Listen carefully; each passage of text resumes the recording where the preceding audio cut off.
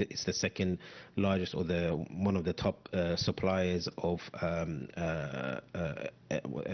trade with Israel. So it tries to play this two-faced game in the region, and unfortunately not many people trust them. And I think Iran has learned not to trust Turkey, and that's why none of the negotiations that took place with the United States took place in Turkey. They took place in Oman. So I think that when Turkey says something, we have to be a little bit careful about its messaging and the points that it's trying to make. And Mr. Vidadi, with around 1 minute left, in regards, of course, to the U.S.'s attempt to wage conflict or rift between Iran and its neighbors, the Persian Gulf states, do you believe what we are seeing at the moment will be achieved, or Iran's going to find a way to solve it, as we heard earlier from Pezeshkian? Sorry, I didn't hear the last question fully. Say that again, sorry. Not a problem, not a problem. I was saying we have around 1 minute left in regards to the rift, the wedge trying to be applied between Iran and the Persian Gulf states that the U.S. is attempting to achieve. Your take on this so-called goal of the U.S.? I think it's going to come to a point, very briefly, that these Persian Gulf countries have either realized or coming to that realization that having America or its bases in their countries is a more expensive and detrimental position to have than to have full good relations with Iran and build a security pact in the West Asia region together with Iran. Well, on that point, I'd like to thank you very much for joining us there from London, Mr. Reza Vidadi, academic researcher and author. As always, a pleasure to have you with us. And of course, Zainab Zakaria, our Press TV colleague. Viewers, we're going to go ahead and come back very soon. But first, let's go ahead and get started with this hour's top headlines.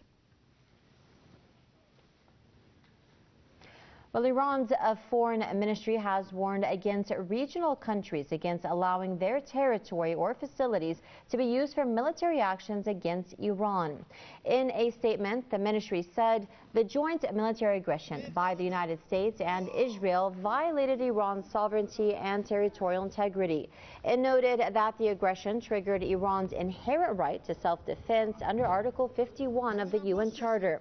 The statement said Iran's armed forces will continue defensive operations until the aggression stops and the UN Security Council identifies and holds the aggressor responsible.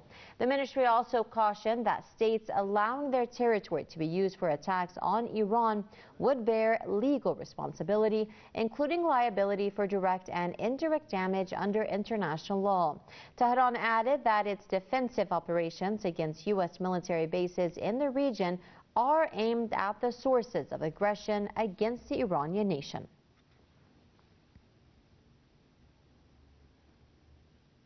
Well, the Speaker of Iran's parliament says countries in West Asia won't see comfort as long as U.S. bases exist in the region.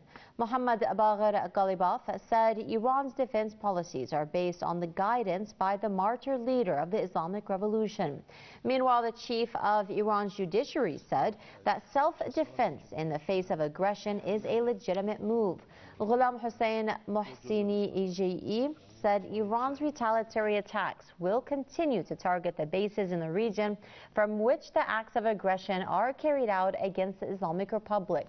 He noted that there's consensus among all government and military officials of the country in this regard.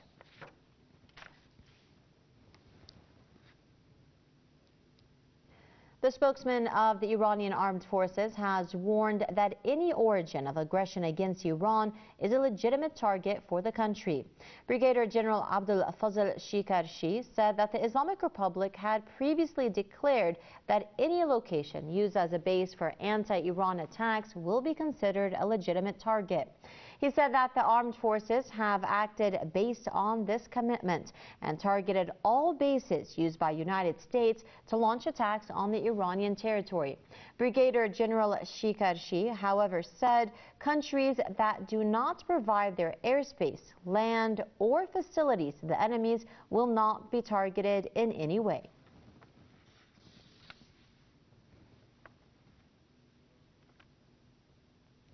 Iran's foreign ministry spokesman has condemned silence by world sports bodies after a recent U.S.-Israeli strike targeted the Azadi sports complex in the capital of Tehran. Ismail Baghai called on the International Football Federation and the International Olympic Committee to slam the attack on the 12,000-seat Azadi Stadium in western Tehran.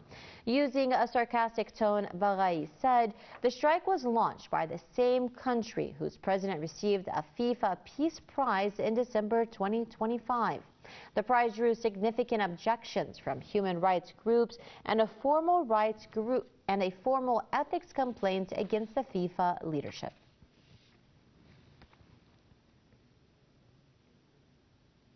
Meanwhile, thousands of people have held a protest in the Iraqi capital, Baghdad, in support of Iran. Protesters condemned the U.S.-Israeli aggression on the Islamic Republic. They said Iraqi people stand with the Iranians and hail the IRGC's anti-Israel and anti-U.S. operations. Protesters have also erupted across Pakistan, with demonstrators condemning recent U.S. and Israeli attacks on Iran. Our correspondent Nasser Kazmi brings us more in this report from Islamabad. Anger is mounting on the streets of Pakistan as protesters rally against the United States and Israel, condemning the recent attacks on Iran. The war imposed by the United States and Israel on Iran reflects their oppressive policies in the region. The real face of the United States and its allies have now been exposed, and the world better understands the so-called champions of human rights. Today, innocent lives are being lost, and international law is being ignored. The global community must raise its voice and demand an immediate end to this unjust war against Iran. Protesters gathered in large numbers in major cities across Pakistan after Friday prayers to show solidarity with the people of Iran. Participants at the rally strongly denounced U.S.-Israeli aggression against Iran and condemned the assassination of country's supreme leader, Sayyid Ali Khamenei, and other high-ranking Iranian officials. In Pakistan's capital Islamabad, demonstrators urged the United Nations and other international organizations to intervene and stop U.S. and Israeli strikes on Iran. We, with our kids, are here to offer allegiance and pledge allegiance to the path of leader of Islamic Revolution, who stood his ground and with utmost determination, and he did not ever bow down to the evil Zionist regime, the Epstein class, the worst of humans to ever exist, the Yazidis of our time, who feed on human flesh, and they have bloodlust for human blood. Protest leaders called on Muslim countries to unite against continued Western and Israeli hostility toward Iran and other Muslim nations in the Middle East. Those who give their lives resisting oppression never die. The martyrdom of Sayyid Ali Khamenei has become a symbol of courage and resistance, and it is now a test for the Muslim world to stand united against injustice, forcing the United States and Israel to stop the war on Iran. Similar rallies were held in Karachi, Lahore, and several other cities and towns of Pakistan, where protesters urged the international community to hold the United States and Israel accountable for an unprovoked attack on Iran. Nasser Kazmi reporting for Press TV in Islamabad. Thousands of people have taken to the streets in Indian-administered Kashmir, a neighboring Kargil region, to mourn the leader of Iran's Islamic Revolution and condemn the joint U.S.-Israel aggression on Iran. Press TV's Sayyid Ali Safzi has more in the following report. Anger and grief continue to reverberate across Indian-administered Kashmir and the neighboring Kargil region following the assassination of Iran's supreme leader Ayatollah Sayyid Ali Khamenei in a joint US-Israeli airstrike. The assassination has triggered strong reactions across the Muslim world, including in the Himalayan regions of Kashmir and Kargil. Thousands of people, including women and children, took to the streets on Friday to condemn US-Israeli aggression on Iran. Our leader has departed, and we mourn his loss with heavy hearts. Yet our enemies must not think that this grief has made us helpless. Our hope and strength lie with Imam Izzaman. We stand firmly in solidarity with the people of Iran. Participants carried banners and chanted slogans. Condemning the attacks on Iran while mourning the death of Ayatollah Khamenei. People have gathered here to express solidarity with the people of Iran and to condemn the large number of civilian casualties caused by US-Israeli aggression on Iran. Speakers accused Washington and Tel Aviv of escalating tensions in the Middle East and called for accountability under international law. They described Ayatollah Khamenei as a moral and principled leader and a strong advocate of the Palestinian cause. Many Muslim nations have left Palestine alone, but Imam Khamenei never abandoned the path of Al-Quds and ultimately laid down his life for this cause.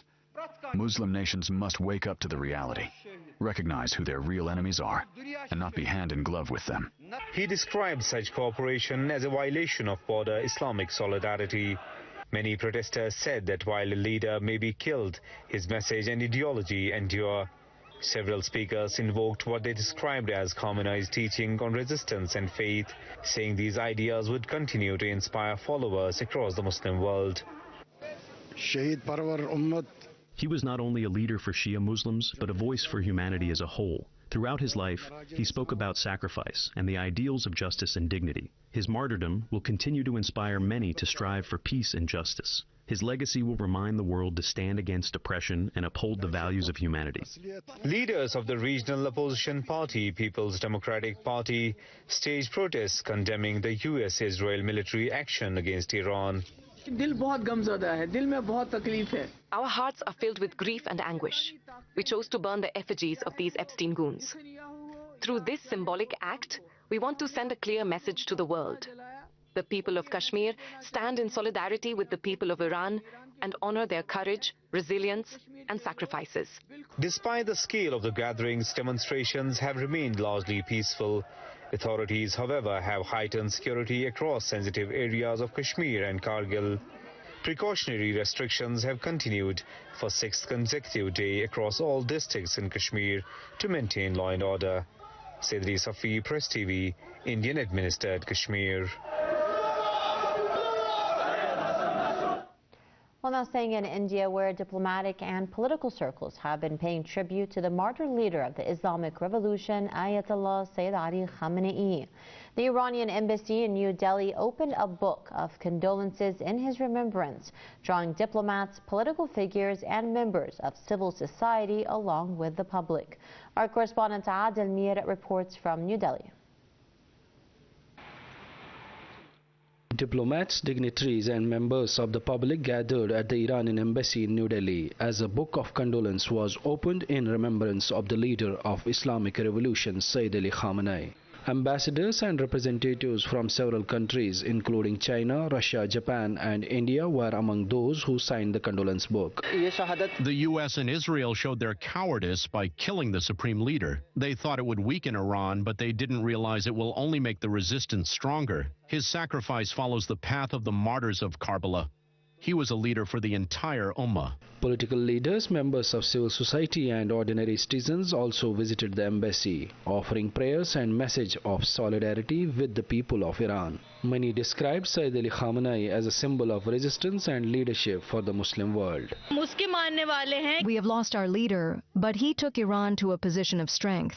Despite crippling sanctions, his leadership guided the country to great heights and dignity. His vision will continue to inspire the Iranian people. When I heard the news, I couldn't believe it. How can the head of a sovereign nation be assassinated like this? It is brutality and against international law. Those responsible will soon realize the magnitude of their mistake. Iran's ambassador to India described the martyred leader as a guiding figure not only for Iran but for millions across the Muslim world.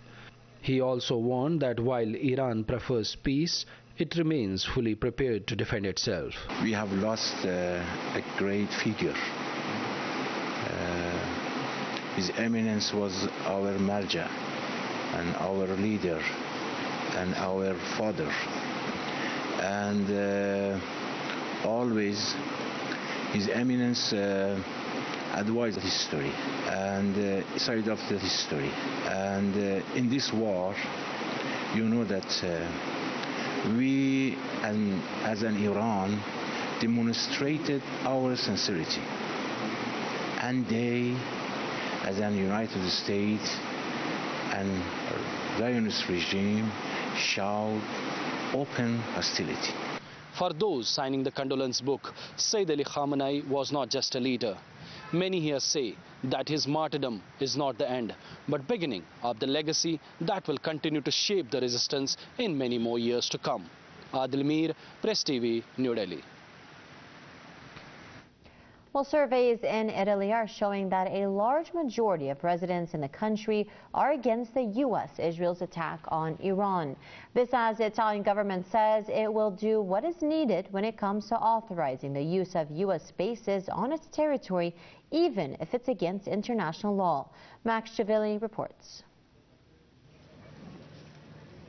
Surveys leave no room for interpretation. 7 out of 10 residents in Italy strongly disapprove of the US-Israel coalition's aggression against Iran.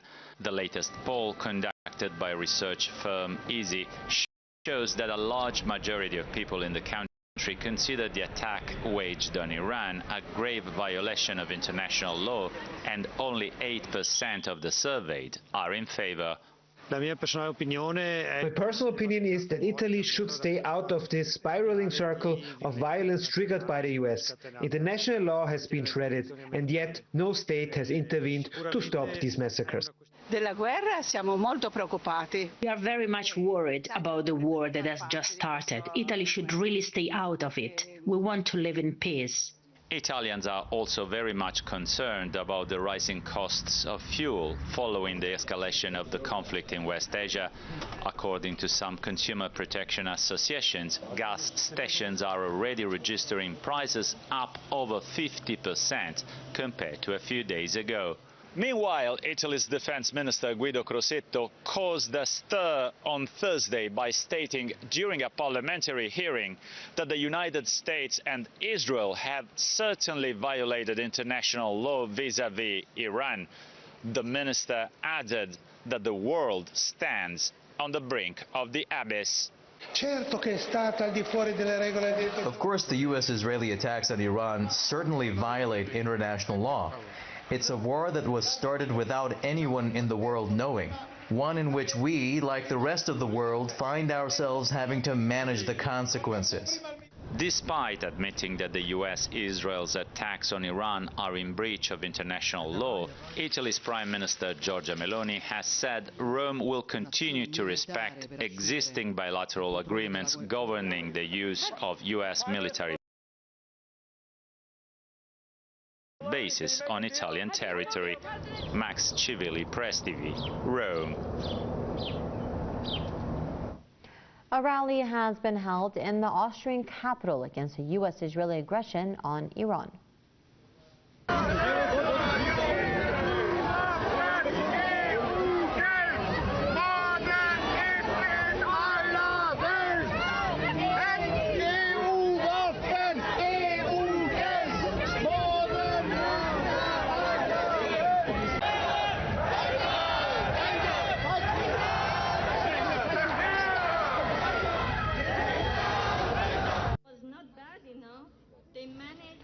Demonstrators held signs reading "Hands off Iran" and "Stand with Iran."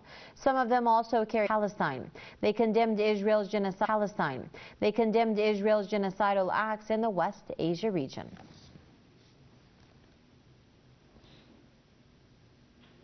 Well, Palestinians and their supporters demonstrated and marched through the South Korean capital to mark International Women's Day and show that women are not only victims but pillars of resistance to U.S.-Israeli aggression.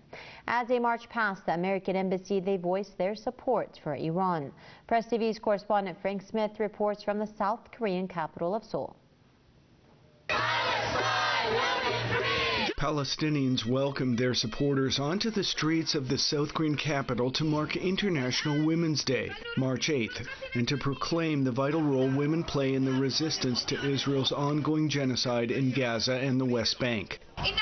The liberation of the land begins with the liberation of women. Palestinian women have never been mere victims. They are the guardians that protect the flame and the home, and the ones who will write the meaning of life amid the ruins.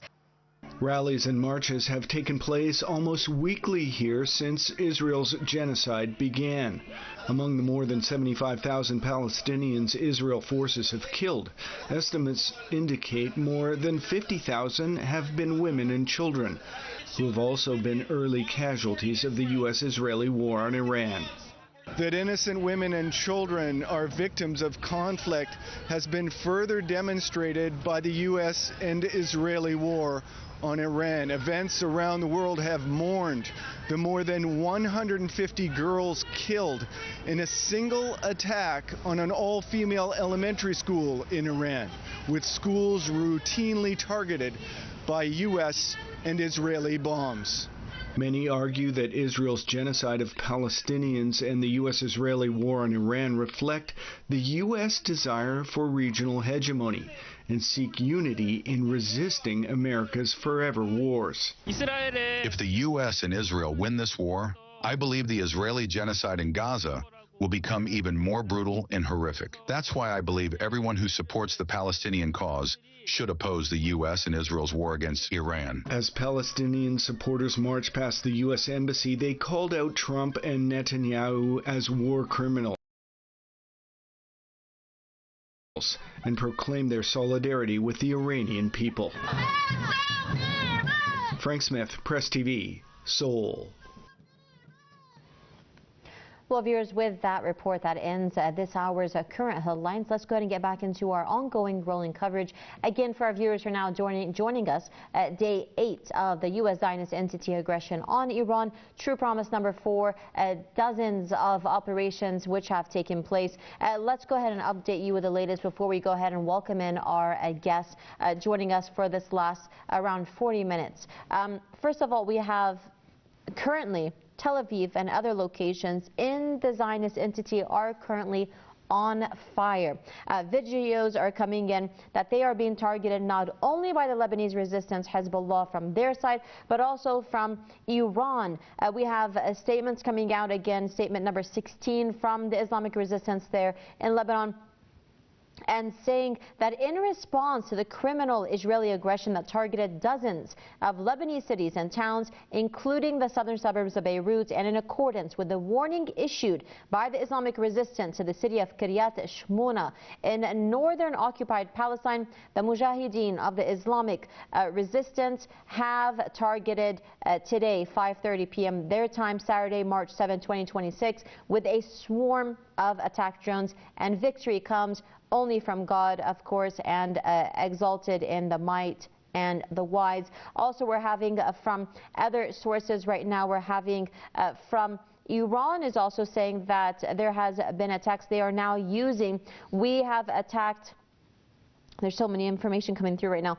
We have attacked currently Zionist military locations inside of Haifa with the Khaybar Shakan missiles.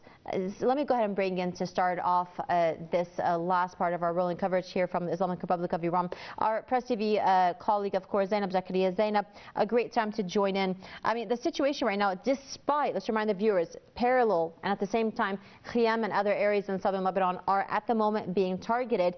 But despite this, Hebrew media is now coming out and saying that Hezbollah has lost it. That's literally what they're saying on their social media, saying Hezbollah has lost it. They have been crazy because let me just double check our statistics. So today we have 100 missiles and drone swarms have been fired from Lebanese territory into Israel simply from earlier today. Let's go and start off with a situation about what many mainstream media are covering through their various screens, is that literally not only Tel Aviv but other locations are literally on fire at the moment. And I mean, what kind of a scene is this for not only us, but the neighboring countries? They're watching it. This is the gradual escalation that the Iranians and the resistance have chosen to take. They will take the brunt of the air raids and air attack that the U.S. and the Israelis are capable of. But the tempo of, escalation will always remain with the resistance. The Americans do not have any surprises. Honestly, they don't. Do they have firepower? Definitely. But they don't have any surprises. The worst case scenario for the resistance is that the Americans bring their full soldier into Iran or into Lebanon, which is an opportunity for them to be massacred there, because we don't have the technology to target them en masse where they are. But if they come, they're providing, you know, easy targets, just like we saw in Lebanon yesterday. The Israelis, under the assumption that we've bombed everything that has moved in the south, we've used the government to target and isolate the resistance there, so it will be very easy. Look at the technology that they brought out yesterday to target the Israeli helicopters. This is technology that the government does not possess, and that is the resistance in Lebanon that has been under threat. And now compare that to Iran, a country that yet it has been under immense sanctions and isolation, but it has built its own indigenous technology and defensive capabilities. So the tempo will continue to see this escalation, and as the escalation from the resistance side continue to increase, and the Israelis continue to face the brunt of that, and the Americans continue to face the brunt of that, we will see on the home front more destruction, more carpet bombing. Same thing in Lebanon. We'll see the rhetoric increase. We'll see them continue to bring in more military assets to West Asia. We'll continue to see them maybe even drag in some of these client states to join into the attack. The thing is, for the resistance, they understand this and they've been prepared for it. The worst case scenario is what the resistance are prepared for. Right now, they get to escalate. They get to say when the rate of the attack will change. For example, for the past 5 days, Iran majorly has been using some of its old stockpile. In the past couple of days, we've seen it start using the Khaybar Shekan, the Fatah 1, the Khorram Shah 4, which are very powerful missiles with a lot of warheads. For example, the Khorram Shah 4 has the cluster munition, which we saw one single missiles become 80 different bombs targets in different locations, and we know that there is heavy censorship, not just in Israel but in many of these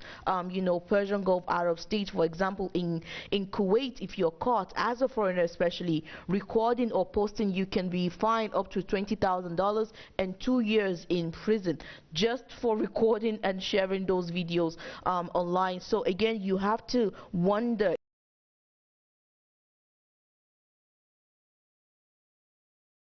if the Iranian missiles are not doing anything, if the drones are being targeted like they've been telling us, that 80% of all of this Israeli territory, that every time a missile is incoming, you must cut off media, you must not, show what show what has been done. They will allow you to go to civilian areas, so-called civilian areas that has been targeted, but the military side that have been targeted, the Israeli military asset that has been targeted will not be shown, because they don't want to admit that they're hurting.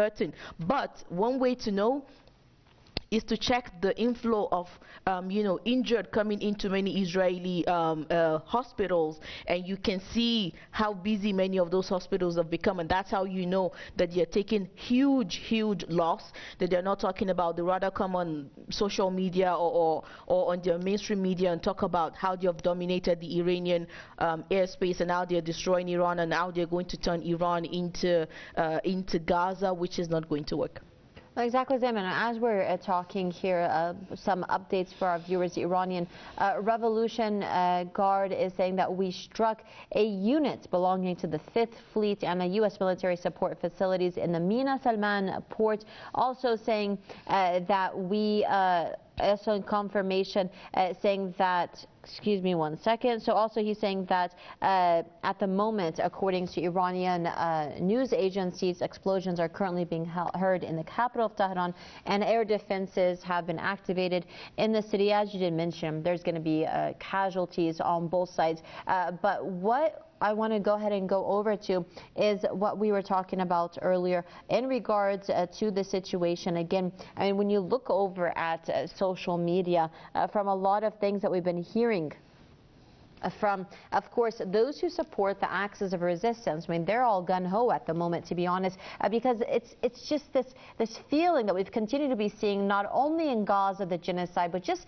simply these oppressors, these imperialists, these monarchies who have been ruling the world, ruling so-called international law, using it the way they want in their own way. And finally, it has been a moment that the people have been able to they've received their own green light that, hey, we can go ahead and encourage this, because time and time again, so many lives have been lost. Again, we continue to cover the situation. We all know too well the situation in Gaza, the continued situation there, families, genocide, starvation. We've mentioned it multiple times, blowing children to pieces, the loss of families, of course, being shot at while attempting to receive any kind of food aid from so-called U.S.-backed aid centers. Also, we saw journalists being burned alive and targeted live on television. Come over to Iran.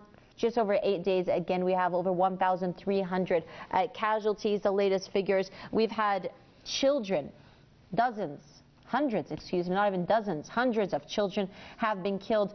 Going over to Lebanon again, a lot of the social media, if you have connections there, are coming out with the images and pictures of families, just a moment ago, a husband, his wife, and 4 children while at their home.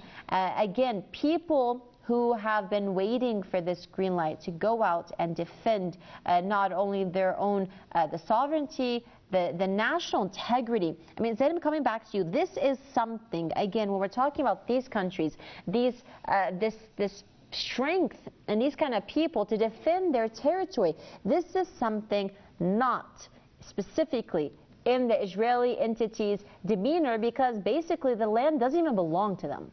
Not just that the land does not belong to them, they don't have any other connection to that land other than this fanatic supremacist ideology.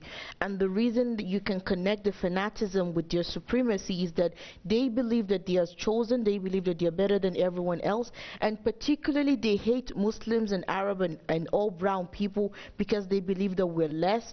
And those two, when it connects with power, is dangerous, because you have people who are quoting religion when they're not religious themselves, and you couple that with the fact that they are supremacists in their mentality, and then you give them military power and superiority in the region. Those three combinations will not end well. And we see that for the Israelis, because of the successes of 1948, of 2000, of 2003, they've become emboldened, and that has emboldened their newer generation to be more fanatic, to be more aggressive. The older generation understood that they still work within a world where they are told to work within, humanitarian laws and all of this, and so they would lie even as they are committing crimes. These new generations are so drunk on power and so fanatic that they will tell you, no, the entire Middle East belongs to us. No, it's okay to kill multiple of you. It's okay. They will laugh at Palestinians. They will laugh at the displacement of Lebanese people. They are glad that, bombardment is falling on Tehran. They are happy to see that apocalyptic scenes coming out of Tehran and putting it on their profile and saying, look, we landed in Tehran. Look what we're doing. So, and all of this is making people really hate them. We know that many governments in the world support the Israeli regime, but we can see how hated they are by average people of the world. In Nigeria, I know, because we have a very divided country where many of the Muslims are either Wahhabis or average Sunnis, and most of the Christians are Zionist Christians.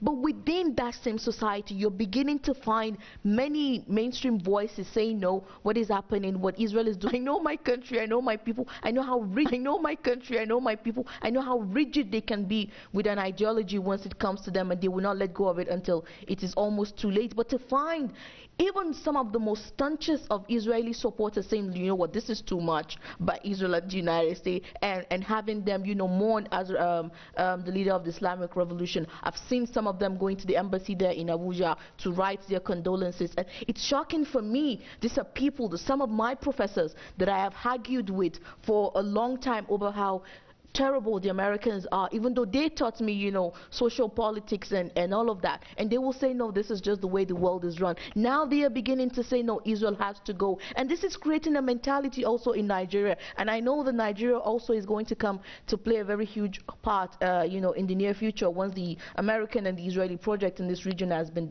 dismantled, they will have to go back to Africa to get some of those resources just to survive again. And now the people of the continent are beginning to prepare in their mind that mentality, that ideology, that we cannot allow, you know, colonialism that has dominated the world, as we're watching our TV destroy one country after the other, to come again and reoccupy us after they failed in other places. So that global, you know, intifada that the Palestinians always call the globalized intifada, the global revolution of the mind, which has to come first before people can, you know, prepare themselves outwardly for the evil that is coming for them. Well, exactly, Zainab. I mean, as you're talking, just updating the viewers, another airstrike, of course, on Kouanian, the village there in southern Lebanon. I mean, as you're saying, it's very interesting because there's a video circulating on some internal social media sites here in Iran saying that Iranians are built different. There's actually a video coming out of Iranian people at Tehran's Inqilab Square, and they're out condemning the U.S.-Israeli attacks, showing their support for the Islamic Republic, all while the air defense are confronting ongoing aggression in the background there in Tehran. Zainab, if you're able to describe the Iranians in perhaps a few sentences, how would you describe them? I have no words. Sometimes too simple, but too difficult, yeah? They are a complex mix of everything. Sometimes they frustrate you, sometimes they make you, you know, very, very proud to call them some of your friends, some of your colleagues, and they are really amazing. I mean, it's interesting and it's easy when you're far from a situation of intense emotion to say, I will do this, I will do that. I have seen them, you know, continue to stand despite the cold, despite the rain, despite the pain that they're feeling, many of them because of the martyrdom of the leader of the revolution, because of the fact that they are seeing their land, which they consider as like a muqaddas, like a holy ground for them, seeing it hurt, and they will say, you know, when your land is hurt, your body hurts as well. And the fact that they continue to come out, they continue, and there are no words to describe them. For you to know who the Iranians are, you will have to come and meet them yourself. I mean, they are all-round fun people, but they can be very headstrong. They believe very passionately in their own ideas and their own ideologies. You may not necessarily always agree with them, but they will confront you with facts and figures as to why they believe in what they believe, as to why they oppose what they oppose, and mighty respect to them. Well, Zainab, it's really interesting. I'd like our viewers to know that despite everything happening right after the U.S. Zionist aggression on Iran started, foreign journalists, foreign social media influencers have been, even until this moment, requesting to enter Iran. They want to come and they want to witness the situation firsthand. I mean, how interesting is this for you to come in, actually come in and request to enter a war zone, to go ahead and post it on your own sites? I mean, these are people who have for years been posting their predictions or expectations, but now that it's happening, they want in on it. It's not surprising. We're not surprised, and I don't think many of Press TV's viewers would be surprised as well. We've been covering these kind of issues for a long time. But I think one thing that many people are beginning to realize, because before the war started, we saw like this anticipation from people as if war was interesting, as if, you know, because they're far away from it, the bombs is not raining on them, and they were saying Iran is taking too long, Iran should strike now, because they thought this was like a movie or something. And we've seen many Iranians who condemn this. But even despite that, we've seen that, you know, most of the pro-Iranian, anti-American posts that we've been seeing, you know, are from average people all around the world. And I think we'll continue to see that. We'll continue to see, you know, the field continue to widen. I think during the war, during the genocide in Gaza, in one of the many speeches that the martyred Imam said, he said that, you know, the American universities and American colleges where protests were ongoing and sit-ins were ongoing, then they were also a part of one of the fronts in the battle against the Israeli and the American hegemonic control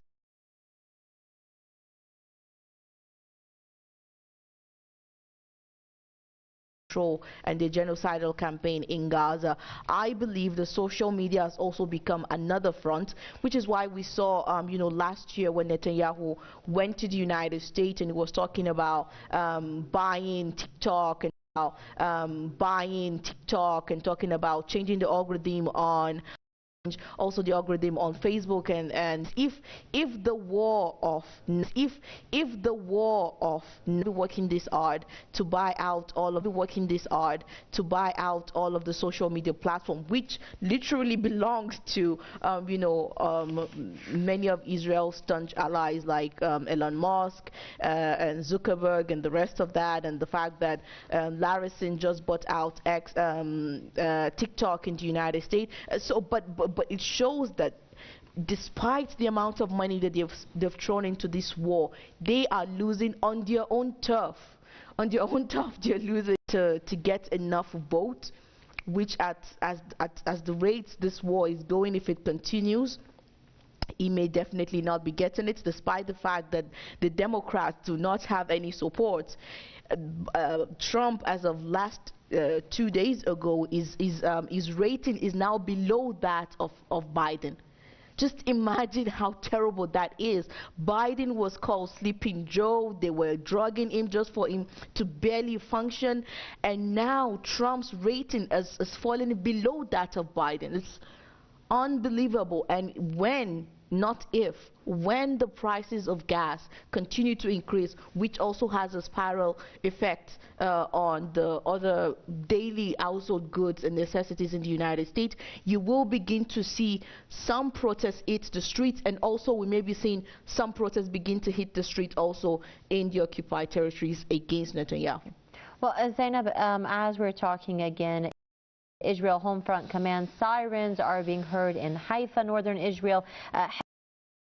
Hezbollah, we have targeted the city of Naharaya in northern occupied Palestine with missiles, not drones. Correspondents are saying interceptor missiles are exploding in the central sector on the Lebanese and Israeli border. Last but not least, a sixth barrage of missiles has been launched from southern Lebanon towards Israel. It seems the Zionist entity, as the last 8 days has proved, if anything, will definitely not be receiving, probably sleeping down in those bunkers very uncomfortably.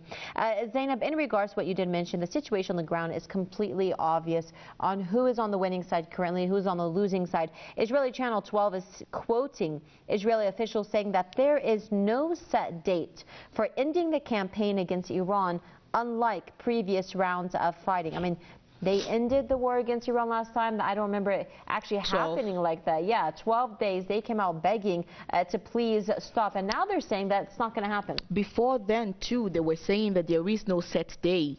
Netanyahu told us all that the war is going to continue till all of Israel's objectives are met.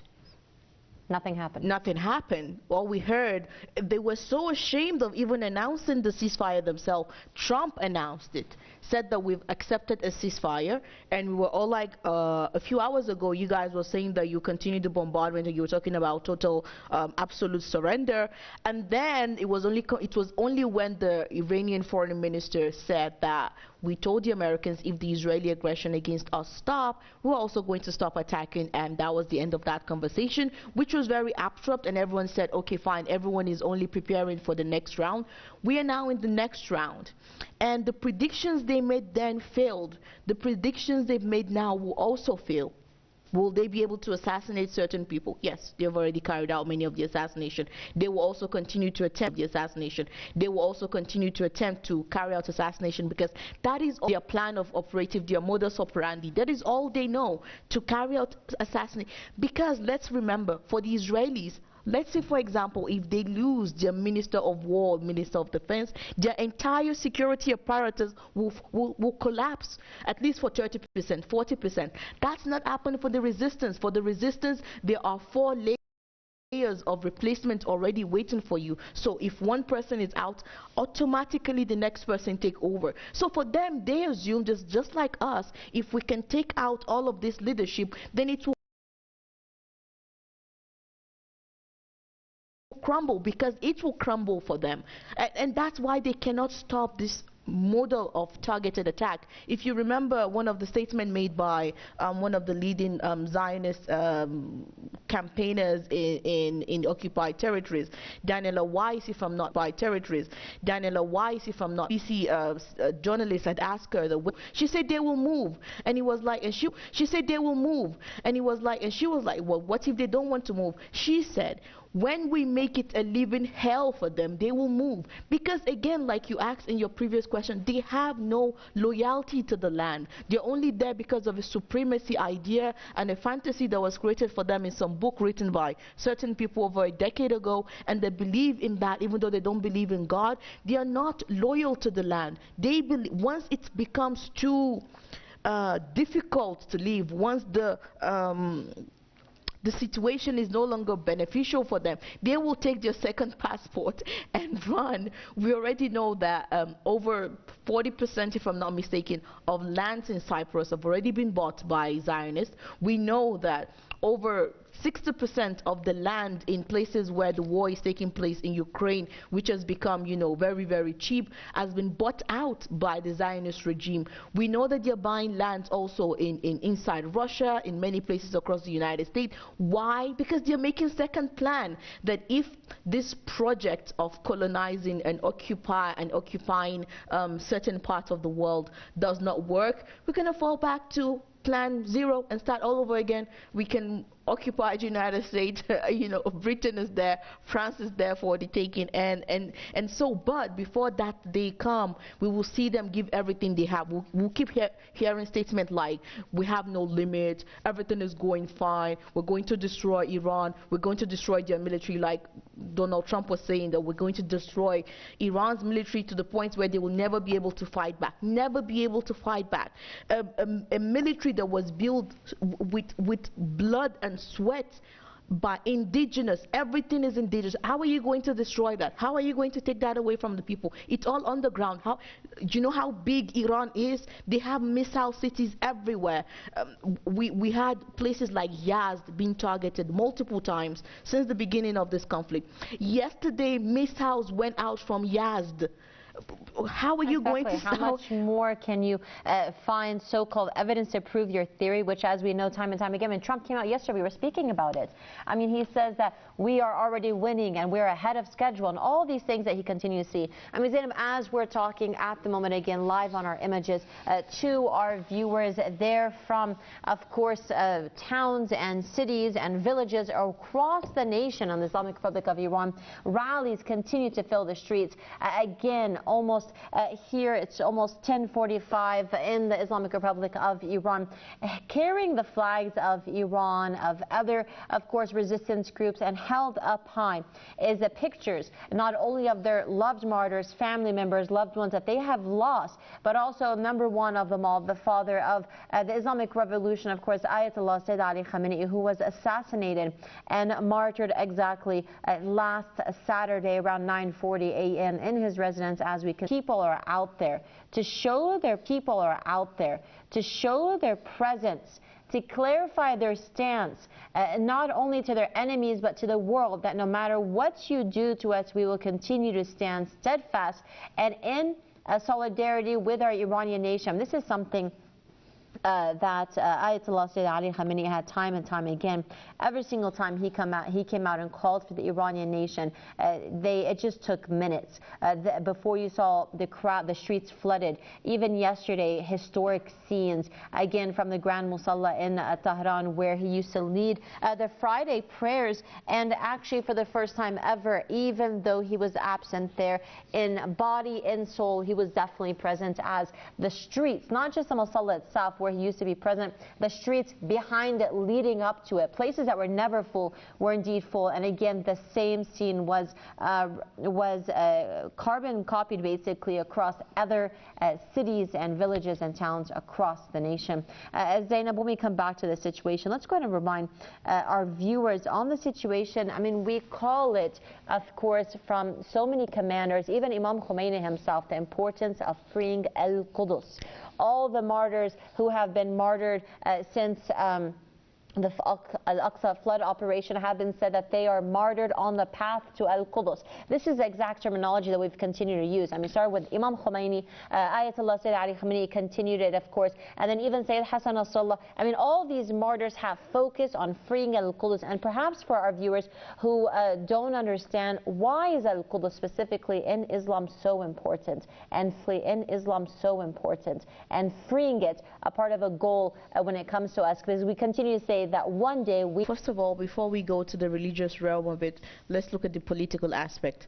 Israel is a colonial project in this region, and the reason we keep calling it a colonial project was because people were living on a certain land, have their ancestry and their identity and their ideology tied to that land, which is central to three Abrahamic faiths, from Christianity to Judaism to Islam. And those people, in a single move of terror activity, were moved. Almost 1 million of them were exiled, and many of their lands were taken over, and it was taken over in one of the most brutal way by people who came into that land as refugees, who were hosted by the people of that land, only for them to come back one day. The home you grew up in, that you inherited from your father and your forefathers, suddenly taken away from you, and now occupied by certain persons from Poland and other parts of Eastern Europe.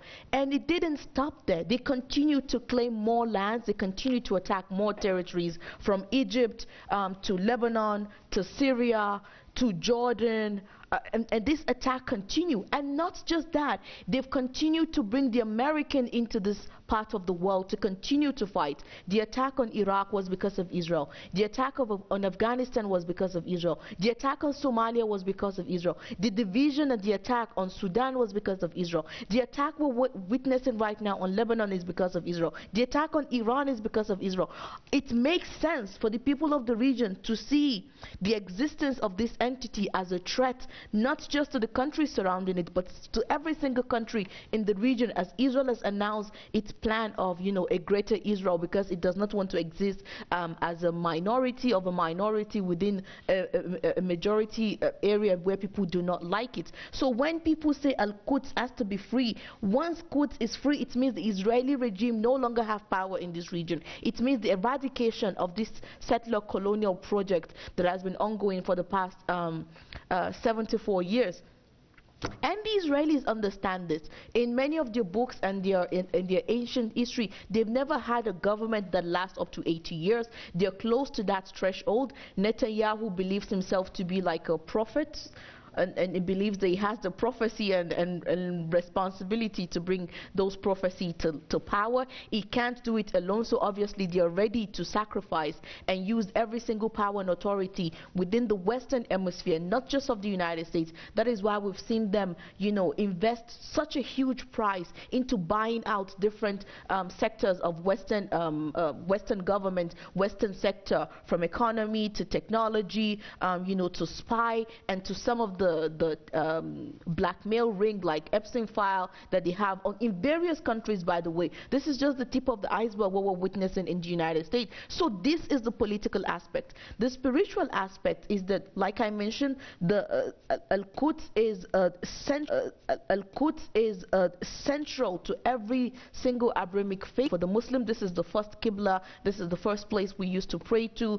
For the Shias and also for the Sunnis, in their version of history and prediction of prophecies of what is going to happen, this is the same place where the Savior of mankind and Jesus Christ will appear together and start their government from there, which will also bring justice and liberation to the world. The Christian believe in the coming of Christ, and Al-Quds play a very important role in that. And so there is this political as well as religious connotation to this area of effect, which even from the Americans who used to, make fun of our ideas and our ideology as being like a theocracy, and we're basing everything on a holy book. They are now claiming, Armageddon. They're saying their soldiers are fighting to bring back the second coming of Christ, not realizing that they are the Antichrist in this situation, and the entire world gets it except maybe some of them, and the rest of them, I'm sure they understand that they are Antichrist in every form of the way. Jesus that we know that was introduced to us was someone who overturned the table when they turned the temple, into a place of marketing and gambling. Jesus that we knew fight and was killed and almost killed according to Islamic belief, by the power that be of that era. Every single prophet of God were revolutionaries. They fought the oppressive power. They tried to enlighten people and bring them out of the ignorance of the life they were living. Peace and diplomacy, first of all, as we do know. Yeah, and exactly. But they were revolutionaries, first of all, and they were never complicit in working with the rulers of their time, because many of those rulers were hypocrites and oppressors. Yes, and oppressors, whether you're talking about the history of Abraham, who destroyed the idols within his father's camp and he was thrown into a fire, or you're talking about Noah, who built a ship and called people to the path of God, and many people laughed at him until the storm that he's been warning people about came and only people in his ship were saved. Or whether you're talking about Moses, who went and saved the children of Israel from the clutches of Pharaoh after he had been enslaving them and oppressing them for 400 years. Or you're talking about Jesus Christ. I mean, this continues for us on a spiritual, religious level. Exactly, Zainab, just some quick updates for our viewers who are joining us, of course, on this ongoing rolling coverage. We had heard, I believe yesterday, the day before, that Iran had threatened, of course, Israel not to target the Iranian embassy in Lebanon, saying that if they do that, they're going to go ahead and widen and target all Israeli interests in the region. According to Reuters, of course, confirm the situation. They're saying that according to a source at the Iranian embassy, that non-essential diplomats have indeed left the country there in Lebanon with their families. We also have the Hebrew media Channel 12 is claiming that the Israeli army has begun bombing fuel depots in Iran. I mean, again, time and time again, we know. Also, we have Netanyahu is currently speaking, saying that there was a danger that Iran would attack us. However, what we have will operation, according to what he's saying. Again, we're going to see what he means on that point to see exactly. So exactly what he's saying is that there was a risk that Iran would initiate the attack, according to, of course, Netanyahu. But we preempted them, and every day we strip them of a new layer of their power. Again, we're not going to reiterate the situation as we're seeing it on the ground. Yes, we know that both sides are being attacked, but again, on the upper hand, the people who are not requesting for more arms and military to be sent is Iran, because as we mentioned time and time again, it's been fully prepared. Zainab, let's go ahead and end off this rolling coverage. The last, of course, less than 5 minutes, I believe, is that what Netanyahu is saying, that he's giving a reason again that Iran was going to initiate this attack. I mean, it's been clear from the beginning, Iran's stance. They were prepared for every single point of what we are seeing. Zainab, when it comes to the situation, do you believe, I know at time of this aggression, do you agree with that? I think Netanyahu is only taking advantage of statements made already by U.S. Officials. He doesn't need to cook up his own lies. They've already provided him with a platform. He just needs to repeat it with excerpts saying that they had information that Iran was about to strike Israel, that Israel was about to strike Iran, and if Israel had struck Iran, then Iran would have attacked the United States, and they had only taken the initiative to brought the war to Iran, and now that Iran is attacking the United States, it makes no sense.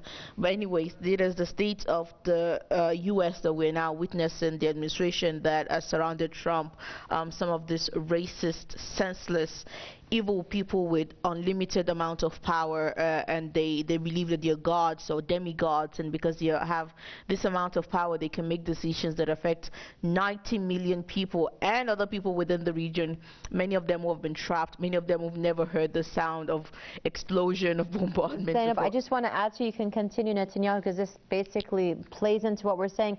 He's now saying, currently, viewers, Netanyahu, we tell Hezbollah that whoever lays down their arms will save their life, and whoever doesn't, their blood will be spilled. And he relayed a similar message to here. Iranian Revolutionary Guard members who surrender their weapons will not be harmed. I mean, it sounds from what Netanyahu is saying that he's now calling for the surrender. Or, I mean, this is something that we continue to hear not only from Netanyahu, as you did mention, but the U.S.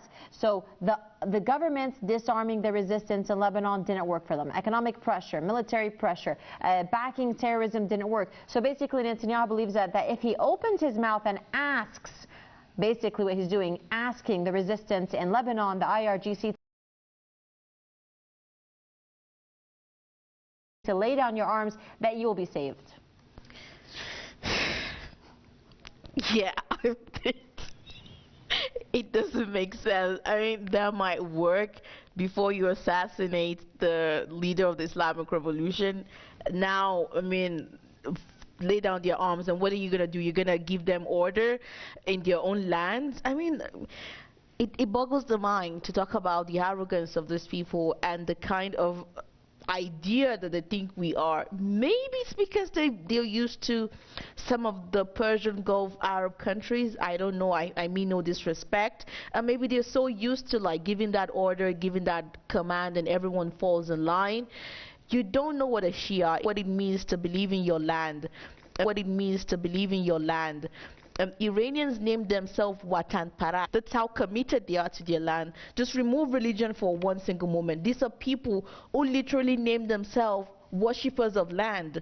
You cannot tell them to lay down their arms so you can, pardon them and save them from dying. But the Israelis will soon find out. We hope and we pray that God be with the Iranian armed forces, direct their weapons and let it hit where it's supposed to hit, and give them ultimate and total victory over these child killers and rapists and child molesters who, according to their own documentation, have hurt and destroyed thousands of children's lives and have killed directly or indirectly millions of other people around the world, and are now continuing to throw the fire of unrest and death and destruction into this part of the region that has already seen enough bloodshed. Yeah, we pray for victory for the people and our men on the battlefield, and we ask God to guide them and give them victory. Well, exactly. Viewers, again, you continue to follow with us, Press TV, with our guests from around the world, from our studio guests, and of course from our colleagues in Beirut, in London, and other places who continue to take over the rolling coverage. Again, today is day 8 of the U.S. Zionist entity aggression on the Islamic Republic of Iran, and of course Iran's promised retaliation, true promise number 4, over, of course, over 24 waves against not only the Zionist entity, but of course against any U.S. and Zionist entity interest in the region, and specifically there in the Persian Gulf states, which have been their target since, again, the beginning of this 8-day aggression. When it comes to the situation, we continue to bring you here a few updates before we let you go. Is of course the continued retaliation resistance operations, not only from the IRGC but from other resistance axes of resistance in the region. We have from Iraq and of course significantly the top of the headlines, which has been Lebanon continued continued attacks and barrages and missiles on the Zionist entity, and of course the Zionist entity, as expected, go ahead and they are attacking not only southern parts but also the southern parts of Beirut. Well, viewers, that's all we have for you. I'd like to thank Zainab Zakaria, of course, our Press TV colleague, and everyone who has joined us. For now, thank you for watching and goodbye.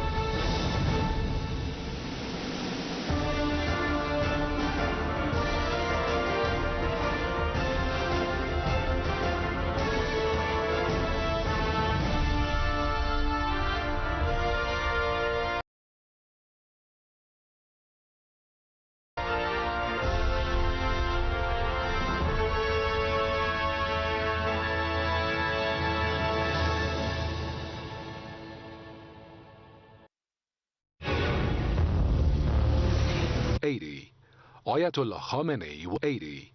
Ayatollah Khamenei. اوایل جنگ من چون احساس کردم که نیروهای از مردم دعوت کنن حکومت کنن، من از امام اجازه گرفتم و رفتم جده. The pilot said that they have reached the sky of Ahvaz city, but nothing was visible down there. Even though it was nighttime and the city lights should have been seen from above, below them, nothing but absolute darkness could be seen.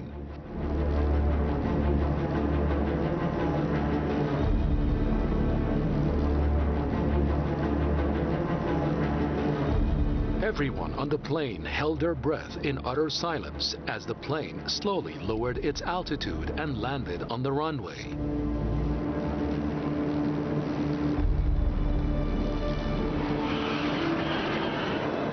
When the plane finally stopped, Ayatollah Sayyid Ali Khamenei stepped forward from among the volunteer forces to disembark. اهواز وقتی که فرود آمدیم خب شب بود دیگه و هم برق شهر نبود هم به خاطر جنگ تاریکی بود، یعنی تاریکی مطلق. واقعا اونجور تاریکی آدم کمتر اصلا به عمرش راه داره. تاریکی محض، نه یک کبریتی، نه یک چراغی، نه یک فورسوی، همونطور تو این تاریکی کورمال آمدیم و It was the first night that Ayatollah Khamenei went to the front lines and served as a cleric in a new uniform. لباس نظامی بسیجی، یعنی لباس کار سربازی برای ما آوردن و پوشیدیم. این اولین باری بود که من لباس نظامی بسم الله القاسم الجبارین لا حول ولا قوة الا بالله العلی العظیم. This is a story about the life of Ayatollah Sayyid Ali Hosseini Khamenei in military uniform.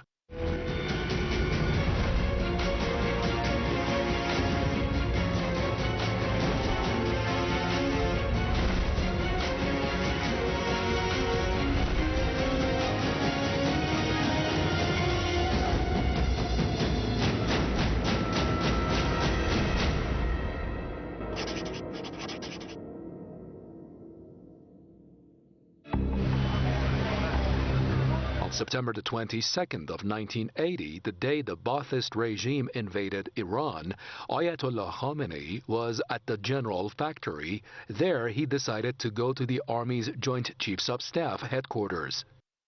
They were waiting for him there. But this time, not in the usual buildings, he was taken to the war room. Everyone was in the war room.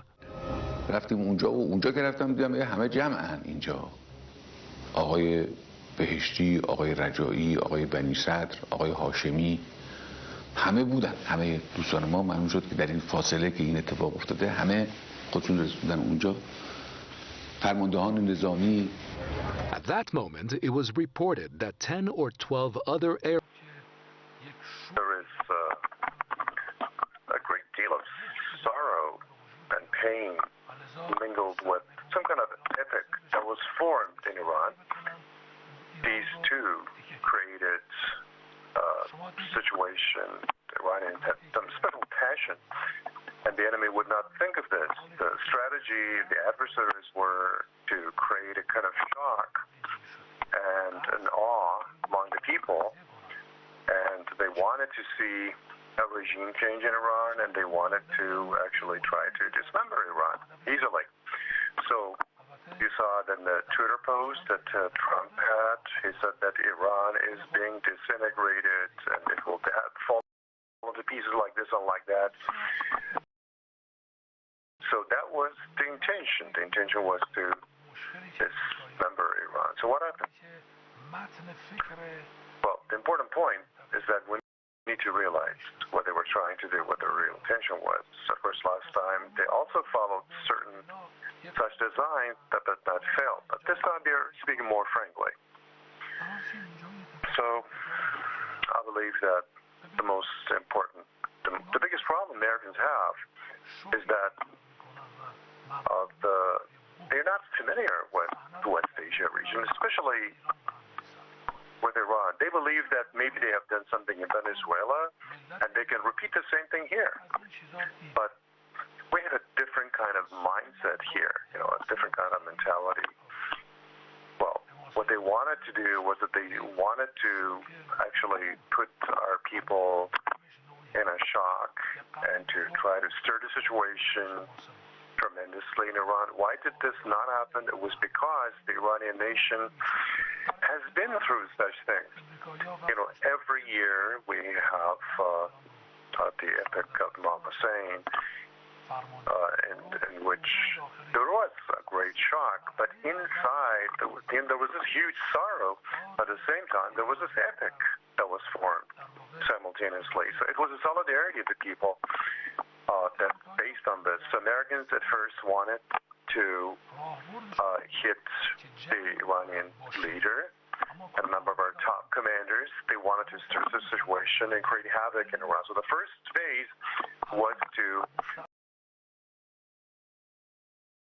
do something with the administrative structure and the governance structure to wreak havoc with that. Well, Americans thought that they can do that very easily and swiftly, so they thought that they should do this intensively.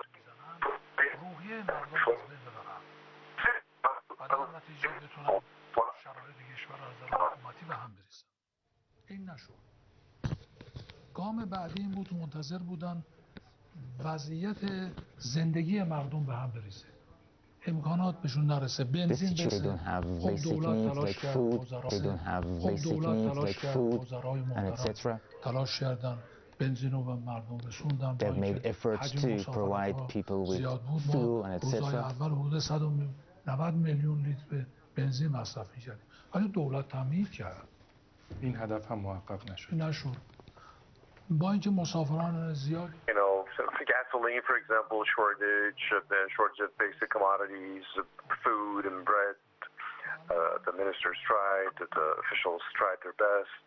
We had lots of traveling around the country. In the early days, we had 190 liters of gasoline consumption. The government did its job. And this goal did not realize either. There were lots of passengers moving to other provinces. Cabinet ministers did their job and they took their supplies or whatever they were. And now we have enough of whatever we need. So the governments, governors, governor generally all doing their jobs. So you remember that they said that many of the military top brass have been in contact with us. They just want to join us. Why don't you just introduce two of them? Give us two names at least. Our commanders are fighting bravely. So they try to use the AI and create certain stuff. Well, just look at what's happening. Look at the IRGC, the Army, Armed Forces, the Besieged Force. They're all out there, and people can see that. Who are actually firing these missiles or rockets? They're not coming from Venus or Mercury. It's our armed forces that are firing these, and that's why they're actually panting and having difficulty breathing. So, and also basic supplies that they wanted to hit and shortages to create for the people. That did not happen either. Of course, a war has its own consequences. People's, livelihoods are impacted. There's some forced closures. This is what America has imposed, and you see how they're acting. So they failed in that. Another point was that there were some ethnic groups that they wanted to set off against the governance, and they wanted to nurture this idea of dismemberment. For instance, they negotiated with the Kurdish population. They tried to provoke them. They were negligent that the Kurds are real, original Iranian tribes. Maybe there are some differences, but it's the very same Kurds that knew that what Americans did to Kurds in Syria. First, they told the Syrian Kurds they will support you, and all of a sudden they had a deal, and they simply left them all alone, high and dry. So Kurdish people know what Americans are up to, that they are not loyal. Of course, the armed forces, too, were quite vigilant, and they had told grouplets, if you set the food wrong, we'll deal with you properly. So they were aware, they knew about the power of the Iranian forces, armed forces, and also they knew about disloyalty and lies of Americans. They had a taste of that already. So they felt that goal too. You realize that in certain places, American groups contacted these groups and told them that they would support them, they would do this and that for them, but they failed. And the Kurdish population also realized that that was only a deception. So that did not happen either. So they did something else, and that was that they tried to actually pressure and try to target the people inside Iran. Like they hit this girls' elementary school in the city of Minab and elsewhere too. I think that they hit one other school elsewhere. Yeah, schools, hospitals, all of these places. Yeah, clinics, even. But why did they do this? I just saw Mr. Trump threaten today that some of the people, some of the population that actually have not been hurt, we also target them too. So why should they do this? Because however hard he tried to steer the people, to provoke the people did not do anything. They threatened them. They said, you had given us messages that if we attack, you will join us. So if you do not join us, we will give your information to the other side. Well, he doesn't realize this. Iranians may have difference with each other, but after all, at the end of the day, they are Iranians. They're standing there for their country. They will never cooperate with you when it comes to partitioning and dismembering their country. You know, they have seen what you have done in the region, what you have done, the interference, intervention in Iraq. They have seen this, what you have done in Afghanistan. It's before their eyes. They remember all of this because you don't care about the people. You went to Venezuela, and what did you say? You said that we want Venezuelan oil, we'll take it, and we'll give them a little bit that they want, they need. So what are they saying now? What Mr. Trump is saying now is that for the leader of the revolution, we killed him. For the future leadership, I should decide. I believe that he's insane. I mean, no country would accept this, especially Iranians. Iranians, have their own. They have this huge and age-old civilization. Who are you to decide for Iranians? I mean, this is just insane and stupid. This is what America is all about. Why are they pressuring the people? Because they want to punish the people. Because they have said, we will deal a blow and you should join us. People didn't do so. So you see what the people are doing out on the streets these days. So why did they take to the streets?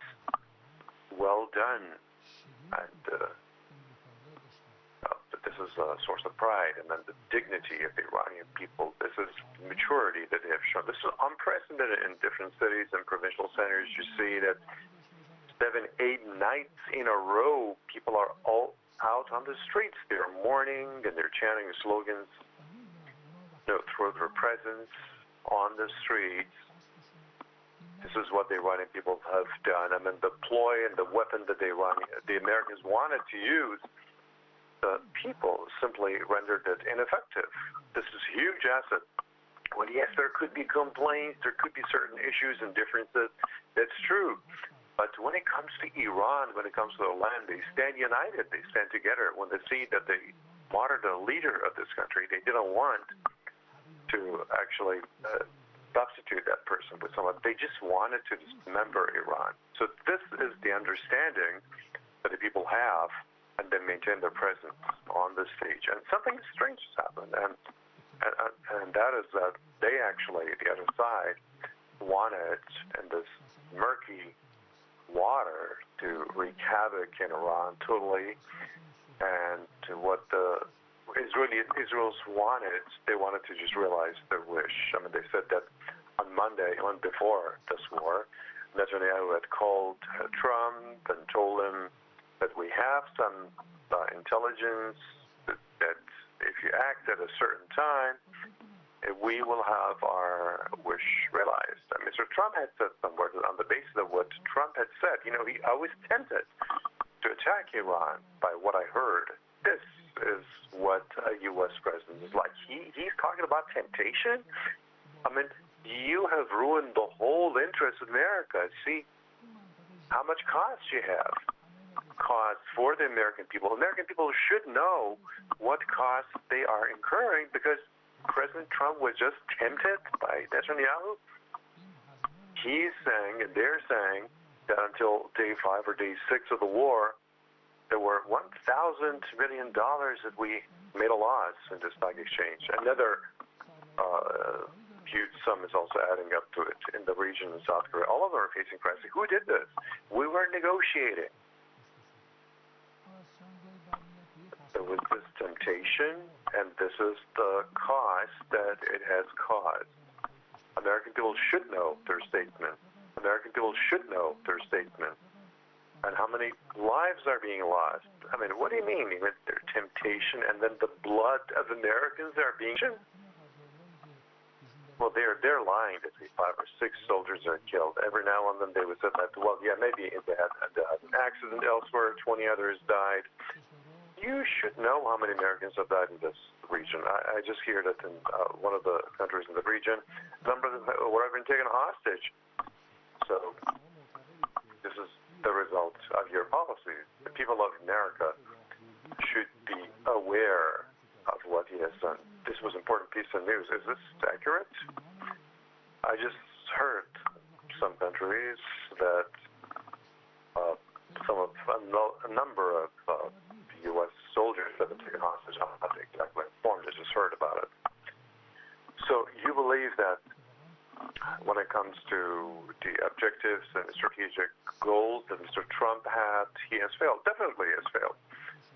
They wanted to actually break Iran into pieces, but you see Iran is standing strong, the pillar out there. They thought that they would take out the leader, and then what would happen? That everything would collapse, and then nothing like that happened. That people are living their normal lives.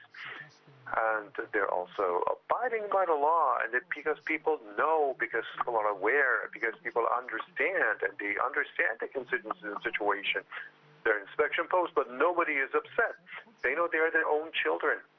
They're working for their own security. They're besieged members, and they are providing their security. People do not take it personally if they're standing in line at the inspection posts, checkpoints.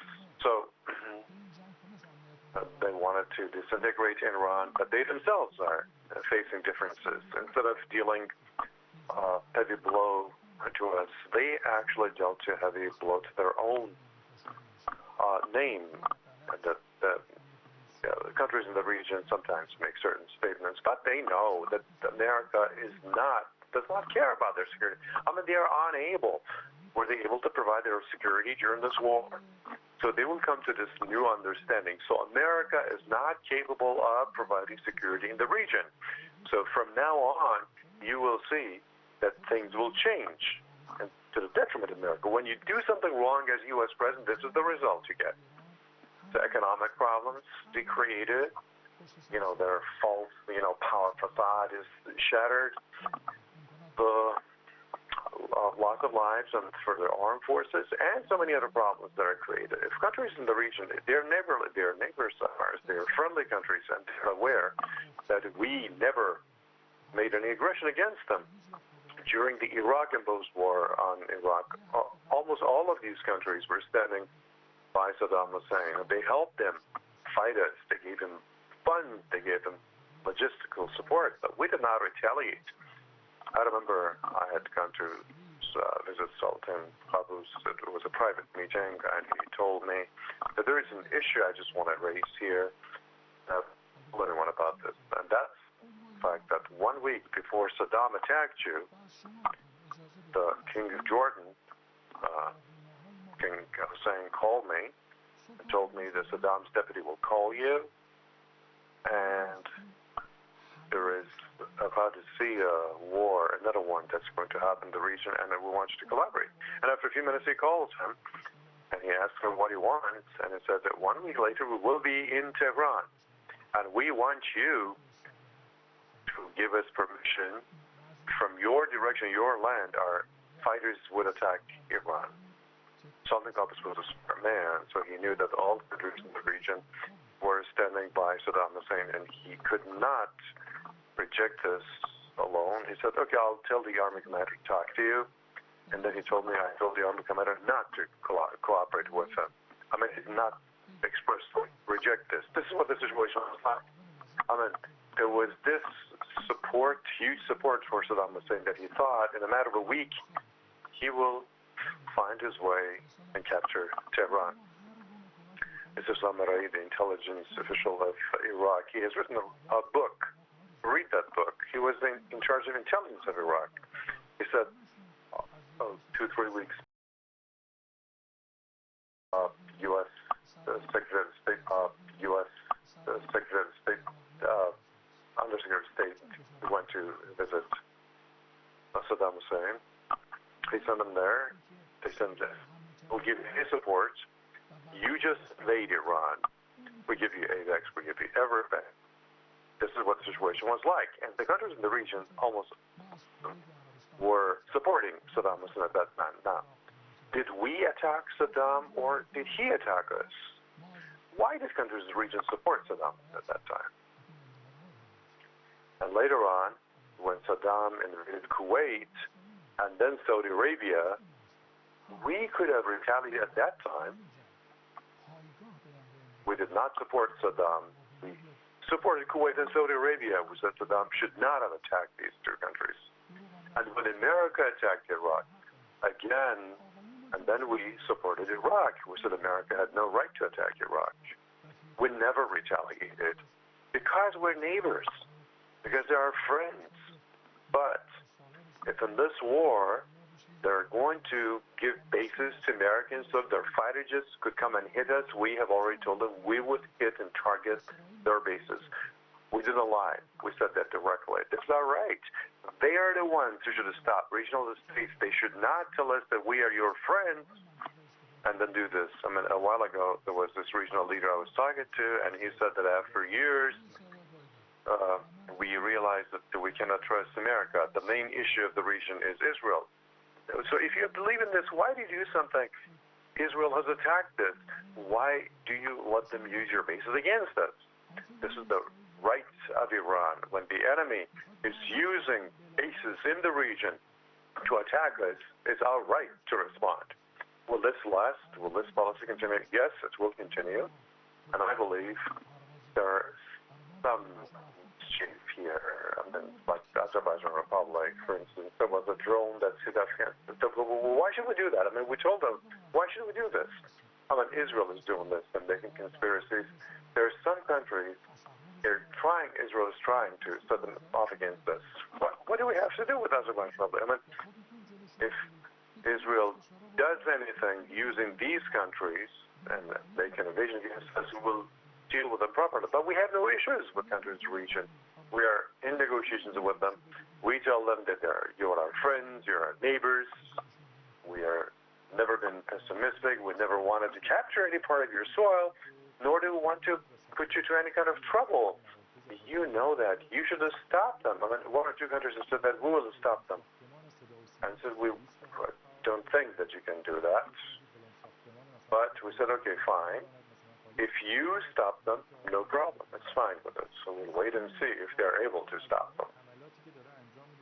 Now, war aggression, sometimes they're empty building aggression. Sometimes they're empty buildings that are evacuated, and then they go and there's a radio television station that's evacuated already, or maybe, for example, Chamber of Deputies elsewhere, which is evacuated like in the Stifel. I mean, why should they do this? I mean, what's the purpose? There are also schools, clinics, hospitals, other places.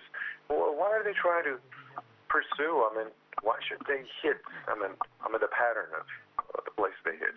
And one, I should say that they're stuck in a quagmire. They simply want to get themselves out of that quagmire. They want to destroy the government system. They didn't do it. They wanted to slip Iran. They were not able. They wanted to pit the people against the Islamic State. They didn't. They failed. So it was too late. So that's why they didn't know what they're doing. it's simply they're feeling hysterical, and these are the last breaths that they're taking, I believe. When an enemy does not achieve its goals, then they don't know what to do. Mr. Trump had better accept that he had made a mistake. He was cheated by Israel. He was deceived. You said America first, but this is Israel first, America last. So why didn't you fix this? Accept it. Come to terms with reality. Why are you trying in vain? In different ways when you simply use curse other people. This is not a virtue. People laugh at you when you curse others. When you are at a top job, you should not be using that language. Or maybe Mr. President said today, for instance, that countries in the region, we're friendly, we're friends, and we do not want to hit them. We hit American bases. And he uses something, Trump abuses, misuses what our president said and plays with words. I believe that the Islamic Republic, I should say that our people showed bravery. They came under attack. But we managed everything right. Basic supplies are there. Everything is planned. Well, yes, we have had lots of economic losses, but they have not achieved what they had wanted to achieve. But we won't leave them alone. We will not. Americans should know we won't leave them alone. You have given it a big pain. You have caused this big pain. We'll never leave you alone. You have no right to make an aggression against Iran. You should accept this. You've been aggressive. Which law allows you that because of temptation, this is what Mr. Trump has said, out of temptation you attack and invade another country? Okay, we'll just teach you a lesson. We'll show you what temptation would cause you and how it would cost you. Our people are there. People are on the stage.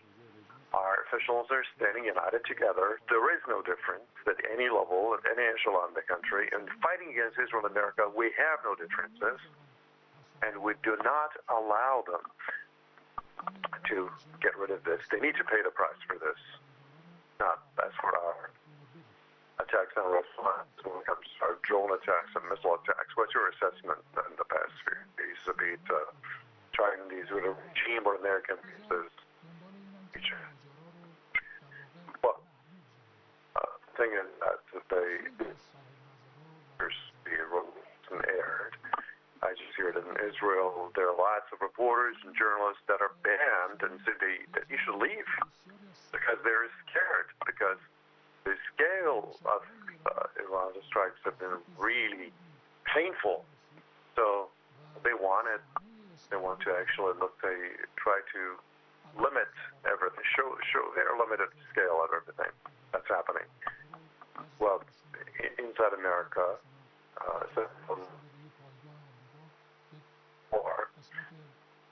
destroyed lots of assets of the United States. Missiles to a large degree.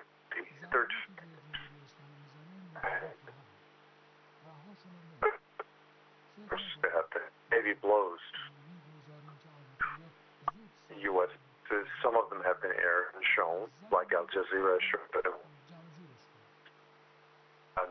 was a large thing that was pocket and got destroyed. We have received the blows. We'll continue and won't leave them alone. They should not think that we will let Americans simply wrap it up and say, okay, we hit them. Let's just wrap it up quickly. You cannot wrap it like that. You can't when you realize that they have no right to make an aggression against Iran anymore, and that they should pay for all this. The dirty work that they have done at the international level, there is a huge price that they have to pay. It's unprecedented. Marching around, you won't leave them alone. They should pay a price. Sometimes they say that missile systems attack. So, who is firing these missiles? These are their whims and wishes. Every day there are hundreds of missiles that they're being hit by. So where are they getting hit at by?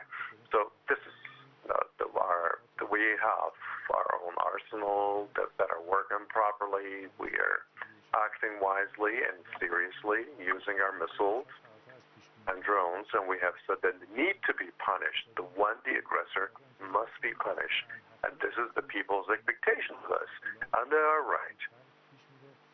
So when it comes to energy market in the world, we see those prices have gone up to $94 a barrel until before the weekend, and maybe this has gone beyond the anticipations. And some analysts thought a few weeks closer to $100, but they realized that Qatari energy minister spoke, and he even anticipated $150 barrel for the future weeks. And analysts are talking about this. And on the other hand, you see that Mr. Trump and people around him are trying to kind of manage the energy market by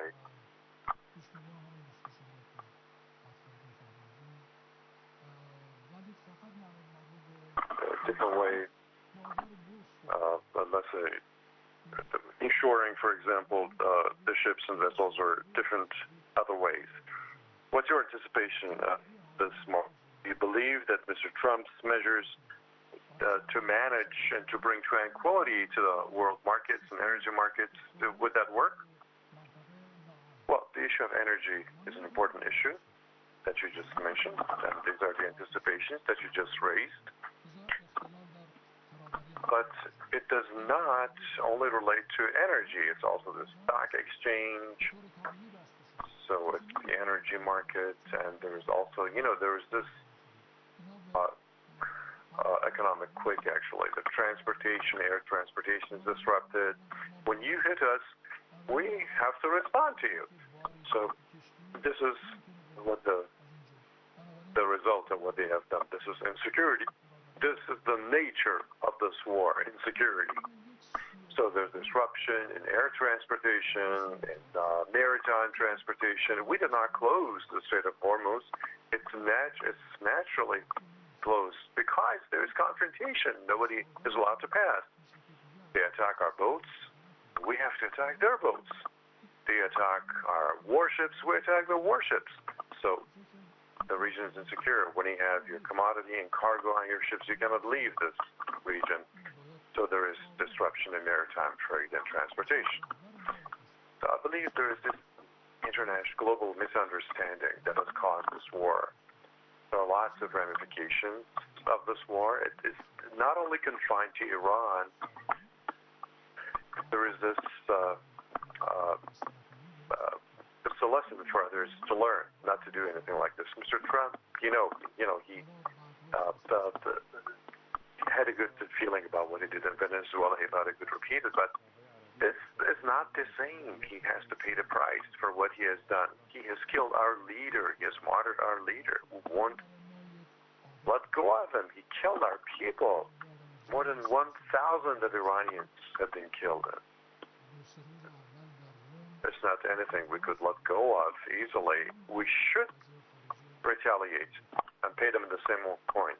They're hiding things, but they have received heavy blows, and later on we'll hear about it. And let me also ask you this. There are also messages from countries in the region. Are you receiving messages? If so, what are they saying in their messages in friendly countries or other countries?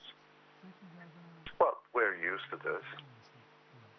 I remember when we had this 33-day war.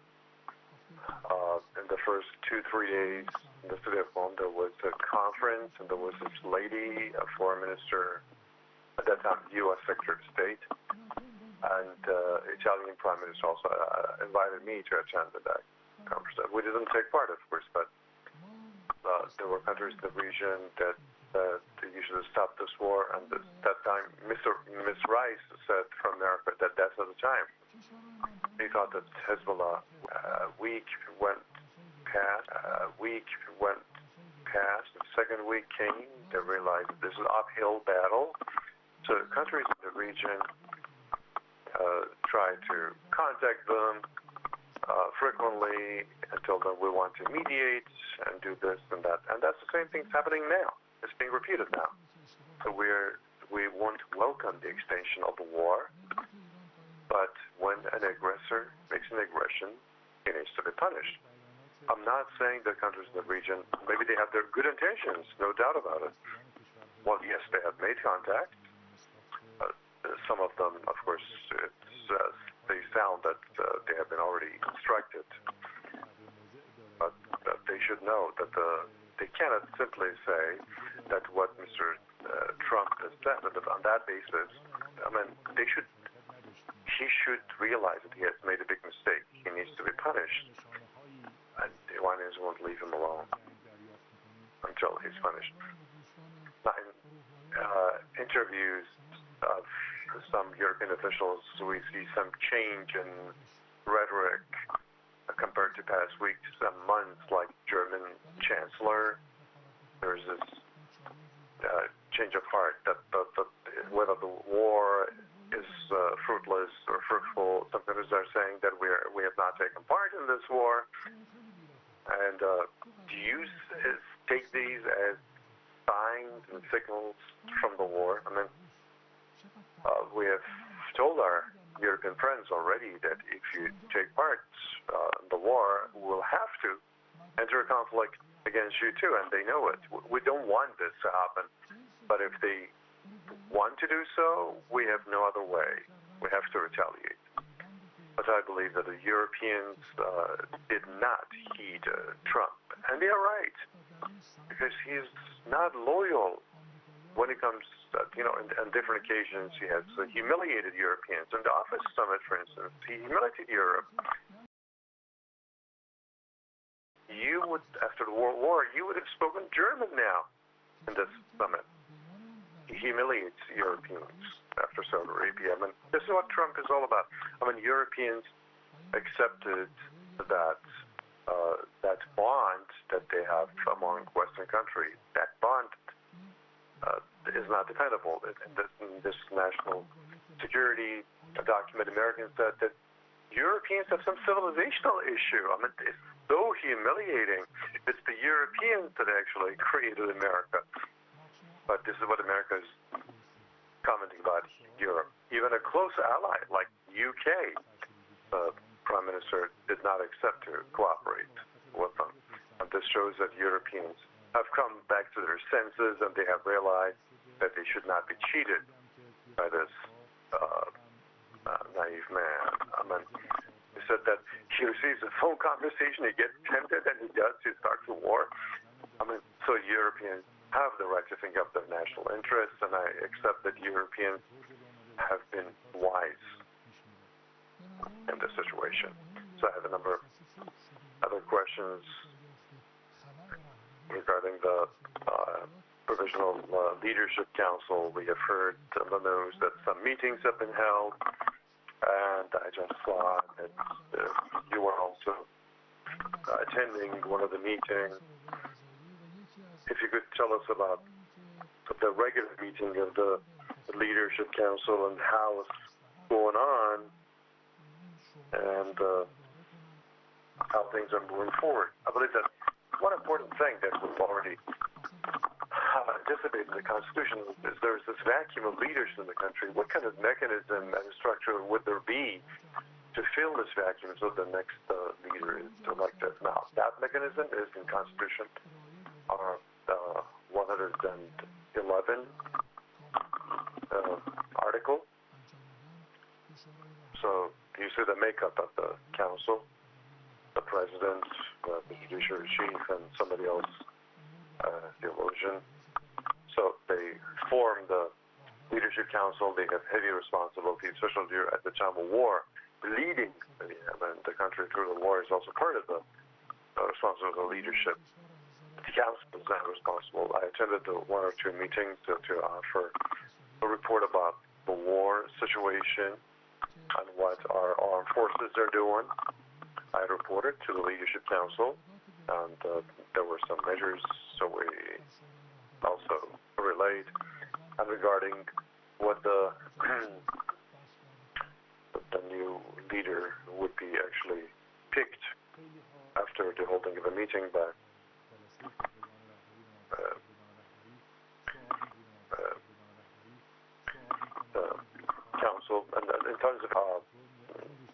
part of the council, he also had his own report about the economic issues and the people situation, also regarding international global ties. Discussions were made. They are doing their jobs regularly, and anytime they need a report from any organization or ministry, they would do it. Fine. Not many have asked about the Assembly of Experts meeting and the process of choosing a leadership. Do you have any information about the Assembly of Experts and what they are up to? What's the latest? And the decisions, if you are informed about, or if you could publicize at this point. Well, in fact, this is an issue of the Assembly of Experts, and they're actually taking care of it. So we should not interfere in their jobs. What the Leadership Council said, that there are certain measures that our security forces should take care of and manage things, and that's what they're doing. So we're now busy with the war-related issues and security issues, and all organizational bodies are doing their jobs, and based on instructions, the Assembly of Experts, they know their job, so they will do their jobs properly, and they will inform the people, and they will have proper choice so that the future of Iran will be continued. We will have a prosperous life for people based on that choice. Last time I talked to you on the second day of the end of the 8th day, the end of the 8th day that the war began, and you talked about your. I want to see if you have any recommendation for the people for the coming days and weeks. On the second day of recommendation, I had recommendation on the 8th day. I should thank the people. They acted so wisely, fervently, and eagerly. They safeguarded Iran's dignity, their presence out on the streets, the words, their comments, they were extraordinarily important. It's of the essence. It repels the enemy. This is the presence and participation that we feel humble about, and we really appreciate this. And maybe I should say that this is even greater than the big fire that we are actually dumping over the enemy's heads. This should be appreciated greatly, and people's presence on the stage. We should be appreciative of this presence. We should not allow any agitation in the society. We need to stand united. We need solidarity. Whatever we say or we do, it would divide the people. This will be a venom. We should avoid that. At the Security Council, I had just said that there are some mercenaries that actually they tell the enemies what to do, and the judiciary is adamant to deal with them properly and to punish them. If people are informed, they should, what they do. I mean, you should inform the intelligence apparatus, and you know what channels to do. That's important that the people do this. The political elite should be cautious and careful so that no differences could create a division. We should not allow some mercenaries and ill-wishers to do something so the America could deal a blow to the country. And I should tell you confidently that we are just turning the page, and we have stood strong, and people have taught the enemy that they need to retreat. They should maintain this presence on the stage. And the rewards of the presence, they will soon reap, and you should be self-assured that the officials, through the unity, they will protect and safeguard the achievements that you people have accomplished by your participation on the street rallies. And we have some economic Well, viewers, we were there live to an interview with Mr. Ali Larijani, Secretary of Iran's Supreme National Security Council. He said that a war has its consequences, and this is what America brought upon itself, and it has indeed failed. He spoke about the Kurds, that they know what the Americans are up to and that they know the Americans are not loyal. He also spoke about the targeting of the girls' schools and other, of course, atrocities carried out by the U.S.-Israeli aggression. He said what the Americans don't understand of Iranians is that they will not partisan. In regards to Venezuela, he said, we saw what happened there. No country would appreciate or will accept, this fate. He also said that the people on the streets are there for a source of pride and dignity. They stand together, and that Trump has ruined the whole interest of the Americans because he was tempted by Netanyahu. He said that when it comes to strategy, they have failed. They thought by taking out the leader that Iran would collapse. Iranian forces managed to paralyze the defense and intelligence systems of the U.S. and Israel. You, of course, Americans, will now see that things will change. The countries in the region are aware that we have never attacked them, and he also recalled history back to the Iran-Iraq war. He also did mention that regional leaders cannot call us their friends and then do these kind of condemnations as we have been recently hearing. It is Iran's right to respond. He said that Trump says America first, but this is Israel first and America last. America has no right to make this aggression on Iran. With what law? He said they need to pay the price for this, for what they have done. He also spoke about the energy market as a result of what the Americans and Israelis have done. He continued to say that Trump must pay. He killed the leader of Iran and over 1,000 of its people, close allies with certain nations like the UK. He was regarding to European nations should think of their own national interests. Updates on the Leadership Council, he gave a bit of those that the people on the council are doing their job despite the current situation. At the end, he thanked the Iranian people for their continued presence on the streets. And he said, we appreciate this and we will not allow any agitation, as it is very important to the need to stay united in the certain circumstances that we are now going through. Viewers, that's all we have for you at this moment. Again, live interview this just moments ago from Mr. Ali Larijani. Thank you very much for staying tuned, and goodbye for now.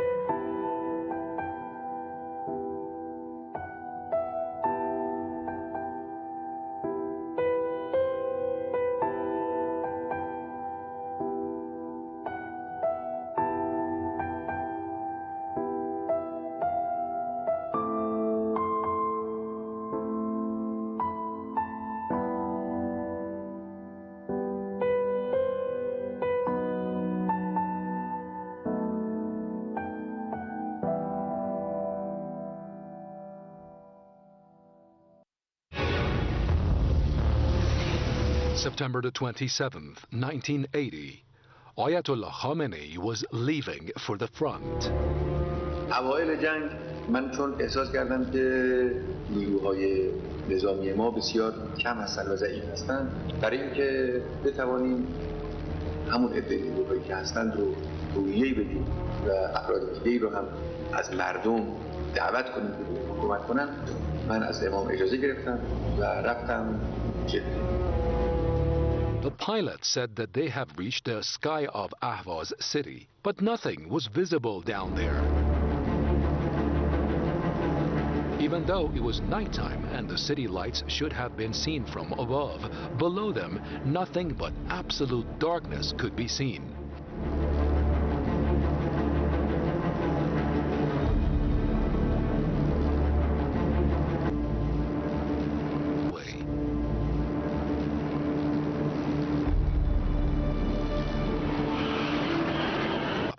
Ayatollah Sayyid Ali Khamenei stepped forward from among the volunteer forces to disembark. احواز وقتی فرود آمدیم خب شب بود دیگه و هم برق شهر نبود هم به خاطر جنگ تاریکی بود، یعنی تاریکی مطلق. واقعا اونجور تاریکی آدم کمتر اصلا به عمرش راه داره. تاریکی محض، نه یک کبریتی، نه یک چراغی، نه یک فورسوی، همینطور تو این تاریکی کورمال آمدیم و It was the first night that Ayatollah Khamenei went to the front lines and served as a cleric in a new uniform. لباس نظامی بسیجی، یعنی لباس کار سربازی برای ما آوردن و پوشیدیم. این اولین باری بود من لباس نظامی. بسم الله القاسم الجبارین لا حول ولا قوة الا بالله العلی العظیم. This is a story about the life of Ayatollah Sayyid Ali Hosseini Khamenei in military uniform.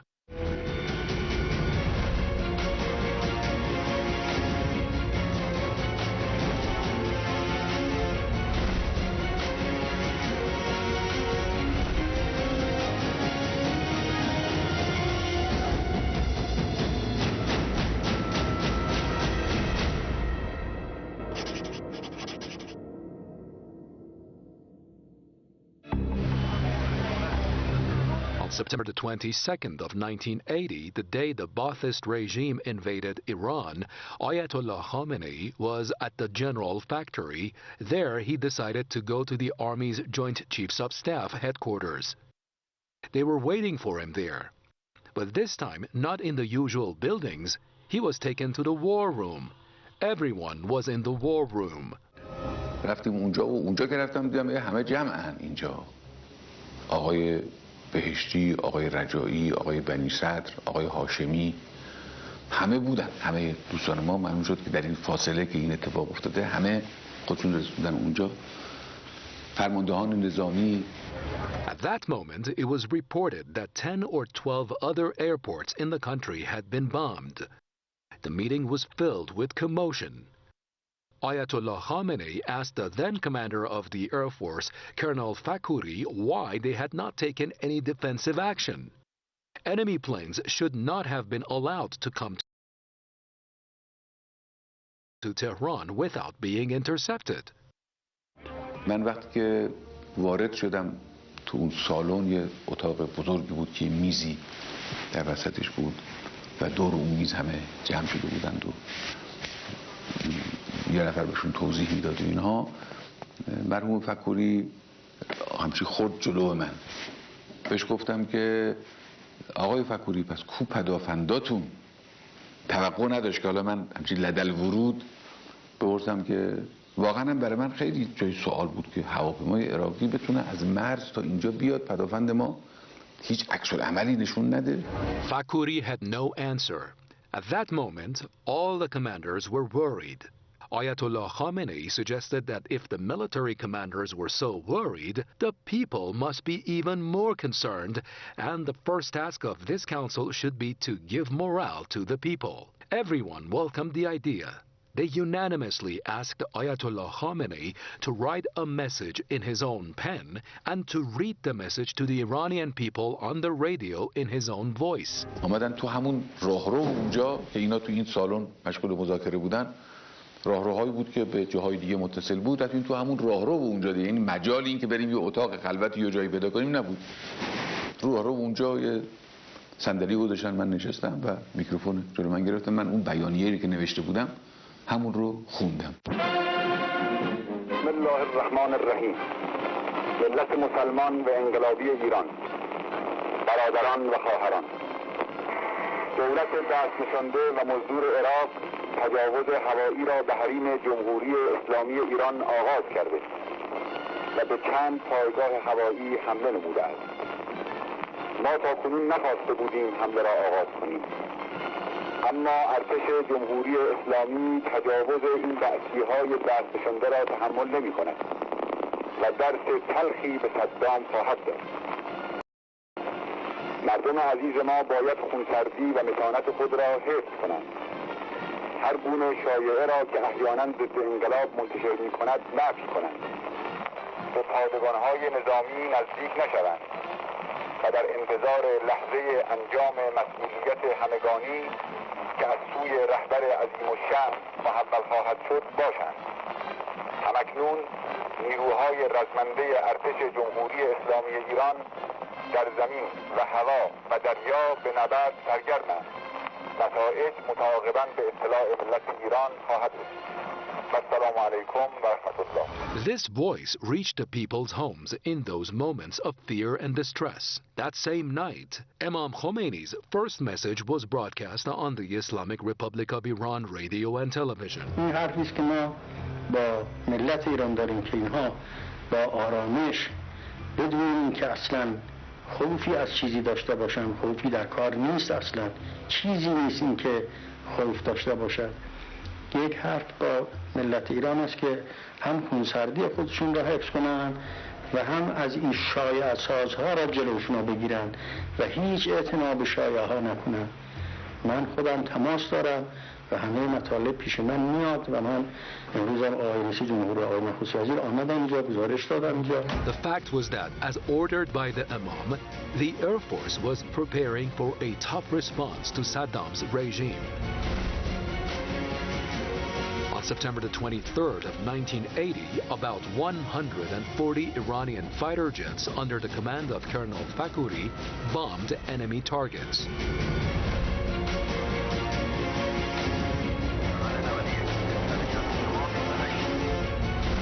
Ayatollah Khamenei received the report of the operation, and as a member of parliament, he immediately went to the parliament building to convey the news to the people's representatives in a speech before his order.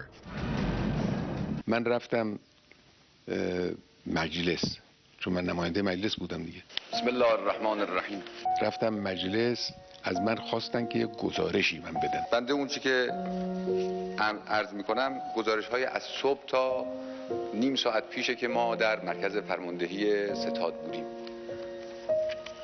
از صبح 3 فروند میگه عراقی سرنگون شده. این تیکش یادمه، جزئیاتش حالا یادم نیست. این تیکش یادمه که گفتم این تعداد سورتی پرواز ما داشتیم که خیلی تعداد خیلی بالایی بود. تعداد هواپیماهایی که پرواز داده شده از ایران، ارتش جمهوری اسلامی ایران 140 فروند.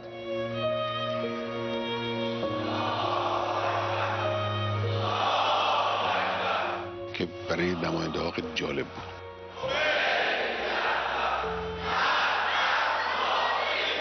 و هواپیماها تقریبا همگی به سلامت برگشتند و از چند فروند اطلاعی در دست نبود.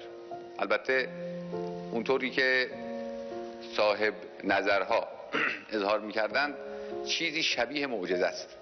یعنی از 140 فروند هواپیمایی که پرواز داده میشه 10% احتمال برنگشتن کاملا منطقی است، در حالی که به هیچ وجه اینجور نبوده و تا اونجایی که ما اطلاع پیدا کردیم از 2 فروند خبری نبود و بقیه آمدن، منتها پایگاه دسفول کوبیده شده بود. اونهایی که از دسفول پرواز کرده بودن نتوانستن دسفول بنشینن و به جاهای متفرقی رفتن و نشستن. But the Deputy Chief of Staff of the Army, Brigadier General Fallahi, as well as Commander of the Air Force, Colonel Fakouri, also had some bad news. Ayatollah Khamenei was told that the air operation could continue for a maximum of 30 more days, after which all Iranian planes would gradually become non-operational one by one. Reports from Fakuri said that all of these planes, which were maintained by American technicians prior to the revolution, will quickly become non-operational in the course of the war, and that spare parts could not be purchased due to U.S. hostility. Ayatollah Khamenei was supposed to convey this news to Imam Khomeini. The Imam, however, was very calm in the face of this news and announced that there would be no problems, and that the Air Force would be able to continue flying after these 30 days. The confidence of the Imam boosted Ayatollah Khamenei's morale. At this critical juncture, UN Secretary General Kurt Waldheim is calling for a ceasefire on both sides of the conflict. Chairman of the UN Security Council, Tayyip Salim, on behalf of the members of the Council, wants both sides to end the war. Secretary General of the Islamic Conference, Habib Shati, also called for immediate ceasefire. None of them acknowledged the fact that Iran has been invaded by Saddam's regime and is defending itself, while the Ba'athist army is invading and has occupied Iran's territory. In the first 5 days of the war, 20,000 kilometers of the country's territory was occupied by the enemy. During the sermons of the Friday prayers of the September the 26th, Ayatollah Khamenei announced that the United States was the director behind the scene in the war. امریکا و مزدورانش بعد از آنی که در طول 19 ماه هر چه کردند نتوانستند جمهوری اسلامی را به زانو در بیاورند، حتی حمله نظامی هم کردند. با خود فکر کردند ما ایران را به جنگی تحمیلی و ناخواسته میکشانیم.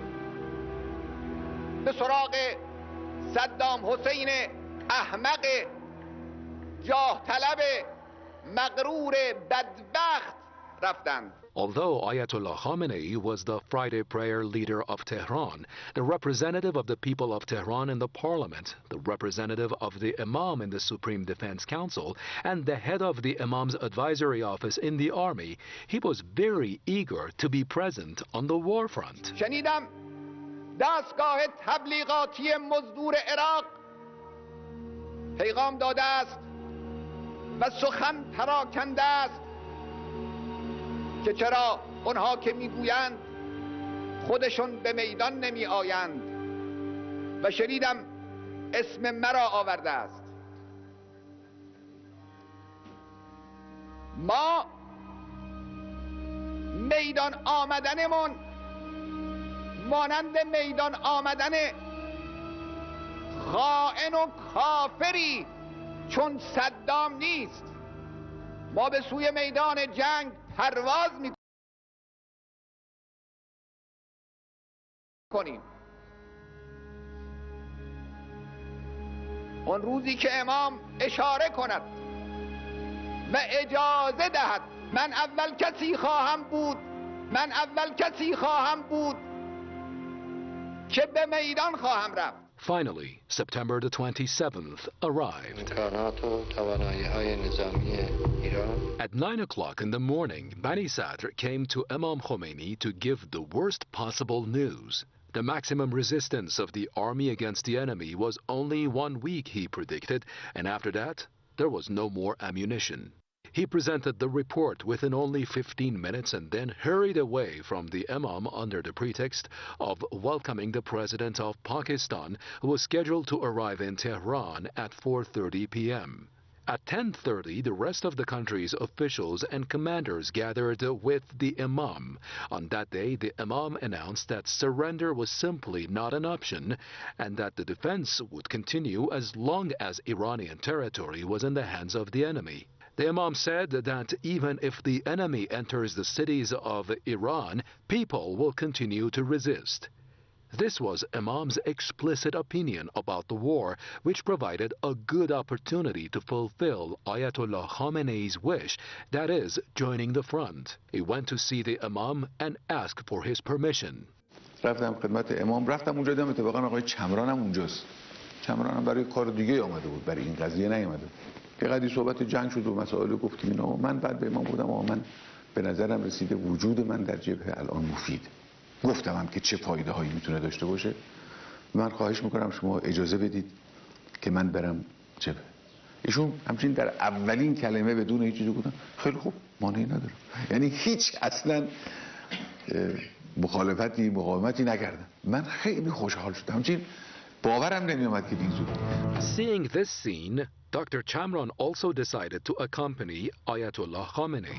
وقتی که امام اینجوری موافقت کردن، آقای چمران در اومد گفت آقا پس به بنده هم اجازه بدید که منم برم. Outside the Imam's house, Ayatollah Khamenei suggested to Chamron that they go to the front together. Dr. Chamron asked for a few hours. They decided to meet each other at Tehran's Mehrabad airport. During this time, Ayatollah Khamenei returned home. He wanted to go to the battlefield in the next few hours, where it could be a point of no return. مطمئن بودم که بر نمیگردم. یعنی خاطرم جمع بود که بر نمیگردم. یادمه که خونه و زندگی و بچه‌ها رو که نگاه می‌کردم با نظر وداع بود. یعنی فکر می‌کردم که دیگه رفتیم دیگه من نخواهم دید. Some of the bodyguards insisted on going with him. Ayatollah Khamenei agreed on the condition that when they got there, they would abandon his protection and join the war. He went to Mehrabad with the guards. Chamron had also arrived. There was a group of about 50 people, all volunteers for guerrilla and irregular warfare.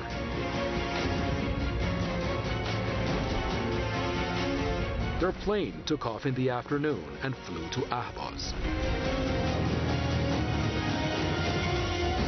In the evening of that day, they landed in complete darkness on the runway of Ahvaz airport and then went to the place where the headquarters of the city's armored division was located.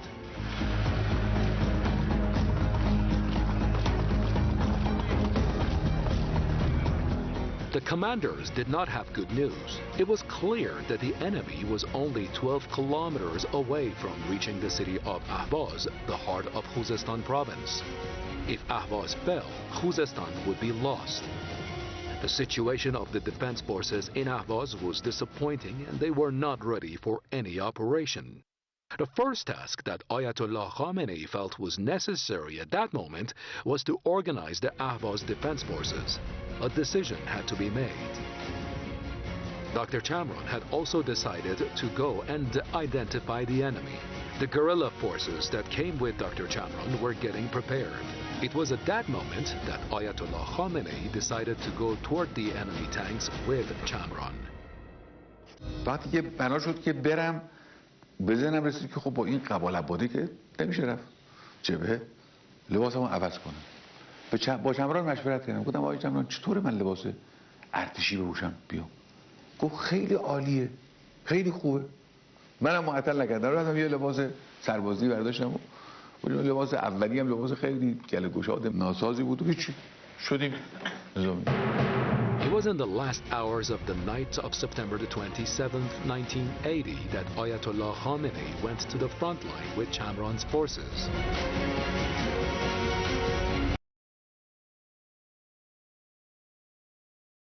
In the darkness of the night, they advanced a little and then had to walk.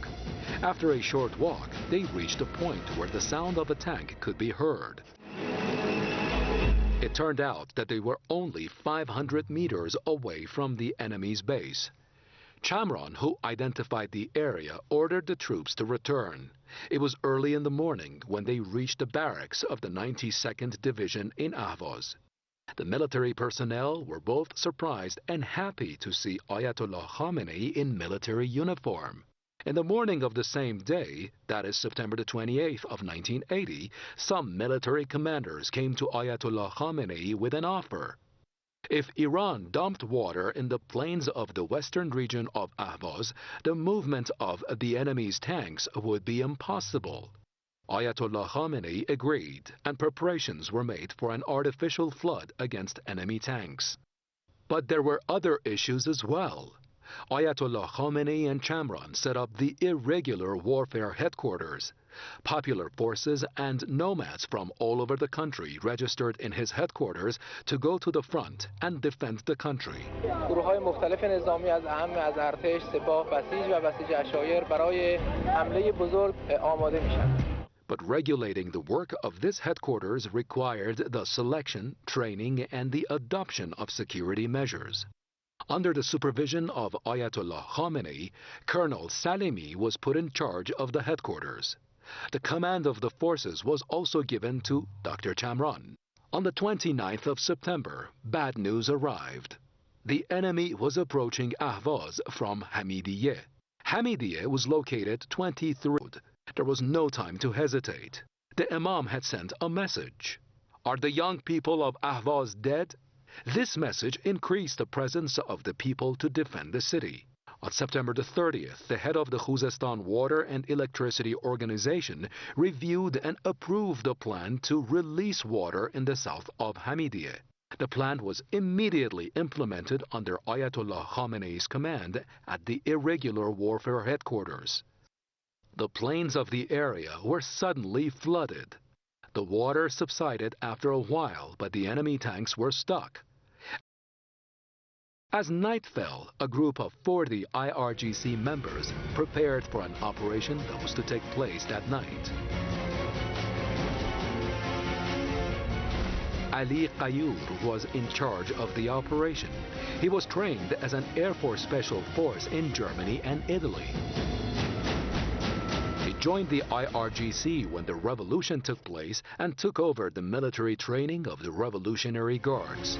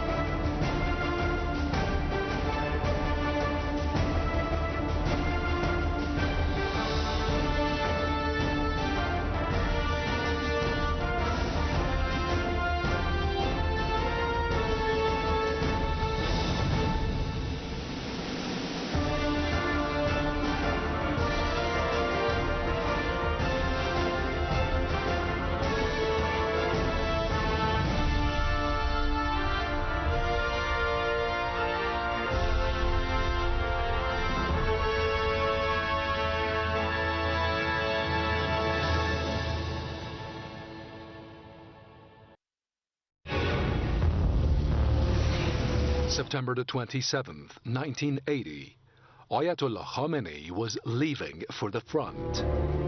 اوایل جنگ من چون احساس کردم که نیروهای نظامی ما بسیار کم هستند و ضعیف هستند، برای اینکه بتوانیم همون عده نیروهایی که هستند رو روحیه‌ای بدیم و افراد دیگه‌ای رو هم از مردم دعوت کنیم که حکومت کنن، من از امام اجازه گرفتم و رفتم جده. The pilot said that they have reached the sky of Ahvaz city, but nothing was visible down there. Even though it was nighttime and the city lights should have been seen from above, below them, nothing but absolute darkness could be seen.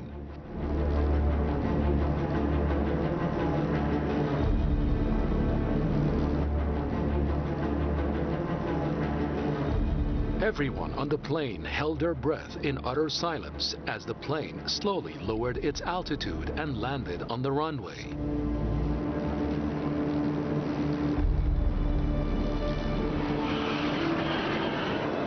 When the plane finally stopped, Ayatollah Sayyid Ali Khamenei stepped forward from among the volunteer forces to disembark. اهواز وقتی که فرود آمدیم خب شب بود دیگه و هم برق شهر نبود هم به خاطر جنگ تاریکی بود، یعنی تاریکی مطلق. واقعا اونجور تاریکی آدم کمتر اصلا به عمرش راه داره. تاریکی محض، نه یک کبریتی، نه یک چراغی، نه یک فورسوی، همینطور تو این تاریکی کورمال It was the first night that Ayatollah Khamenei went to the front lines and served as a cleric in a new uniform. لباس نظامی بسیجی، یعنی لباس کار سربازی برای ما آوردن و پوشیدیم. این اولین باری بود من لباس نظامی بسم الله القاسم الجبارین لا حول ولا قوة الا بالله العلی العظیم. This is a story about the life of Ayatollah Sayyid Ali Hosseini Khamenei in military uniform.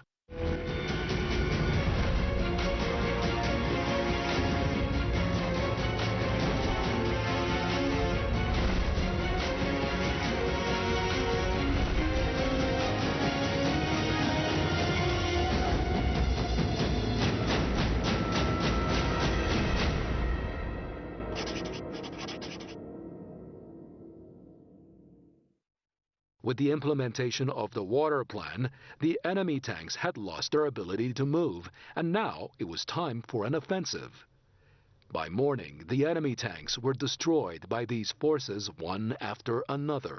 Ayatollah Khamenei told the Pars news agency the next day that 150 tanks had fallen into the hands of local forces.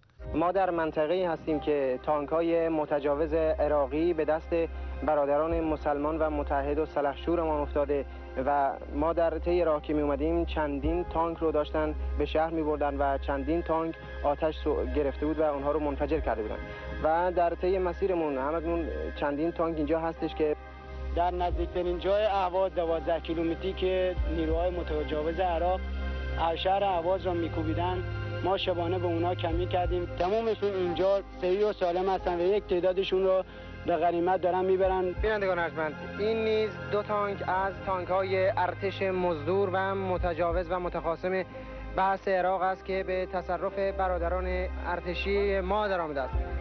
این صدای عشایر عرب‌های رزمنده ما.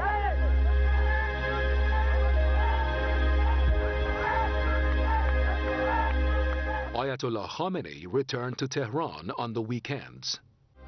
تا اهواز بودم قبا و عمامه و عبا و اینا رو پیچیدم گذاشتم کنار و همین لباس نظامی تنم بود. فقط تهران که میخواستم بیام روی اون فرنج نظامی پلیس نظامی یه قبا می‌پوشیدم و عمامه سر می‌ذاشتم و میامدم تهران. چکمه هم پام بود. At that time, Ayatollah Khamenei continuously commuted between Tehran and Ahvaz.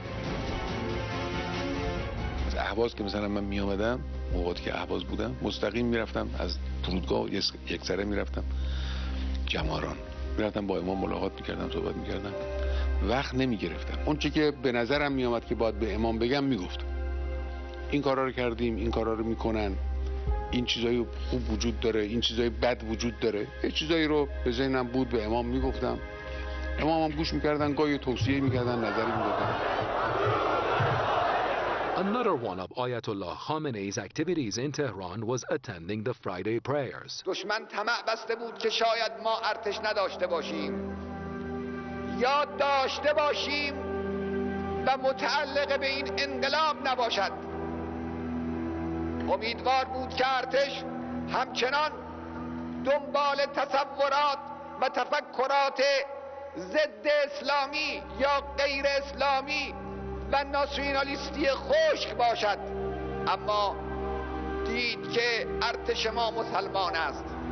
اون در دیداری که در یکی از پادگان‌های اطراف اهواز در داخل پادگان هم خیر در خط جبهه و خط آتش در نیمه شب در کنار تانک خودش می‌ایستد و نماز شب می‌خواند.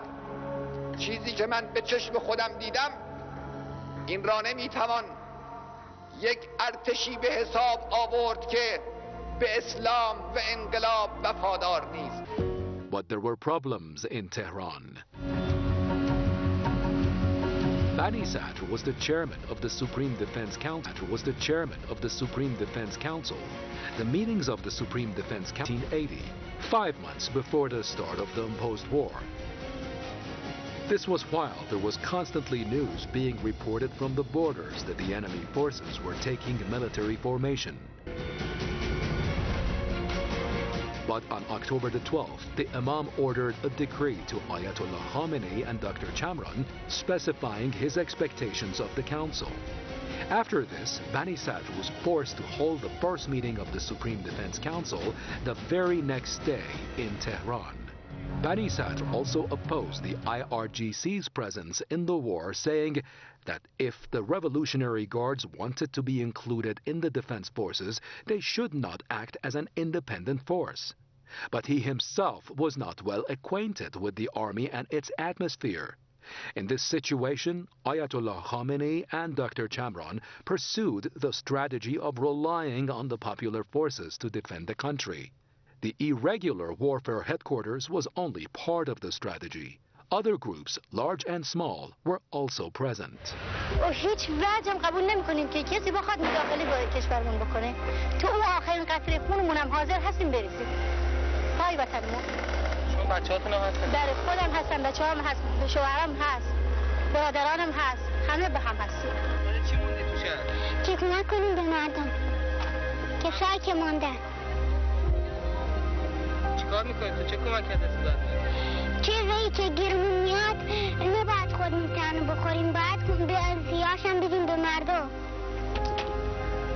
مدرسه تعطیل شده؟ مدرسه بله. چرا به جوونامون که اینجا ماندن بیان علیکی وایسن و برن کنار خیابون بشن، چرا اسلحه بهشون نمیدن برن جلوی؟ دلت میخواست بری؟ بله. من حاضرم همین حالا اسلحه برم جلوی. دلت نمیخواست از شهر بری تو؟ نه. To organize these various popular groups, the Imam's order to form a mobilization could now be implemented.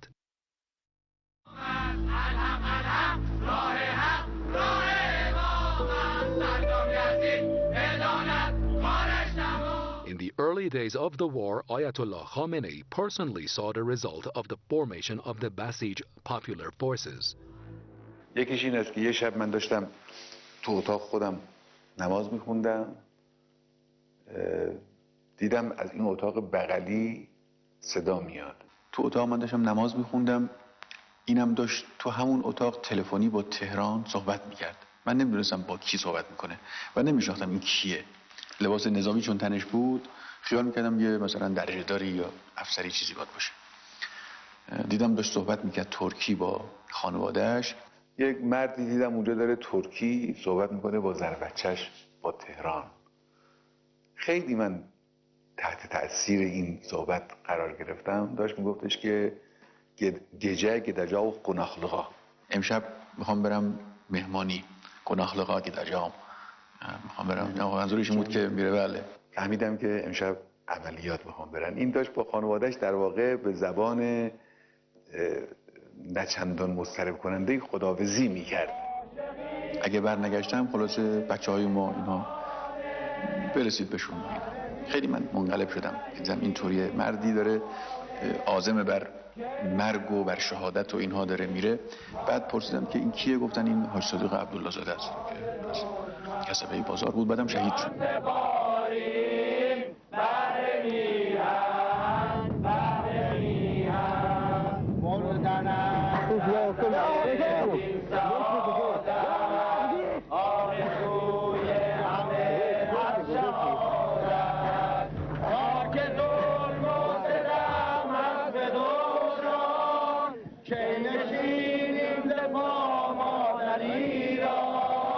This memory, which Ayatollah Khamenei recorded in his personal memoirs, proved the importance of the Basij mobilization. People believed in the revolution from the bottom of their hearts, even if the whole world waged direct war on Iran. The people's strong faith would be decisive in the battlefield. But Bani Sadr had no understanding of this atmosphere, and that's what made things difficult. On the 14th of October, the members of the Supreme Defense Council came to Bani Sadr headquarters in Desful to hold a meeting. The next day, a meeting was held, and it was there that they learned that Bani Sadr had prepared an operation. The operation was being carried out at that very moment with the personal decision of Bani Sadr in the Karkhe area without the knowledge of other members of the Supreme Defense Council. Brigadier General Zahir Nejad, commander of the ground forces, personally took command of the operation. No good news was coming out of the operation. Although Ayatollah Khamenei had no role in planning the operation, he personally went to the front line upon hearing the news. The enemy forces were supposed to be pushed back to the border, but as it turned out, the operation had failed. This photo with his military helmet was a reminder of the presence of Ayatollah Khamenei in this operation. چند تا عکس یادم اون روزی که یا اون شبی که اون عکسو گرفتیم رفته بودیم بازدید. خیلی وضع بدی بود. هنوز تأثیر اون فضا در ذهن من زنده است. تسلط هوایی و توپخانه‌ای دشمن بر دزفول و بر اطراف دزفول و اینها اصلا فضا رو تنگ کرده بود. But Bani Sadr had also planned a second operation. This one was carried out a week later, on Saturday, October the 25th of 1980. Although the local forces initially succeeded in repelling the enemy, ammunition delivery and air support was met with failure. The artillery base also acted in a disorderly manner, and eventually the forces were forced to retreat. With this defeat, the pressure of the Ba'athist regime on the southern axis, namely Khorramshahr, had increased. این نامه رو بنده به آقای بنی صدر نوشتم 2-3 روز قبل از سقوط خرمشهر بوده. این قسمت مورد نظر من اینجاست. 9 در مورد خرمشهر و آبادان نظر من این بوده و هست که باید این دو شهر را با 2 گردان پیاده مکانیزه یا 1 گردان پیاده و یکی زرهی در 2 سوی این شهر، یعنی یکی در محور خرمشهر چلمچه و دیگری در تقاطع خطوط ماهشهر آبادان و اهواز آبادان حفاظت کنیم. تانگ‌ها در سنگر قرار بگیرند و از آسیب ضد تانگ دشمن محفوظ بمانند و از پیشروی دشمن جلوگیری کنند و برای نیروهای ضد تانگ ما این فرصت را فراهم کنند که به دشمن دستبرد و آسیب وارد آورد. Ayatollah Khamenei sent his warning in writing to the president on October the 25th, 1980. But Bani Sadr paid no attention to these words, and Khorramshahr became the city of blood. Bani Sadr's strategy was that in the current situation, we have no choice but to let the Ba'athist army advance, and we have to buy enough time to reorganize and defend later. IRGC forces believe that progress should not be allowed, as the liberation of every square meter of the country's territory would not be so easy later. Disagreement in military issues was natural, but Bani Sadr, as commander-in-chief, ignored the IRGC forces, and this caused controversy and disagreements. Although Bani Sadr's administration had created many problems during the war, Ayatollah Khamenei personally talked to the military personalities, trying to improve the situation on the fronts.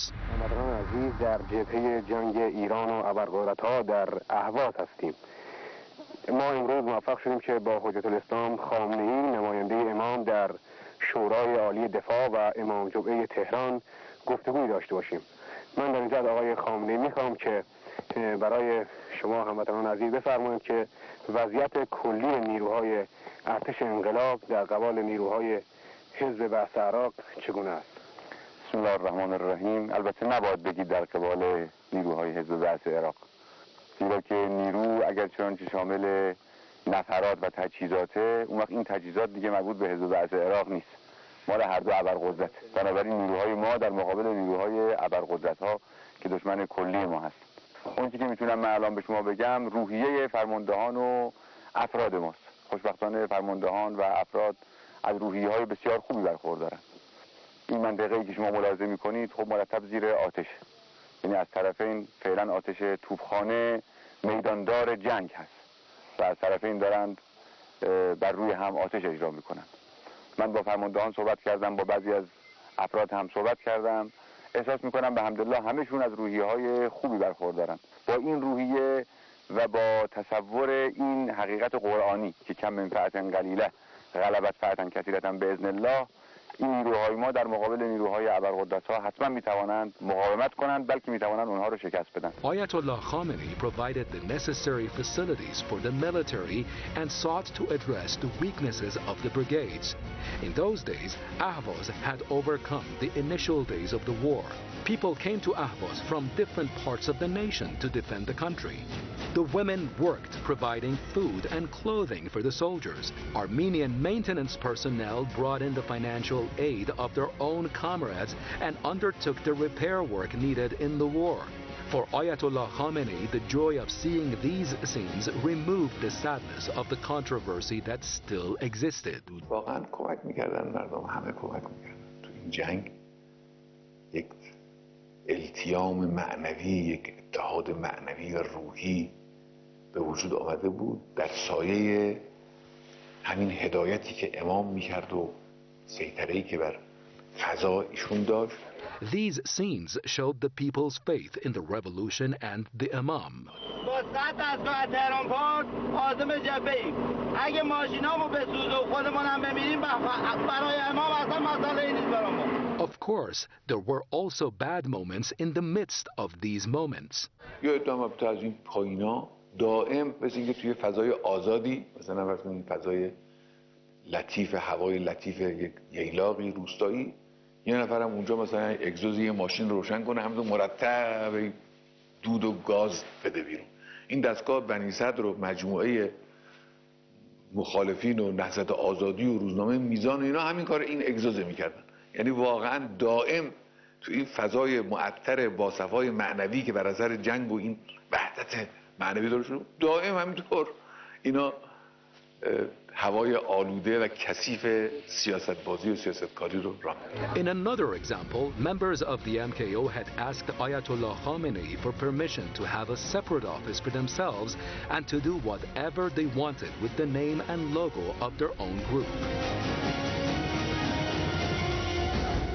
ما گفتیم به اینا که شما تابلو رو بردارید، حل بشید توی این باشید مثل بقیه که هستن، شما هم برید باشید، شهید بشید، بکشید، کشته بشید، اما با این اتحاد نیروهای مسلح رو به هم نزنید. شما بخواید اتحاد نیروهای مسلح رو به هم بزنید. Shortly afterwards, it was reported that the city of Susangerd was in the danger of falling into the enemy's hands.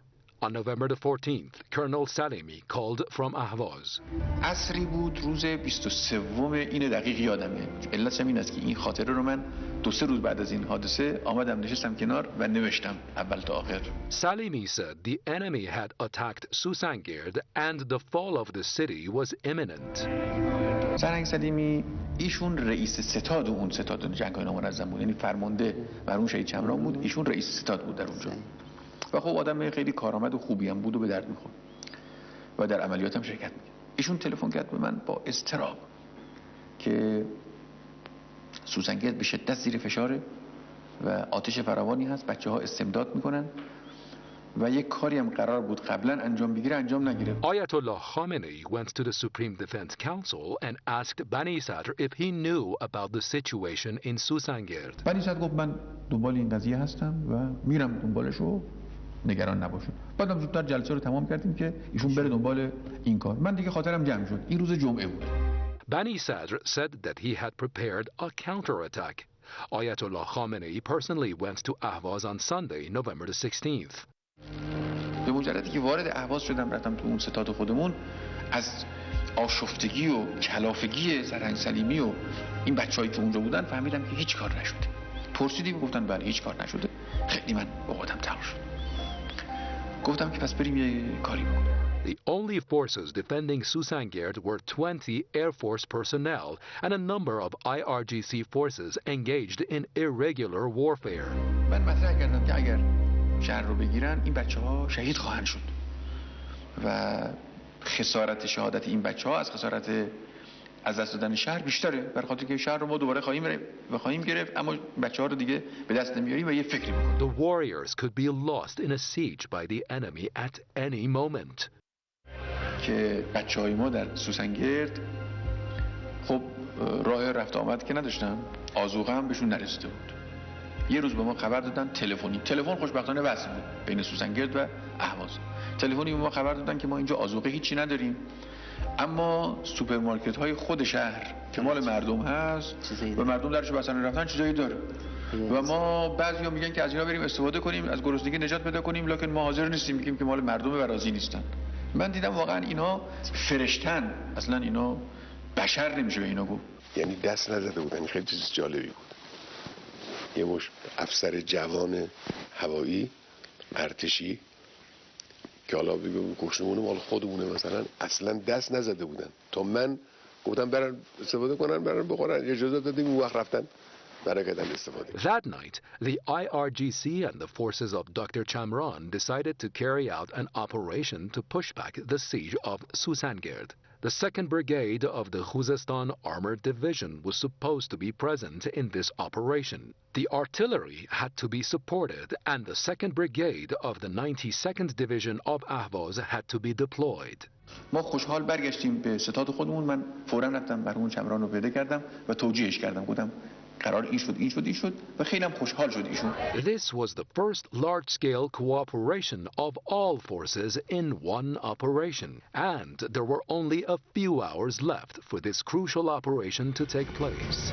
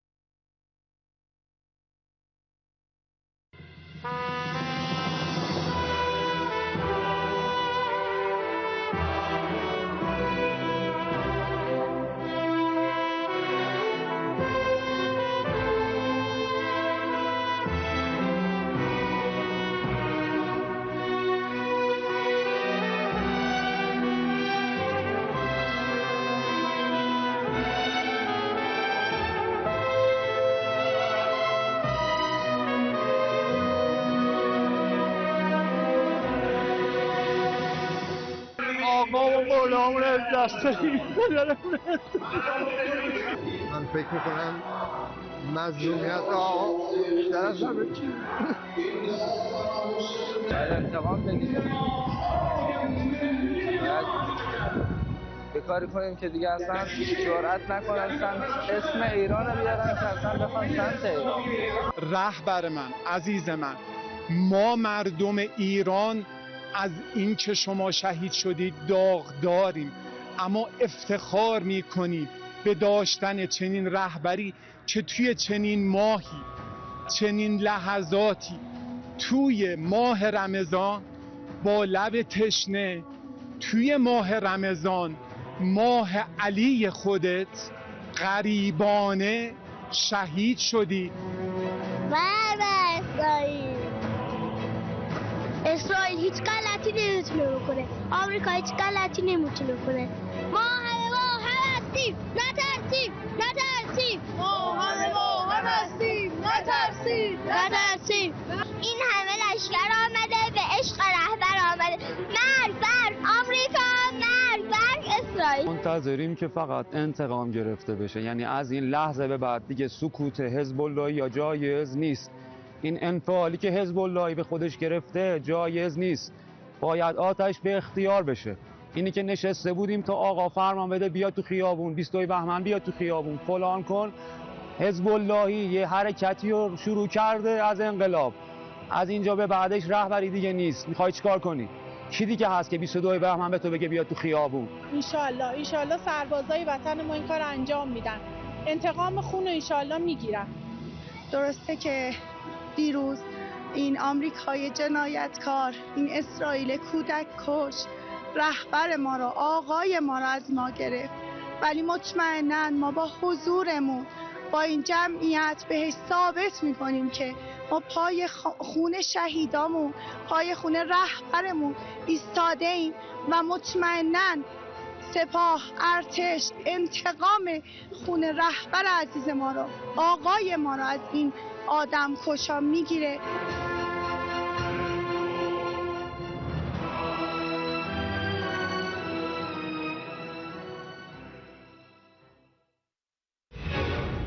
The town of Shirud in Tonekabon, Mazandaran province, June the 10th, 1981. Ayatollah Khamenei is the guest of Shirudi family who are holding the mourning ceremony for the 40th day of the martyrdom of Martyr Shirudi. The hot night of June passes slowly. Ayatollah Khamenei's conversation with the martyr's family is sincere and far from the hustle and bustle of Tehran these days. همونجا سر شبی تو خونه شهید شیرودی پدر کشوری هم آمده بود. پدر مادر کشوری و اینا آمده بودن چون با هم رفیق بودن. این شیرودی کشوری و اینا با هم دوست بودن. اونجا خب تجلیل کردیم از شیرودی و بنظرم تو همون اتاق روستایی بود مشرف به رودخانه. رفتیم اونجا دم رودخانه وضو گرفتیم و اونجا رفتیم نماز خوندیم و یک ساعتی با خانواده شیرودی و یه عده از اهل ده که جمع شده بودن. Ayatollah Khamenei then went with his companions to the house of one of Tonekabon's scholars. It was very late after a long and busy day, so they decided to rest at the host's house. At midnight, the radio announces news from Tehran. Important news. ساعت 12 شب بود. گفتیم اخبار بشنویم. اخبار گوش کردیم. گفتن که امام دستور امام که امام به ستاد مشترک ابلاغ کردن که آقای بنی صدر هیچ گونه مسئولیتی نداره.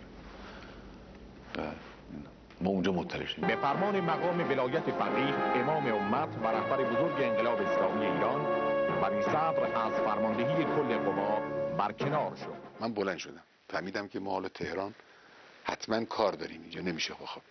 بلند شدم اومدم پاسدار رو صدا کردم گفتیم بریم. همون ساعت 12 و نیم راه افتادیم اومدیم تهران. This is the news of the end of an era that passed with great difficulty on the battlefield. This era is over now and a new one is beginning.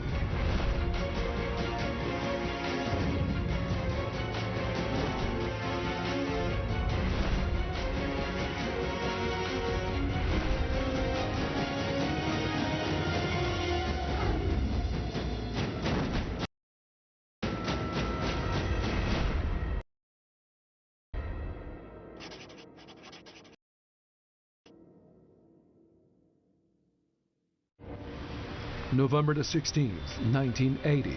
All coordination was done for the operation to defeat the siege of Susangerd. Everything was ready. Bani Sadr had promised that the 2nd Brigade would enter the operation from the 92 Khuzestan Division. But a feeling told Ayatollah Khamenei that this promise might not be fulfilled. That evening, in a telephone conversation with Ayatollah Eshraqi, the Imam's son-in-law, Ayatollah Khamenei conveyed his concern. Mr. Eshraqi raised this concern with the Imam. ایشون رفت با امام تماس گرفت آمد گفتش که امام فرمودن تا فردا بایستی سوسنگرد آزاد بشه و تیمسار فلاحی هم باید خودش مباشر عملیات باشه. این را هم مخصوصاً قید کرده. However, Ayatollah Khamenei, who saw the readiness of the forces on the night of the operation to break the siege of Susangerd on November the 16th, 1980, decided not to mention what the Imam had said so that things could proceed as planned previously. At the headquarters of the operation, all the Army, IRGC, and popular forces were ready to start the operation. But suddenly, it was reported that the 2nd Brigade of the 92nd Division of Khuzestan was barred from entering the operation. The news was shocking. تازه خوابم برده بود دیدم شهید چمران آمده پشت در اتاق من و در میزنه محکم فلانی پاشو. گفتم چی شده؟ گفت تر به هم خورد. Without the presence of the other 2 brigades, the operation would make no sense. Colonel Qasemi, commander of the Khuzestan division, said the order came from above. It seems that President Bani Sadr ordered the commander of the ground forces not to operate the 92nd division. Time is short. Ayatollah Khamenei takes the initiative. نشستم 2 تا نامه نوشتم. یکی ساعت 1:30 بعد نشستم یک ساعت 2. اونی که ساعت 1:30 نوشتم رو به آقای سرهنگ قاسمی فرمانده لشکر 92 نوشتم و نوشتم که فردا بایستی حصر سوسنگرد شکسته بشه، سوسنگرد باز بشه و اینا. و اگر تیپ 2 نباشه این کار عملی نخواهد شد. But this was not enough. Ayatollah Khamenei must also directly involve the highest military official in the operation. یه نامه ساعت 2 نوشتم برای تیمسار فلاحی. اون هم همین تفصیل رو یعنی پیغام رو از قول امام ذکر کردم، با این اضافه که امام فرمودن که آقای سرتی فلاحی هم بایستی در جریان باشه و نظارت بکنه و این ماجرا رو هم نوشتم که تیپو خواستن از دست ما بگیرن و گفتیم که باید باشه و مسئولیت برید دنبالش و این رو به کار بگیرید. Under both letters, Dr. Chamran adds his complaints about the inconsistencies. من خیلی بلند قرص و محکمی نوشته بودم اما ایشون دردمندانه نوشته حقا و دیدم که واقعا کسی بخونه نوشته برای چمران رو دلش میسوزه اصلا که ما در چه وضعی بودیم اون روز. These letters changed the fate of Operation Susangerd. عین این نامه ها رو ما متاسفانه اون وقت ظاهرا فتوکپی چیزی هم بر نداشتیم و دادیم. سرهنگ قاسمی بازنشسته. آقای قاسمی احوال شما احوالتون چطوره آقای قاسمی؟ Years later, Colonel Qasemi, the commander of the 92nd Armored Division in Ahvaz, to whom Ayatollah Khamenei had written his first letter that night, visited Ayatollah Khamenei.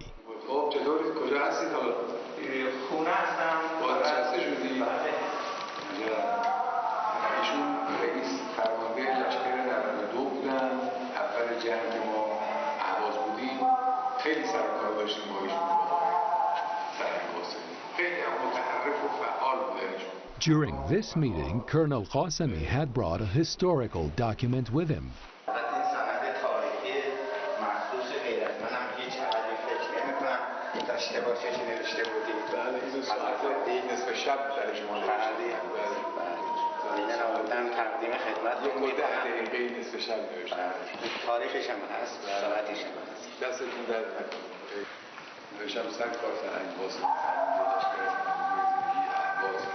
سلام شنیدم تیمسار زهیرزاد به شما تلفن کردن که تیپ 2 فردا وارد عمل نشود مگر بنا به امر و منظورشون امر آقای رئیس جمهور است.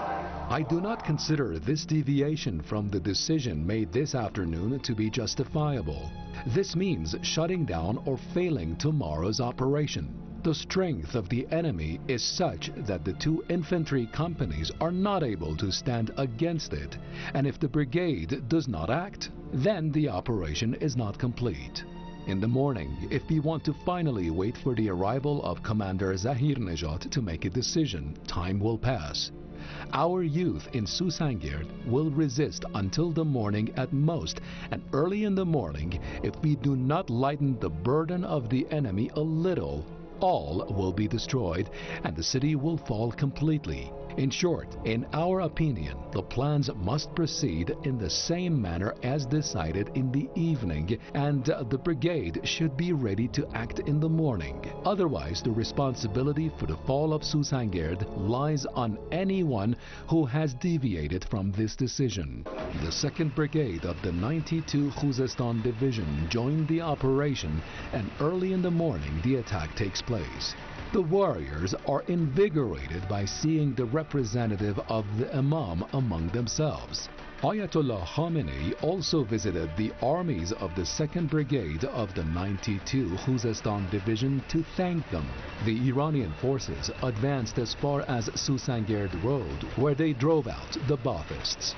البته بچه‌های جنگ‌های نامنظم اون روز خیلی کار کردن و خیلی شاید 1-2 کیلومتر جلوتر از نیروهای دیگه بودن. خود شهید چمران هم که جلو بود آدم قویی بود، خیلی ورزیده بود، در جنگ انفرادی خیلی ورزیده بود.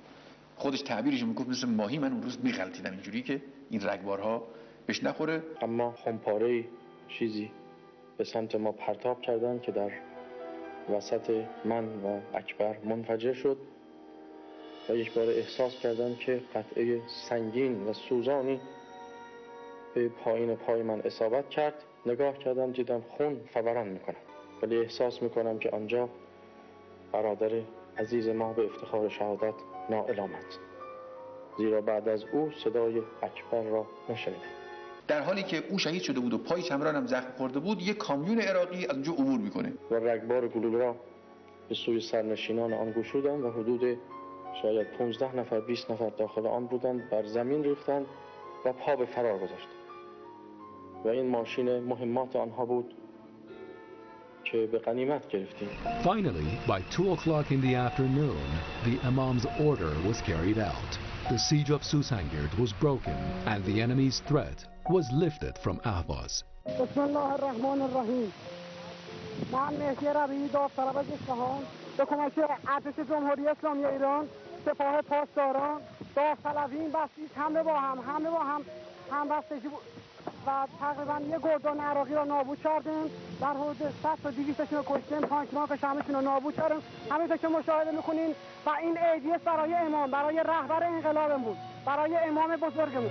3 days later, on November the 20th, Ayatollah Khamenei, given the experience of this successful operation, said in a meeting of the Supreme Council of Defense, the liberation of Susangerd was carried out in a few hours. This meant that the Iranians can force back the enemy. The problem, however, was sabotage. The winter of 1980 began with the launch of another operation. The army had launched a large-scale operation to force back the enemy from Hoveyze. Operation Nasr I went well on the first day. News of the capture of hundreds of enemy prisoners was heard. That same day, Ayatollah Khamenei saw a familiar face. یه وقت دیدم که یک چند تا 2 تا 3 تا ماشین آمدند و جوونا پیاده شدن. یه مش جوون پیاده شدن، بعضشون کلاشینکوف، بعضشون مثلا تفنگ دیگه. یه وقت دیدم علم‌الهدی اونجاست. آمد جلو و گفتم شما اینجا چیکار می‌کنی؟ گفتش که ما آمدیم داریم میریم جلو. But the next day, January the 7th, the tides turned. The enemy had carried out a heavy offensive. Our ammunition, equipment and air support were not enough to deal with such an offensive. The troops withdrew that afternoon. It was also reported from the plains of Hoveyze that Alam-ul-Huda and his companions were left stranded in the face of the enemy tanks, unsupported. They had resisted to the last bullet. Many of those men were martyred. During the recession that prevailed on the fronts after the bitter defeat of Hoveyze, Ayatollah Khamenei went to a new front. He went abroad to the media war front. February 11th, 1981, Ayatollah Khamenei traveled to India. He presented the stance of the Islamic Republic of Iran in the war with Muslims of other countries. His speech had a great impact on Muslims. The positions of revolutionary Iran were enthusiastically heard and welcomed. چند جمله که من میگفتم اینا تکفیر میگفتن، ترجمه میشد به اردو. تنها من وایساده بود اون مترجم و نوشته شده بود که ترجمه اردو، از اون ترجمه میخوند. راجع به انقلاب صحبت میکردن، راجع به اونچه که اتفاق افتاده، اونچه که بناس اتفاق بیفته و البته مسئله جنگ. On February the 17th, the Muslim leaders of the Indian League, the largest Muslim political party in the Indian subcontinent at the time, visited Ayatollah Khamenei and condemned Saddam's aggression, which was a major victory for Iran in terms of public diplomacy. With this international experience, Ayatollah Khamenei came back to Iran to return to the matters regarding the war. But with his arrival in Iran, the international issues of the war did not end. In March, a delegation from the Organization of the Islamic Conference arrived in Iran to hold peace talks between Iran and the Ba'athist Iraqi regime.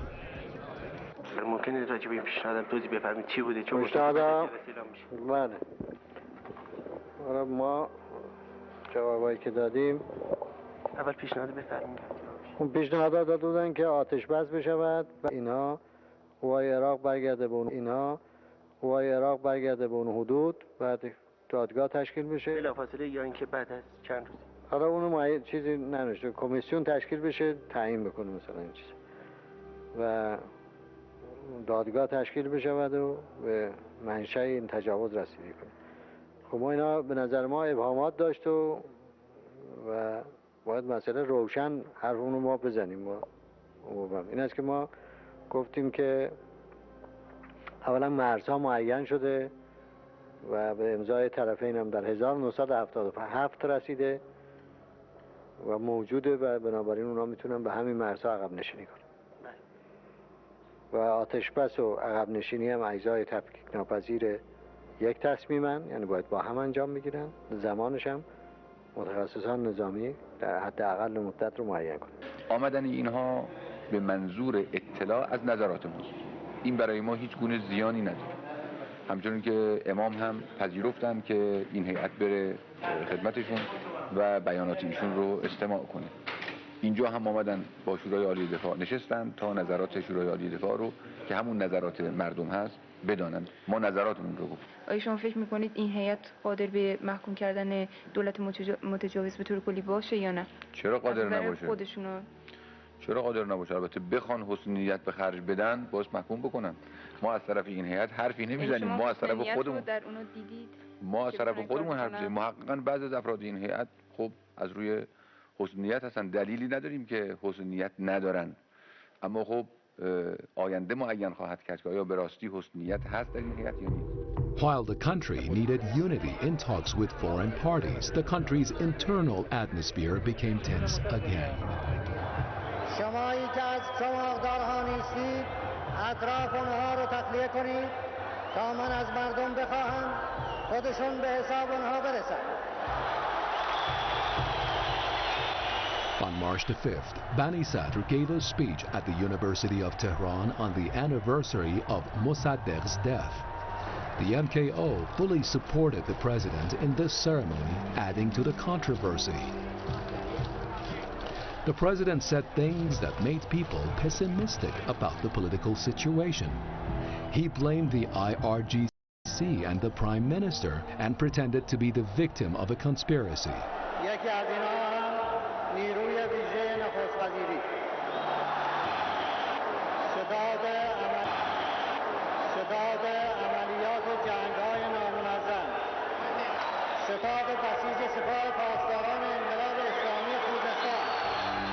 The next day, March the 6th, 1981, in the same place, Ayatollah Khamenei, in order to maintain unity and prevent divisions, remained silent about the role of the president in the unpleasant events of yesterday, and instead, the official position of the Islamic Republic towards the foreign mediation delegation was announced. درباره سفر این هیئت مردم سوال میکنن و من پاسخ را عرض میکنم. دنیا بداند که از نظر ما راه حل تحمیلی هم مثل جنگ تحمیلی است. روی ارزش صلح تکیه میکنند. ما اعلام میکنیم به عنوان کسانی که روی قرآن کار کردیم و قرآن را میفهمیم و میشناسیم که صلح از نظر قرآن یک ارزش مطلق نیست. اون صلحی خوب است که در آن تشویق ظالم و متجاوز نباشد و سرکوب مظلوم و مورد تجاوز وجود نداشته باشد. اون وقتی که کفار قریش و احزاب برای تهدید انقلاب اسلامی به مدینه حمله کرده اند، خداوند به پیغمبر توصیه نکرد که با اینها صلح کن. من درباره این هیئت حرفی نمیزنم، اونها را متهم به بدخواهی نمی کنم، اما به عنوان یک عضو شورای دفاع و یک برادر شما به شما اعلام می کنم مطمئن باشید هیچ راه حلی که بخواهد بر ما تحمیل بشود از نظر ما مورد قبول نخواهد بود. In general, Ayatollah Khamenei tried not to highlight the role of Bani Sadr in the unfortunate events of the country by the order of the Imam, but the problems that Bani Sadr created continued. In the same days, Bani Sadr fired a young army officer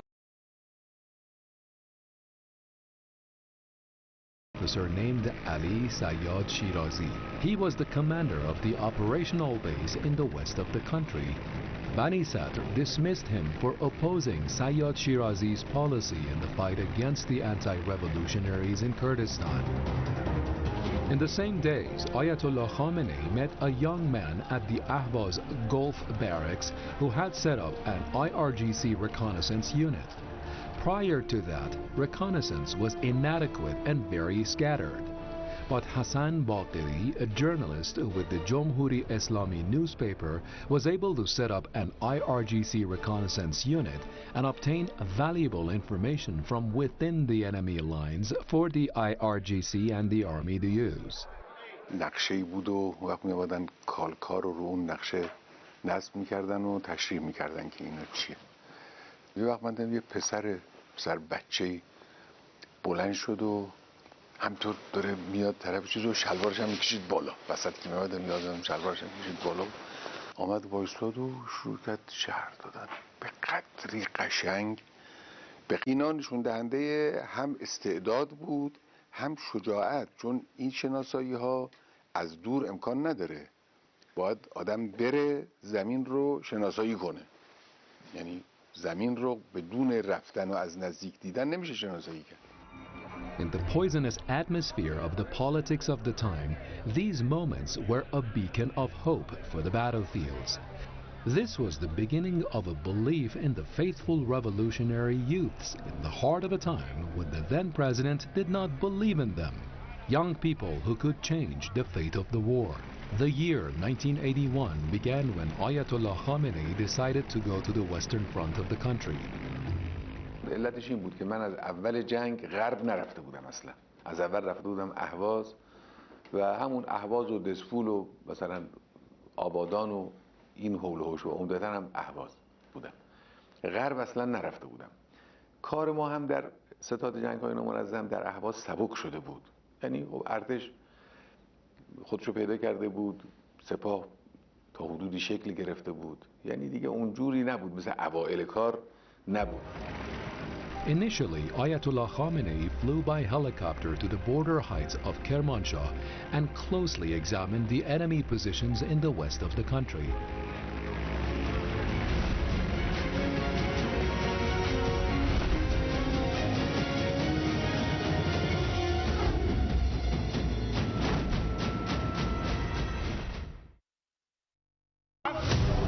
کمکی که رئیس جمهور ایالات متحده به مردم شجاع ایران وعده داده بود اکنون رسیده است.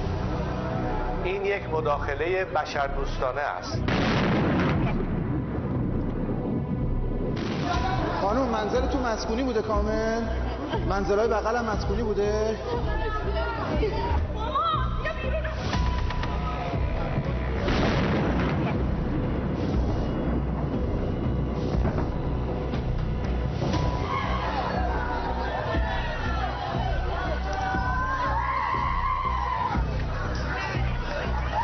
که رئیس جمهور ایالات متحده به مردم شجاع ایران وعده داده بود اکنون رسیده است. این یک مداخله بشردوستانه است. این سند جنایت آمریکاست. این دانش آموز چه گناهی کرده؟ جنایت‌های رژیم صهیونیستیه.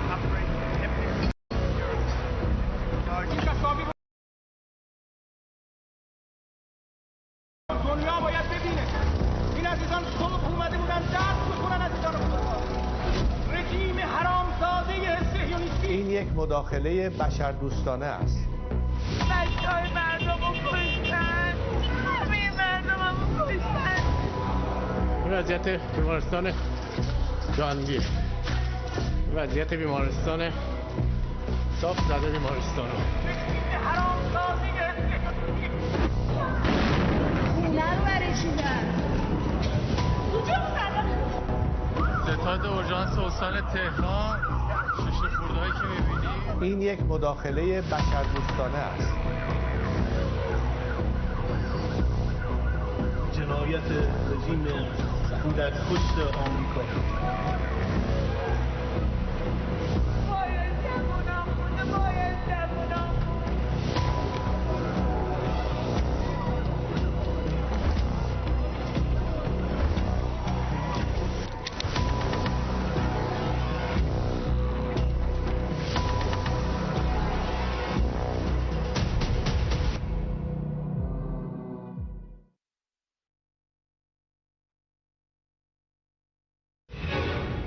The town of Shirud in Tonekabon, Mazandaran province, June the 10th, 1981. Ayatollah Khamenei is the guest of Shirudi family who are holding the mourning ceremony for the 40th day of the martyrdom of Martyr Shirudi. The hot night of June passes slowly. Ayatollah Khamenei's conversation with the martyr's family is sincere and far from the hustle and bustle of Tehran these days. همونجا سر شبی تو خونه شهید شیرودی پدر کشوری هم آمده بود. پدر مادر کشوری و اینا آمده بودن چون با هم رفیق بودن. این شیرودی کشوری و اینا با هم دوست بودن.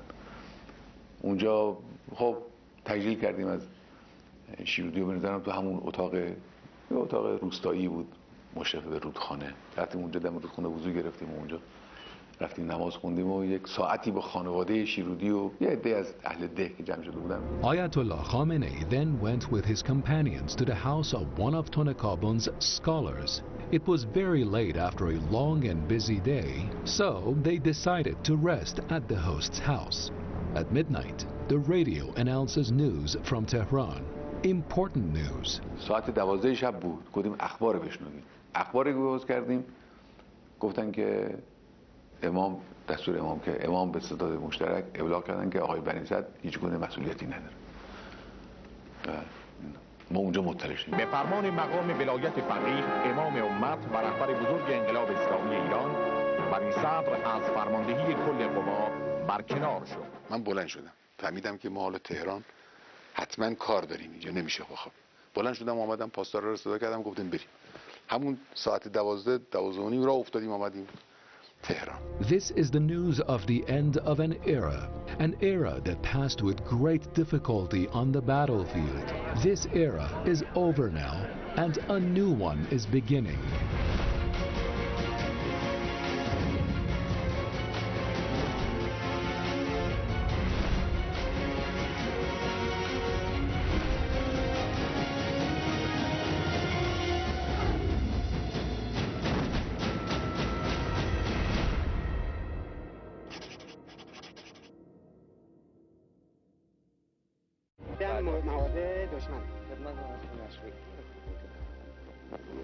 بله همه سپاه هست خدمتتون عرض کنم که ارتش هست سپاه این طرف رو پر کرده ارتش اون طرف رو پر کرده اطلاع بده فوراً به فرمان من پشت این آقا یه جاده اینجا هست ملازم فهم اون دره بین دو تا کوه رو می‌بینین داره میاد یه چیزی هم برق میزنه اون طرف این راهی است که عراق میره و میاد.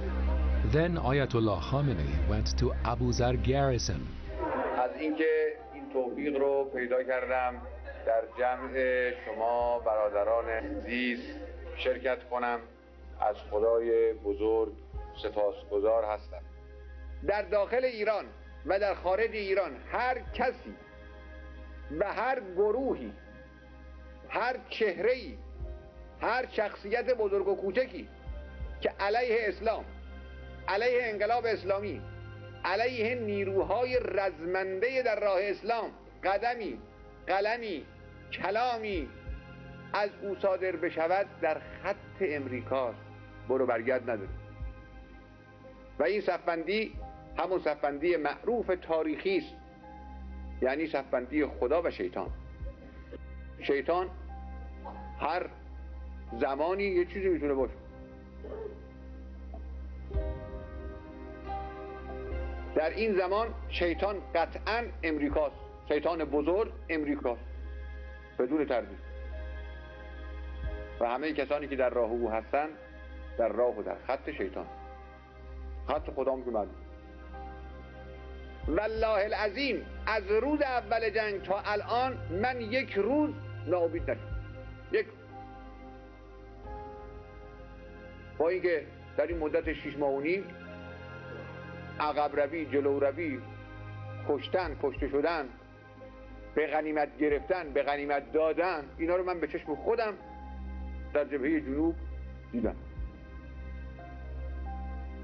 همون روزی که خبر می آمد که فلان نقطه استراتژیک مهم رو که مشرفه بر فلان پادگان و فلان غیابیان بگیرن، یالا یه عده بلند غیابیان بگیرن، یالا یه عده بلندشن برن که غم برن که غم فضاره میگرفت، خود ما رو البته مغموم میکرد. همون وقت والله بودم و امیدوار بودم که آینده مال ماست، مطمئن بودم. و بعد هم حوادث همین رو تایید کرد و نشون داد و الان بیشتر از همیشه میدونیم و امیدواریم که آینده مال ماست. حالا چند تا سوالم، چون سوال زیاد شده همش نمیتونم جواب بدم، اما چند تاییشو همینطوری جواب میدم. از همین بالا میگیریم میریم پایین به ترتیب. After the speech, Ayatollah Khamenei also answered the questions of the Iranian forces. اولا که وقتی من گفتم که همینایی که دستمه همش نمیخونم، یعنی اینی هم که تازه آمد به طریق اولا نمیخونم، چون این رفت زیر. هر چی دیگه هم بدید میره این زیر و یقینا به این آخر نمیرسه. حالا دلت بخواد بده، اما فایده ای نداره. من از بالا میگیرم میام پایین. در ارتش توحیدی باید منطق این باشد که ما برای اسلام مبارزه میکنیم یا اینکه برای وطن. این هم اتفاقا سوال خوبیه. بابا وطن امروز با اسلام یکیه، رو هم قرار گرفت. اگر غیر از این بود جای سوال و جای جواب داد، اما امروز وطن شما یعنی ایران عزیز با اندیشه اسلام یعنی مایه اصلی انقلاب، هر دو با هم جفت شدن، منطبق شدن. شما اگر بخوای از انقلاب اسلامی ایران دفاع کنی اما از ایران دفاع نکنی، میشه؟ این چیز ممکنه؟ The next day, continuing to the southern areas of the Western Front, they reached the plain of Abbas. The meadow was full of red poppies. واقعا منطقه زیبایی است، فوق‌العاده است صحراهای اونجا که من تا اون وقت ندیده بودم اونجاها رو. و یک گاهی اوقات یک محوطه‌ای، مثلا یک دایره‌ای رو فرض کنید به قطر مثلا 10 متر، یه دایره اینجوری، این یک سره مثل که یه باغچه‌ای رو کاشته باشن، لاله بود. من این شقایق حیرت کردن همه از این زیبایی عجیب و غریب وسط صحرا. این مرحوم شهید مجید بیتاب شده و همینطور قلتید تو این، مثل کسی که شیرجه بره توی، یعنی واقعا از رو بیتابی بودم، از بس تحت تاثیر قرار گرفت از زیبایی اینها. On April the 1st, Ayatollah Khamenei went to Kurdistan and Ayatollah Khamenei, the location of the Battle of Pave on August 16, 1979, where Chamron and a few of the city's defenders had resisted the counter-revolution. On April the 19th, Ayatollah Khamenei also met with the Qalkhani nomads who lived in their beautiful black tents, the nomads defending the borders with their Bernal rifles and their forces defending themselves against the enemy.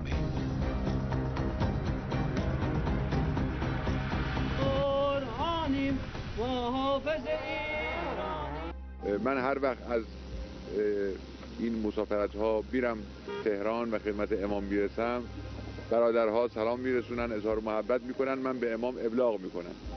ایشون به من میگن که تو هم از قول من به این بچه ها، برادرهای عزیز سلام برسون. بنابراین من سلام امام بزرگوارمون رو به همه شما میرسونم. In Mariwan, the commander of the city corps came to meet Ayatollah Khamenei, a young and energetic young man named Ahmad Motawassilian. Ayatollah Khamenei went to Desli with the intercessors. Motawassilian explains to Ayatollah Khamenei that he and his men had liberated the Desli border region from counter-revolutionary occupation. شما خودتون الان ناظر هستید که ما از بالا به پایین نگاه میکنیم و شهرها و پادگانها و پاسگاه‌های عراق زیر دید ماست و ما کاملا رفت آمده به اونها رو میتونیم کنترل بکنیم و دقیقاً اونها رو میزنیم. موفق باشین برادران. انشالله که خداوند شماها رو حفظ کنه و همونطور که میبینم از روحیه‌های بسیار بالایی برخوردار هستید، با موفقیت‌های بیشتری که انشالله به دست خواهید آورد، روحیه‌هاتون باز هم بالاتر و بهتر بشه. بدونید که مردم از شماها فراموش نمی‌کنن، دائما به یاد شما هستن. امیدواریم که انشالله مورد لطف و تفضل الهی هم همیشه باشید. خدا حافظ شما. In May 1981, Ayatollah Khamenei frequently visited the southern front, especially the most dangerous part of it, Abadan, which was under siege. اینجا آبادان، رادیو نفت ملی، صدای جمهوری اسلامی ایران. برادر و خواهر مسلمان آبادانی، شهر شما در خطر سقوط جدی قرار گرفته و تانک های دشمن در 500 متری پل‌های ایستگاه 7 و 12 می باشند.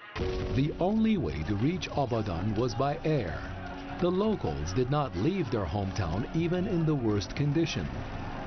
Ayatollah Khamenei flew by helicopter from Mahshar port to Abadan, landing in a village near Abadan on the west coast of Bahmanshir. Ayatollah Khamenei spoke to the armies and troops of Abadan to boost their morale.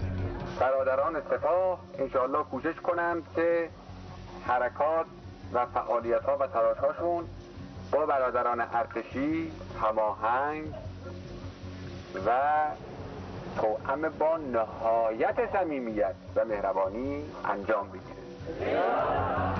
At this time, Ayatollah Khamenei met the forces of Sayyid Mojtaba Hashemi.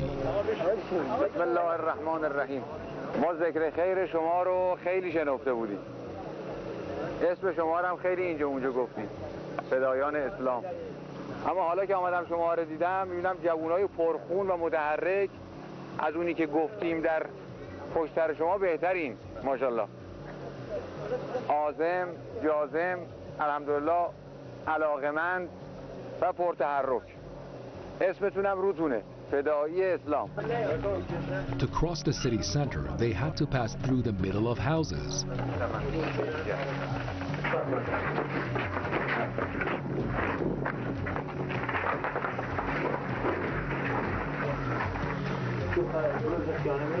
From this route, Ayatollah Khamenei went to Kut Sheikh, the last area of Khorramshahr that had not yet been occupied.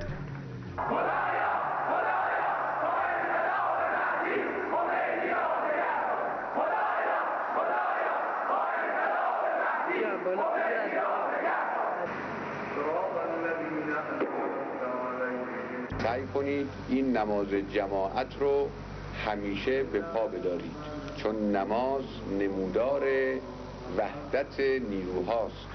نماز رو با توجه به آدابش بخونید. صف بستن شما در نماز وقتی منظم باشه این یک فضیلته.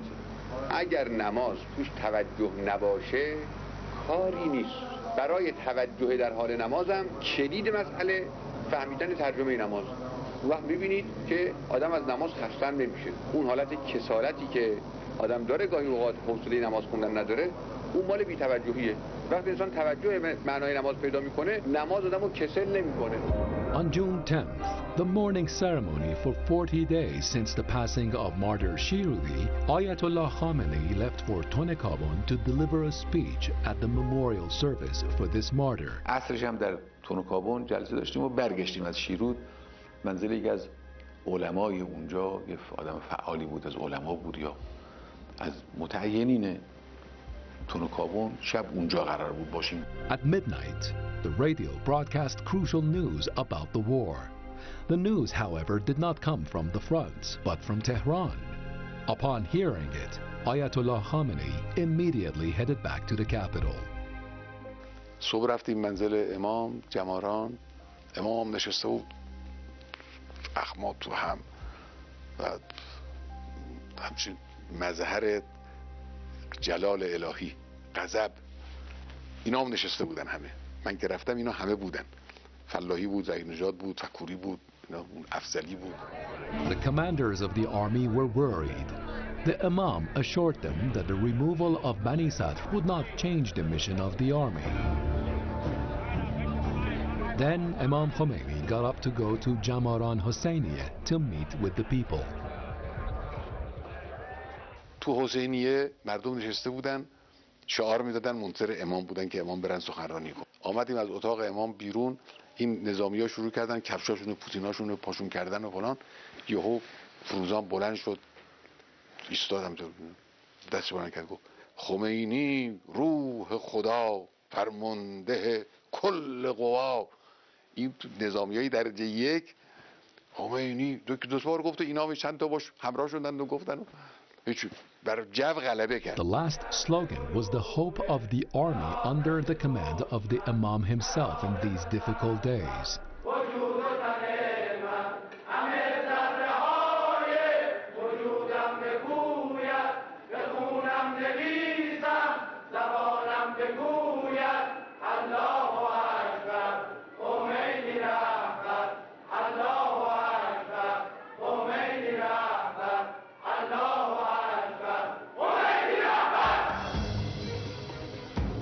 Bani Sadr suddenly disappeared after being removed. The meeting of the Supreme Defense Council was held on June the 20th without Bani Sadr, but one of the members who was usually absent was present this time. None of the council members knew that this was the last time they would see Dr. Chamran. On the same day, Chamran was leaving for the front, and Ayatollah Khamenei was leaving for another front.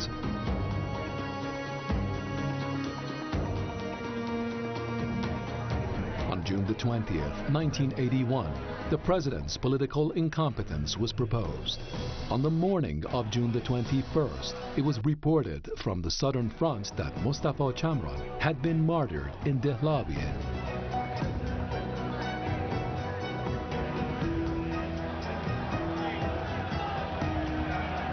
On that day, which was the second day of impeachment and negotiations to examine the inadequacy of Bani Sadr, Ayatollah Khamenei had to speak after months of silence. همه نباشه در بین تماشاچی ها و نمایندگان، همه نباشه، همه آرام. بسم الله الرحمن الرحیم. لو خرجوا فيكم ما زادوكم الا خبالا ولا اوضعوا خلالكم. اگر منافقان در کنار شما بمانند و به جهاد با دشمن بیایند، جز بر سستی و ناتوانی شما نخواهند افزود و در میان صفوف شما تفرقه و تشتت خواهند افکند. در این لحظات حساسی که یکی از سرنوشت سازترین صفحات تاریخ ایران رقم زده می شود، از خدا می خواهم که مرا به اون که رضای اوست هدایت کند و از طغیان زبان و دل و غلبه هوا و هوس نگه دارد و اکنون که پس از یک سکوت و بردباری طولانی و دردناک فرصت و تکلیف گفتن به افشا کردن داده است، نیز مانند گذشته ما را مدد رساند و یاری کند. مخاطب این سخن شما نمایندگان مردمید و آنگاه همه ملت ایران و بالاخره تاریخ و نسل‌های آینده که در کار ما به دقت و طلبگارانه نظر خواهند کرد. و من با این توجه در محضر خدا و در حضور شما و همه کسانی که این سخن را خواهند شنید اعلام می‌کنم که این جانب آقای بنی صدر رئیس جمهور را دارای کفایت سیاسی برای اشغال پست خطیر ریاست جمهوری نمی‌دانند. On that day, members of parliament approved the Bani Sadr inadequacy plan and sent it to Jamaran. On June the 22nd, it was reported that Bani Sadr had been removed from the presidency by the Imam. 5 days later, on June the 27th, Ayatollah Khamenei visited the Imam in Jamaran. When he came out, he saw one of the army pilots named Abbas Babai. منو دید خوشحال شد که حالا میتونه حرفشو به من بزنه. اونجا کسی رو آشنا نداشت. یا من گفتم یا او گفت با شما بیام نماز، گفتیم بیا. که سوار ماشین من شد، با هم آمدیم مسجد ابوذر. یادم از تو ماشین اذان رو گفتن، اذان رادیوی ماشین رو گفتن، بعد این بسم الله کلمت المعتصمین و مقالت المتحرزین، این دعای روز شنبه رو بعد از نماز داشت میخون. من یهو حالم منقلب شد، یعنی کلمت المعتصمین و مقالت المتحرزین، یعنی کسانی که خودشون رو در حصار خدا قرار میدن، از بلاها تحرز میجویند. این بسم الله کلمه این هاست، کلمت المعتصمین. من همچنین یهو حالم منقلب شد و اشکم ریخت، یعنی حالت خب دعا بود دیگه، دعا شدم دلش تحت تاثیر قرار میگیره. رفتیم اونجا توی مسجد و Ayatollah Khamenei gave a speech after the prayer. زن در همه جوامع بشری، نه فقط در میان عرب ها، مظلوم بود. نمیذاشتن درس بخونه، نمیذاشتن در اجتماع وارد بشه و در مسائل سیاسی تبحر پیدا کنه. نه ممکن بود در میدانهای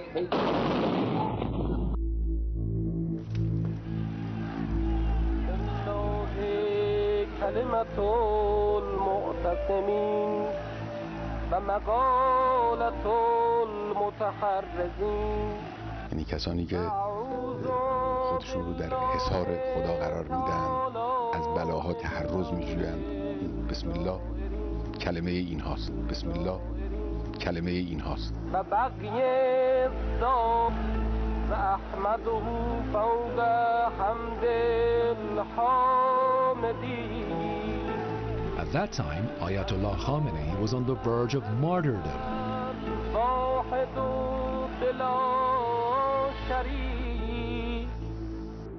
Images of martyrs, war, and close friends like martyr Chamran, who had just been martyred, shaped his memories of recent days and months. احساس کردم دارم میمیرم، یعنی کاملا برام محسوس بود که در حال نزع روح و در حال رفتنم. یهو به ذهنم اومد که من حالا دارم میرم به عالم آخرت، چی دارم با خودم؟ واقعا مثل یه پر کاهی بین زمین و آسمان. دیدم مثلا به هیچ جا وصل نیست. دلم شکست. پروردگار گفتم پروردگار من دارم میام پیش تو. Who knew? Perhaps those moments and hours were the last of the divine test for Ayatollah Sayyid Ali Hosseini Khamenei. Destiny, however, decided another fate. آقای دکتر مناکی، با توجه به اینکه شما پزشک معالج آقای خامنه ای بودید، می‌خواستیم ببینیم که در رابطه با وضعیت عمومی ایشون توضیحاتی برای مردم بدید. ضایعاتی که به وجود اومده بود بیشتر در طرف راست ایشون بود، کتف و ناحیه سینه و زیر بغل سمت راست بود، با خونریزی خیلی شدید که جراحا روش کار می‌کردن و بالاخره با یه سری از جراحای عروق و متخصصین مربوطه تماس گرفته شد که بلافاصله به بیمارستان اومدن و خونریزی متوقف شد. The Imam issued a message regarding the attempted assassination of Ayatollah Khamenei. I congratulate you, dear Khamenei, who served this oppressed nation on the battlefield in military uniform and behind the front in clerical uniform. And may God bless you for your health. I want Muslims to continue serving Islam. The Imam's message was a sign of acceptance of the service of Ayatollah Sayyid Ali Hosseini Khamenei in military uniform. ارادت بی پایان خودم رو خدمت امام امت عرض میکنم و به ایشون عرض میکنم که سر خم می سلامت شکند اگر سبویی.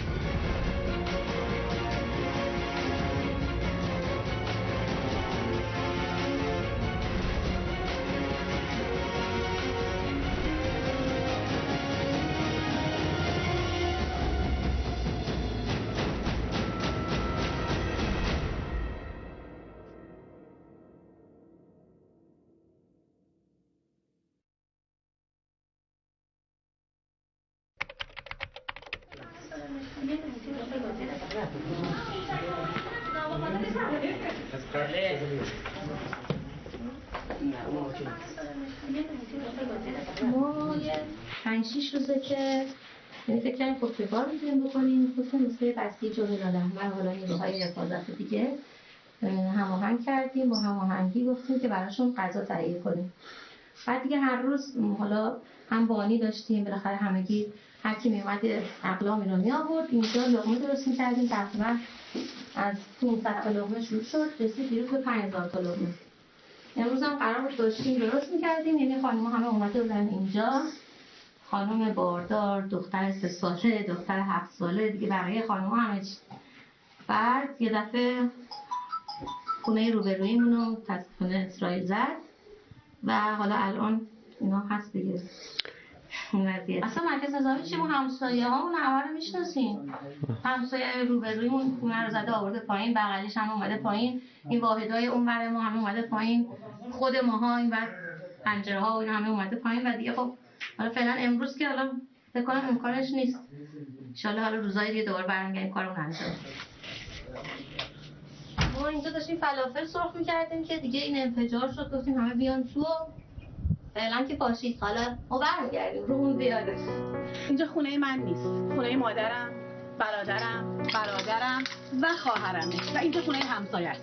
فدای سر ایران، فدای سر ولی فقیه بعدیمون، رهبر عزیز بعدیمون، هیچ اشکالی نداره.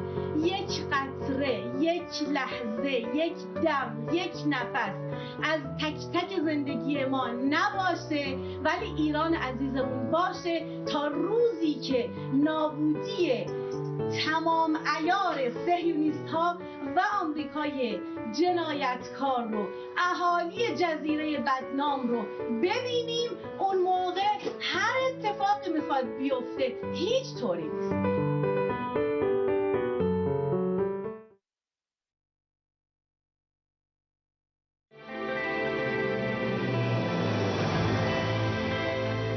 ما تا ساعت 7:30 در خدمت شما هستیم. ممنون. جلسه هم مال شماست. اینو با همه وجودم گفتم حال داری بخونی؟ گفتم برای چی نوشته باشه؟ دهات می‌زدن بچه.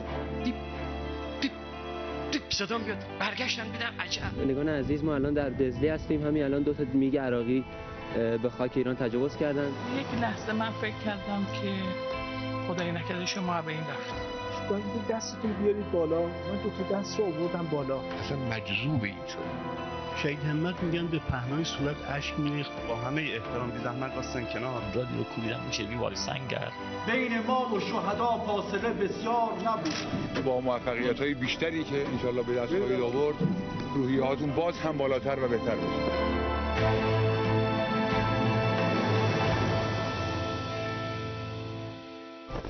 بسم الله الرحمن الرحیم. سلام علیکم. من متولد 1348. 1/9/1346. ما متولد 47. 1347. 2 تیر ماه 1343. 1346. 15/6/1346. حدوداً 12 سالم بود که 13 سال بود که رفتم جبهه. فکر کنم 14-15 سالم بود رفتم. 16 سال. چرا؟ من حدوداً 18 بار رفتم پادگان و برم گردوندن، نمی‌داشتم برم. خیلی سنم کم بود و قدم هم کوچیک بود. کلاس 5 ابتدایی بودم. نه تقلب کردم رفتم، یعنی شناسنامه‌ام دستکاری کردم. منتهاش مثل اونایی که تقلب میکردم وارد نبودم تو تقلب. سال 1360 رفتیم جبهه. خودت حساب کن دیگه. شناسنامه دستکاری کردیم، 46 کردیم، 44. 2 سال بزرگتر شدیم رفتیم جبهه. یعنی اون هفته شکم گردش کردم، میگم پاهم بهش دادم. 2 مرتبه رفتم کپی ازش گرفتم، رفتم دادم دستم پاسدار کپی شناسنامه ما رو دستش گرفته بود، جوری میکرد، میگفت برادر با خرد بالاشو باور کنیم یا پایینشو.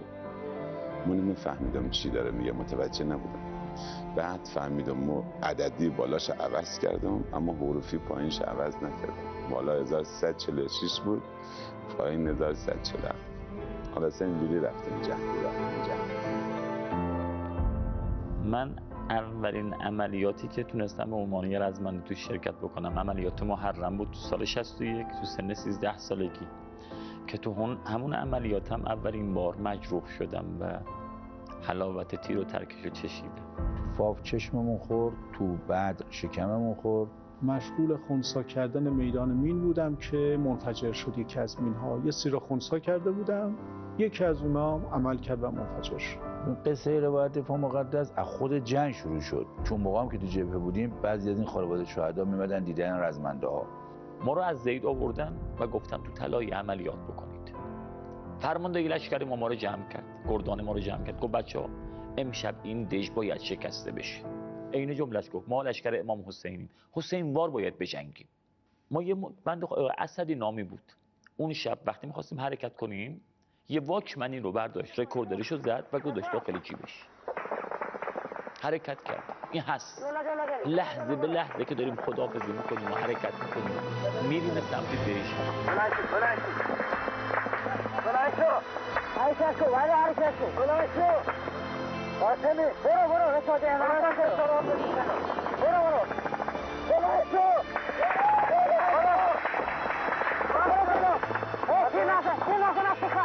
میرسیم به جایی که درگیری آغاز میشه، خط شکسته میشه. خط گرفتن! الله اکبر! خط گرفته شد! از کانال آب عبور میکنیم، مشغول پاکسازیان، ایشون تیر میخوره و زمین میفته. تیر میخوره. اولین جمله‌ای که میگه یا زهرا یا حسین خدا منو ببخش. اولین جملاتش بین خود و خداست. خدایا منو ببخش. یا الله. اما عجیب ترین قصهش اینجاست، تو اون لحظات جون دادنش و ذکر گفتنش چند نفر رو میبینه، میگه بچه‌ها بیایید، صداشون میکنه، بچه‌ها میان بالا سرش، چی کار داری؟ مجروحه، داره جون میکنه، لحظات آخر عمرشه، خوبه چی از اینا بخواد؟ میگه بچه‌ها بیایید. نمیگه زخم منو ببندید، نمیگه منو جابجا کنید، من نمونم، منو برگردونید. میگه بچه‌ها بیایید، من یه ضبط دارم، این ضبط من برگرد یعنی که من یه ضبط دارم، ضبط منو برداری من یا الله. براش دغدغه هست، مبادا این قصه عادلی این که اصلا این ضبط رو برداشته، برای چی برداشته؟ میخواد بمانه. من این حس توی بود شهدا دیدم که اینا خیلی براشون مهمه که یه وقت چیز اشتباهی برای اینا ننویسن، اشتباهی برای اینا نگن. من بارها خسته شدم، تا کی شما مگه چقدر میتونی هر روز یه جایی وایسی میکروفون دست بگیری برای ملت بگی آی ملت اینجا رفیق من اینطوری کشتن؟ توی روز مگه چقدر میتونی خدا وکیلی بگی؟ یه جایی خودت دیگه از خودت منزجر میشی. اون لحظاتی که خسته میشم یکم به اینا یادم میاد، میبینم این بچه‌ها دوست داشتن این قصه بمونه. لذا شاید بگم دلیل اصلی این که میکروفون زمین هنوز نگذاشتم همین قصه. همه مادرایی که بچه‌هاشون رو طلایه گم کردن، بسم الله الرحمن الرحیم، میخوام سالو همین الان تعبیر کنیم. آقا پاکم کن، آقا سفیدم کن، آقا آلودگیامو از من بگیر. آقایی از تهران زنگ زده برادری، گفت پنجشنبه ساعت 10 تهران باشه، هیچ کسم نگیا. گفتم باشه چشم. من تا شبی که داشتم میومدم خانوادم نمیدونستن من دارم میام تهران، برای چی دارم میام. دم اومدن به خانواده گفتم که من دارم میرم، که همشون واسدن گریه کردن. سوار ماشین که شدم برم راهن، بین راه اون برادر زنگ زد گفت حاجی کنسل شد. آب سرد بود که ریخته شد بالا تنور. برگشتیم خانه.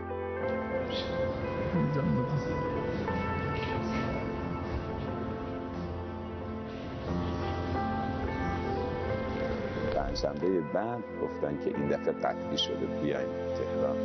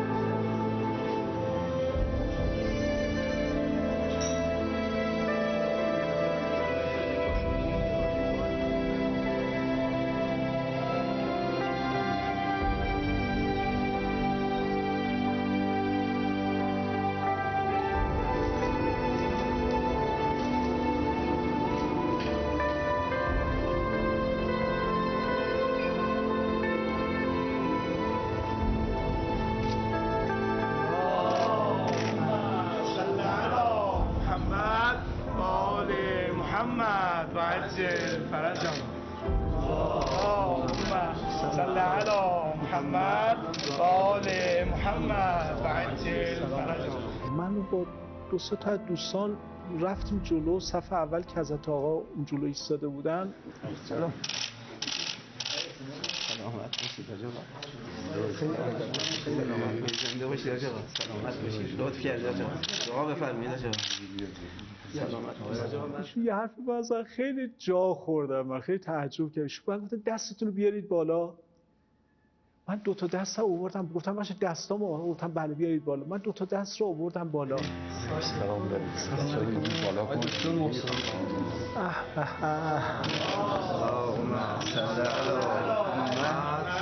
دعامون بفرمایید آخر کارمون شهادت باشه. شما ما رو دعا کن. خیلی حالم اصلا عجیب شد، اصلا منقلب شدم یه لحظه. بعد ایشونو در آغوش گرفتم که آقا من مخلص شما هستم. من دیگه نمیدونستم اصلا چی باید بگم. خیلی خوش آمدید برادران عزیز، خواهران عزیز. ما تا ساعت 7:30 در خدمت شما هست. جلسه هم مال شماست، هر جور میخواید جلسه رو اداره کنید. ممنون آقا جان، وقت دادید و اجازه شرفیابی.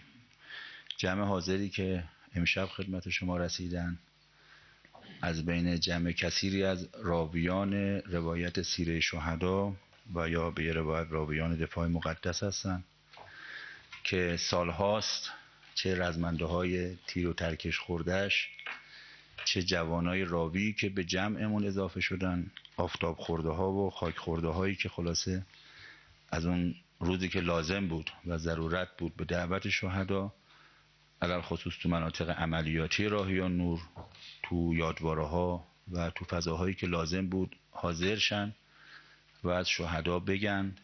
آدم هایی بودیم که تقریبا جنسمون یه جنس بود، هممون یه دغدغه داشتیم. از پشت یه سری خاکریزایی بلند شده بودیم و هنوز هم پشت یه سری خاکریز دیگه مستقر شده بودیم. آیدی بفهم. بسم الله الرحمن الرحیم. در عملیات بلفج مقدماتی من افتخار داشتم در گردان حنظله بودم. خیلی کوتاه عرض بکنم، گردان حنظله محاصره شد در مرحله آخر کار که گردان کمیل قبل از ما عملیات کرد در لشکر 27 در منطقه روشیدی فکه.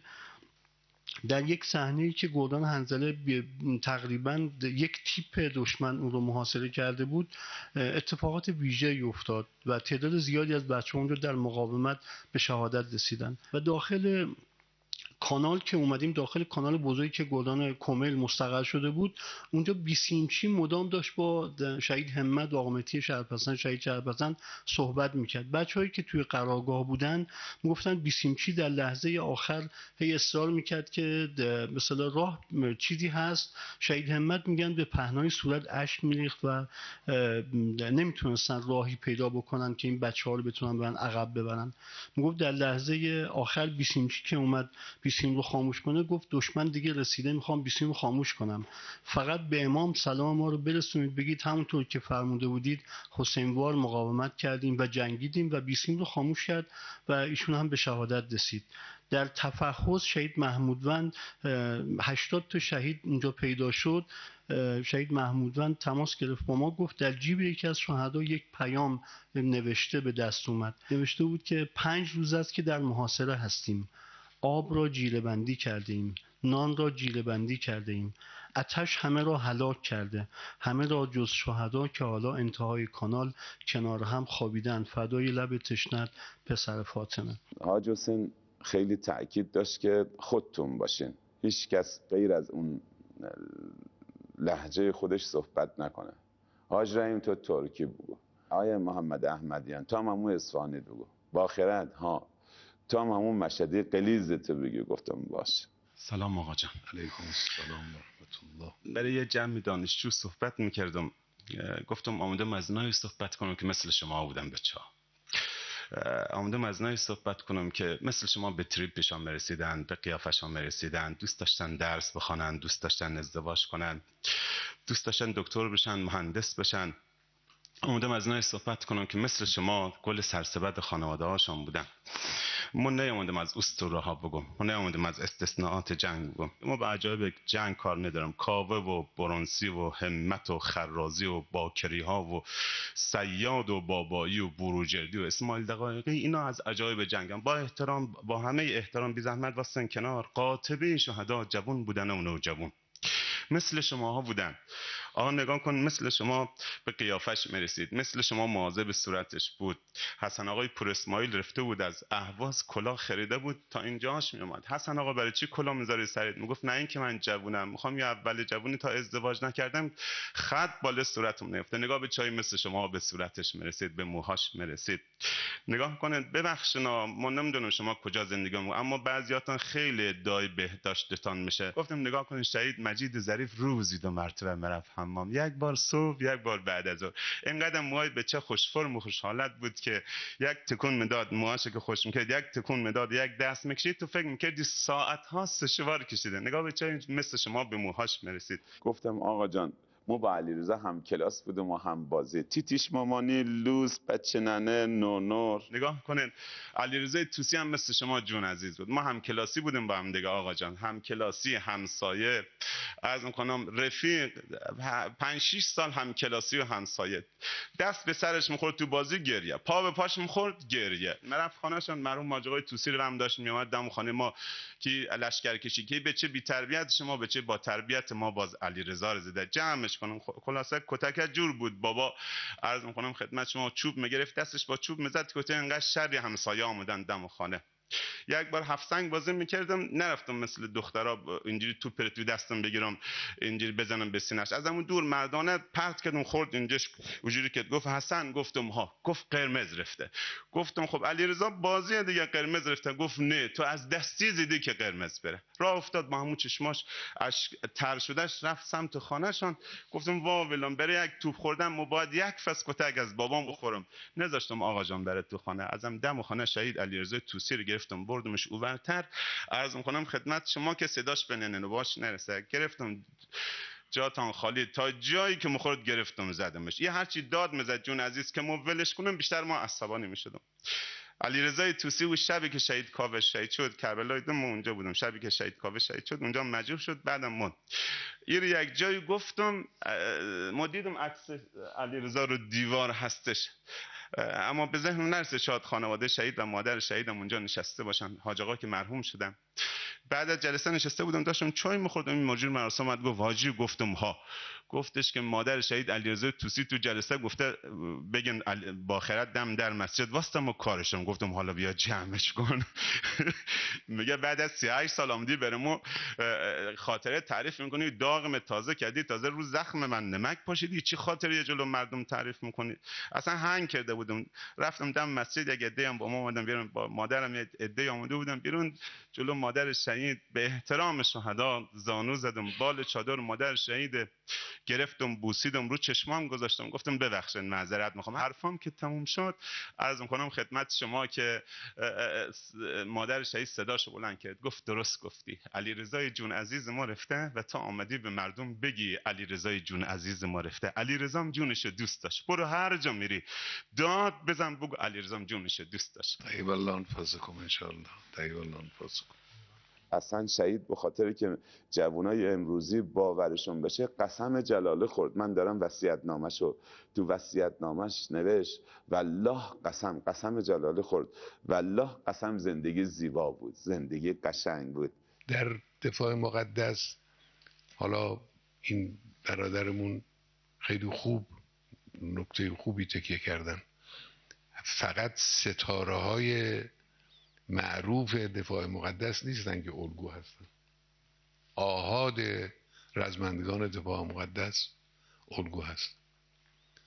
همین جوانی که ایشون عکسشو مثلا نشان میدن، این نماز شبش، گریهش، توسلش، آمادگیش برای جانفشانی خیلی مهمه، خیلی مهمه. این رو وقتی که شما برای مخاطبین خودتون که جوانهایی هستن که در عرصه وسیع این نظام و این انقلاب و این مبارزه‌ای که در پیش داریم ما حضور پیدا میکنن، وقتی بر اونها نقل میکنید، اونها به خودشون مطمئن میشن، اطمینان نفس پیدا میکنن، آرامش پیدا میکنن. شهدا یکی از خصوصیاتشون اینه، حتی اون کسانی که تا اواسطی که رفتنم جبهه شخصیتاشون شخصیت‌های معمولی بوده، اون حالت روح مثلا جهاد و اون معرفت و اینا تا اواسطی هم که در جبهه بودن درشون نبوده، اما نزدیک به شهادت که میرسه اینا منقلب میشن. من یه سوالی تو ذهن خودم مونده بود. من خیلی از رفیقان بودن که حقیقتا من توشون عمل خاصی ندیده بودم ولی شهید شده بودن. نماز شب خونه نبود. خیلی برام سوال بود، خدای حالا مثلا جایگاهشون تو بهش مثلا چطوریه؟ حضرت آقا یه خاطره گفتن یه سرگردی بود که این جواب سوال من بود. این حرفی که رایج شده بود میگفتن فلانی نور بالا میزنه، این یه واقعیته، حقیقتا همینجوره. من گفتم یه سرگردی بود تو اون تشکیلاتی که ما بودیم، مرحوم چمران، با مرحوم چمران جزو کسایی بود که ایشون آورده بود اونجا، سرگرد ارتشی بود، با بنده هم هیچ ارتباط گرمی نداشت. ما اونجا بودیم، ایشون هم اونجا بود، می آمدیم می رفتیم از پلو هم دیگه، خیلی با هم کاری نداشتیم، خیلی چیز نداشتیم. نشسته بودیم یه شب من و مرحوم چمران و یه نفر دو نفر دیگه ظاهرا نشسته بودیم، داشتیم راجع به عملیات مثلا فردا یا چیزی صحبت می‌کردیم. در این بین ایشون وارد شد، این سرگرد وارد شد. من دیدم لباساش گل و خاک و اینهاست. این در یه نقطه مثلا حساسی اونجا مشغول بوده، گل بوده، خاک بوده، فلان بوده، لباساش چیز شده بود، آمده بود گزارش بده. وقتی وارد شد من نگاه کردم دیدم این اصلا آدم همیشگی نیست، واقعا نورانی شده. من اصلا مجذوب این شدم، اصلا مجذوب شدم که این چه قیافه‌ای، چه چهره‌ای. و شروع کرد چیزایی گفتن. مرحوم چمران زیر امر چمران بود دیگه، چمران هم بهش گفت این کارو بکن اون کارو بکن و پشت رفت. فردا شهید شد. حالا بعضی که در طول دوران حیاتشون هم چه در جبهه چه در قبل از جبهه معنویاتی داشتند، اما اونهایی که این رو هم نداشتند نزدیک شهادت یه چنین حالتی، اینا رو بتونید شرح بدید برای مستمع، برای مخاطب، تشریح کنید براشون، این خیلی خوبه به نظر من، از چیزای خوبیه. منتها مبالغه هم نباید کرد. از مبالغه و زیادگویی و بیش از حد نشون دادن این چیزها باید پرهیز کرد.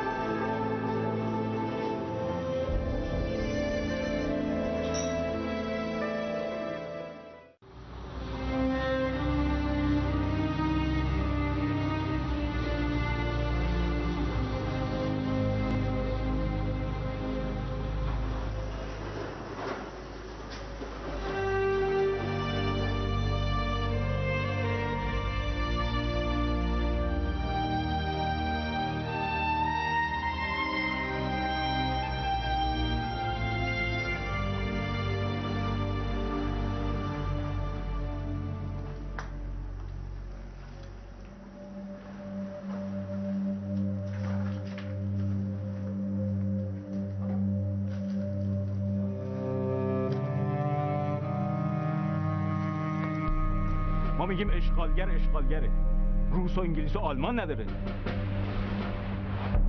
امروز روز امتحانه، هر کس غیرت داره و به قسم خودش پایبنده بسم الله. یا ما سر خصم را بکوبیم به سنگ، یا او سر ما به دار سازد آونگ.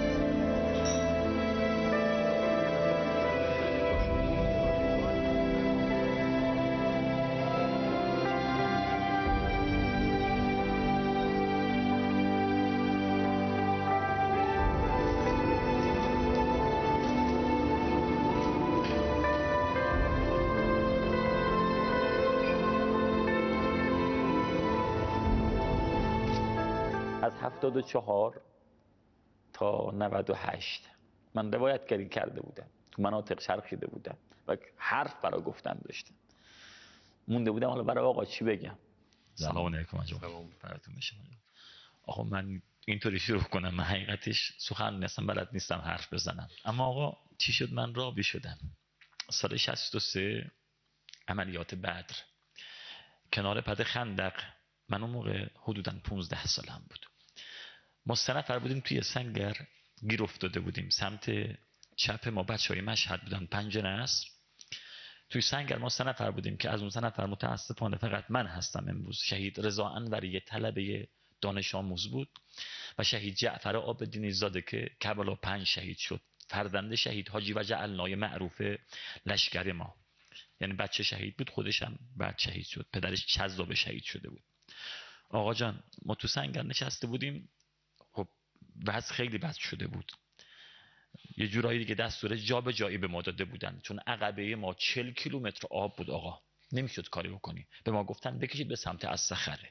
منم یه بچه کوچولو اون موقع یه رادیویی پیدا کرده بودم تو سنگرهای دشمن، هی به موجش ور میرفتم چون بی سیم نداشتیم. میخواستم شاید رادیو اعلام کنه چپ و راستی ما چه خبره. هیچی نمیگفت. ساعت 10:20 صبح بود، برنامه خورد سالام بود.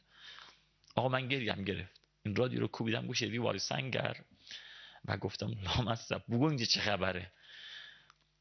آقا جعفر جلو من نشسته بود، آقا رضا انوری همون طلبه هم کنار من به شهادت رسیده بود، تو گوشه سنگر افتاده بود. من بغض کرده بودم. آقا جعفر همینطور نگاهش چشم من گفت محمد یعنی میشه یه روزی مردم بفهمن ما چی کار کردیم. آقا فکر نمی کردم بمونم یه چنین روزایی رو ببینم که بخوام از قصه اونا رو بگم، اما قشنگ اون روز باور کردم خواست اون شهید یه سفره پهن شد که امروز ما کنار اون سفره نشستیم.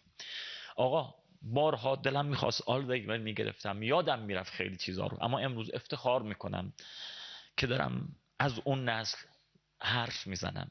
نمیدونستم چه اتفاقی میفته، شاید فقط دلم میخواست حرف بزنم که بگم چه اتفاقی افتاد. اما بعد اومدم آقا با دانش آموزا رفتم این طرف و اون طرف، هیچ وقت یادم نمیره من قصه جنگ میگفتم، اما پیدا بود اونهایی که اون طرف گوش میکردن عاشقی میدیدند و به این افتخار میکنم که نمیدونم شاید همین نقل قوله هرچند خودم مثل یه تابلویم که پا در گلم، ولی تونستیم با اون فلشنس الحمدلله این اتفاق رقم بزنیم. آقا من بازمونده گردان امام حسین، لشکر امام حسینم، فرمانده گروهانم تو الفجر دو رو ارتفاعات حاج عمران پیران شهر. حسین بهش گفت که برهانی تا تاریک هوا میتونی تپه رو نگه داری؟ آقا جان رجز کن. گفت به همت قسم، به غیرت قسم، به شرافتم قسم، تا زنده ام نمیگذارم دشمن بیاد بالا. آقا جان من مال نسلیم که عباس علی قادری 19 سالش بود، وقتی بهش گفتیم که عباس باید بریم عقب، آقا جان یه چش نداشت، یه دستم نداشت، دستش تیر یا ترکش تو بازوش خورده بود، کلاش تو دستش بود، تلو تلو میرفت. گفتیم عباس یه قایق بیشتر نمونده، همه دارن میرن عقب، تو هم اگه سوار این قایق نشی میمونی اینجا برای همیشه. آقا جون سوار نشد. گفتیم عباس نیست، میمونه، داغت به دل ننت میمونه ها. آقا جون فقط یه جمله گفت یه چش دیگه دارم، یه دستی دیگه هم دارم، میتونم وایسم. آقا جان سالی 63 92 ما خودمون استخوناش عقب آوردیم. آقا به حرمت اونا از زبون بچه‌های گردان خودمون دارم میگم، از طرف اون نسل میگم که من کنار خیل چلم چه براشون روایتگری میکنم. تو سرباز ما حساب کنیم، خدا وکیل قربونتون میریم آقا جان. آقا این جدی دارم میگم فداتون بشی، تو سرباز ما حساب کنین آقا. دورتون میکردم و اینو با همه وجودم گفتم. به نمایندگی به شاهی گفتم که وقتی فهمیدن من دارم میرم خدمت حضرت آقا، هر کدوم به من یه پیغامی میدادن که به آقا اینو بگو. خانم کاتبی از رزمنده های راوی و همسنگر شهید حاج احمد متوسلیان حاج محمد. سلام علیکم آقا جان. سال 67 اردیبهشت سال 60 تشریف آوردیم مریگان برای دیدن روستای دزلی و درکی. خامنه عزیز، ای هم رزم امام، ای هم سنگر سربازان اسلام، به این سنگر خودت که با امام هم رزمی خوش آمدی.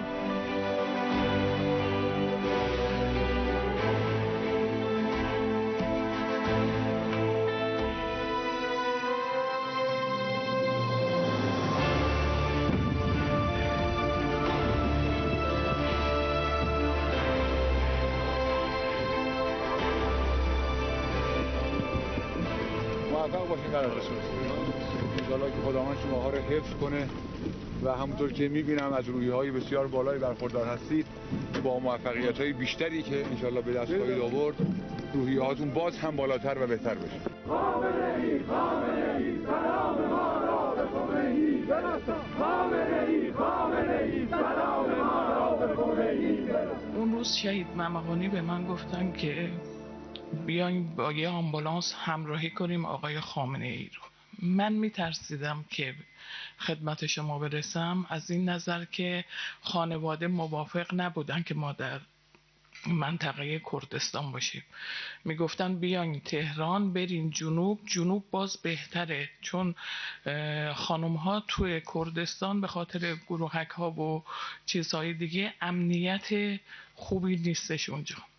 ما مونده بودیم تو منطقه، ولی من میترسیدم خدمت شما برسم که یه وقت شما در این بگین که خواهرها باید در منطقه برن.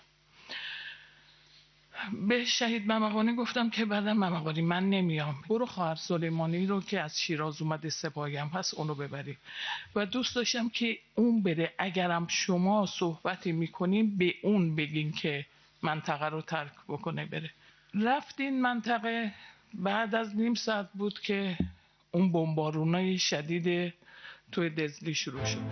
بینندگان عزیز، ما الان در دزلی هستیم. همین الان 2 تا میگ عراقی به خاک ایران تجاوز کردند و در اینجا این منطقه رو به راکت بستند.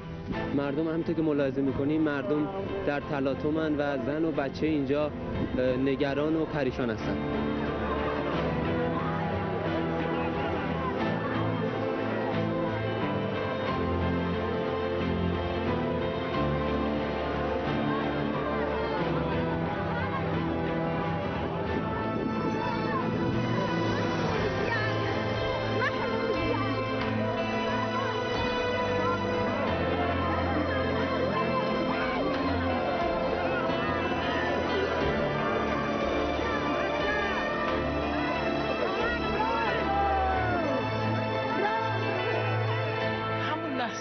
لحظه من فکر کردم که خدای نکرده شما به این رفت.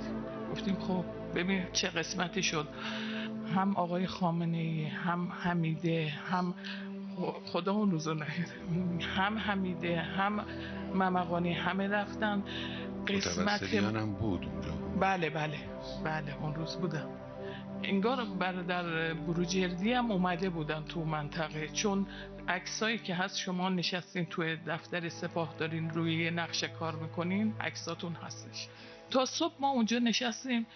من صبح که رفتم نمازم رو بخونم، یکی از خواهرای بومی اومد منو صدا زد که خانم کاتبی بودو بیا، ماموساتون باهاتون کار داره، که به شما توی کردستان میدونی که به ما علما میگن، علماشون میگن ماموسا. گفتم بیا ماموسا با شما کار داره. با یه ترس و لرز من اومدم خدمت شما، عکسش هستش که 4 خواهریم اومدیم خدمت شما 2 دقیقه یا 3 دقیقه برای ما صحبتی کردین که دلگرم کردین ما رو، که با اون نفس گرمتون صحبتی کردین که خواهر در منطقه بمونین. کاری که شما اینجا دارین میکنین خیلی با ارزشتر از اینه که جنوب الان کمک زیاد هست، ولی توی این منطقه کردستان بمونین. و با اون 2 دقیقه صحبت کردن گرم شما تا آخرین عملیات که عملیات مرصاد بود ما موندیم. خیلی ممنون که ما رو پذیرفتین. زنده باشید. طیب الله انفاسکم. خوشا به حالتون شما با این روحیه ها و با این انگیزه ها. آقا عملیات شده، 5-6 از قواس جا موندن، شهید شدن. شب اول، شب دوم، شب سوم ما فرماده اجازه گرفتیم بذارید بریم شهدا رو بیاریم. مادرها چشم انتظارن. آقا رفتیم 3 نفر حرکت کردیم تو این چولان ها. بعضیا فهمیدن منور زدن، خودمون رو چسبوندیم به پایین چولان ها. باتاقا آخرین گلوله منور که تموم شد من دیدم یه صدای دیپ دیپ دیپ صدا میاد. برگشتن دیدم عجب، شهیدی که ما دنبالش میگردیم ساعته کازی رفقا بود توی جبهه دستمون میکردیم. رفتم جلو، از صدای ساعت این شهید اینا رو پیداشون کردم لای چولان ها و نیزارا. نگاه کردم ساعت 3:45. عزیزان برای نماز شب ساعتشو کوک کرده بود به وقت خدا. برای نماز شب، یادش بخیر اون نماز شبها، برای نماز شب ساعتشو کوک کرد و این باعث شد که 2 تا شهاده دیگر ما پیدا کنیم. ایوالله انفاسکم. ماشاءالله. کارتون خیلی مهمه. اگر حوادث بزرگ و مهم عالم، حقایق عالم اگر درست روایت نشه یا مکتوم میمانه یا تحریف میشه. یه وقتی به یک بزرگی ایراد کرده بودن که شما چرا قضیه امام حسین و عاشورا و اینا رو اینجور با عظمت اجرا میکنید، گفته بود که ما از مسئله غدیر تجربه پیدا کرد، عاشورا رو دیگه نمیذاریم مکتوم کنید. روایت اینه. ایشون منظورشون این بود که مراقب باشید برای دفاع مقدس دیگه این اتفاق نیفته، درست صحیح با احساس و خوب این را انتقال بدید. اگر چنانچه شما انجام ندید این حرکت بزرگ را، دیگران میان جور دیگری دوران دفاع مقدس را جور دیگری معرفی خواهند کرد. یعنی الان اینجوره ها، یعنی الان انگیزه وجود داره از طرف دشمنان برای اینکه حقایق شیرین و جذاب انقلاب که از جملهش حقایق مربوط به دفاع مقدسه، اینها رو در حاشیه قرار بدن و تحریف کنن و دروغ سازی کنن، جای جلاد و شهید را عوض کنن. خب مثلا اگر فرصت پیدا کنن در قضیه دفاع مقدس، به جای اینکه رژیم بعثی رو محکوم کنن، جمهوری اسلامی رو محکوم کنن که چرا در این جنگ ایستادگی کرد، چرا چه کرد و این کارا رو میکنن. اگر شما تو میدون نباشید این اتفاقا میفته. یعنی شما باید واقعا احساس کنید که دارید مبارزه میکنید. این ادامه همون کانال کمیل و ادامه همون میدانهای جنگ و این هاست.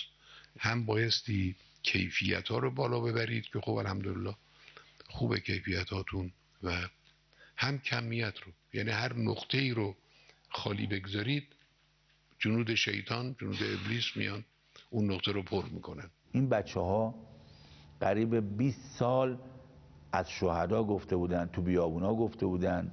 جلسه راویا در محضر حضرت آقا به نظر من جلسه ما و حضرت آقا در محضر شهدا بود. هم خود انقلاب، هم حوادث مهم انقلاب نعمت‌های بزرگ خدا بودن. یعنی نعمتی به بزرگی انقلاب واقعا ما در ذهنمون تصور نمیشه در دوران‌های معاصر. علتی این که نعمت رو خدای متعال در قرآن فرموده که اما به نعمت ربک فحدث، دیگه دستور داده که بایستی نعمت رو بیان کرد، علتش همینه که تحدیث نعمت امید ایجاد میکنه، حرکت ایجاد میکنه، انگیزه ایجاد میکنه. گاهی اوقات بعضی از حوادث دلهای رو میلرزونه. ما در طول انقلاب هم شاهد بودیم. بعضی از ترورها، بعضی از حوادث تلخ، حتی در خود دفاع مقدس بعضی از شکستها، بعضی از دلها رو میلرزوند.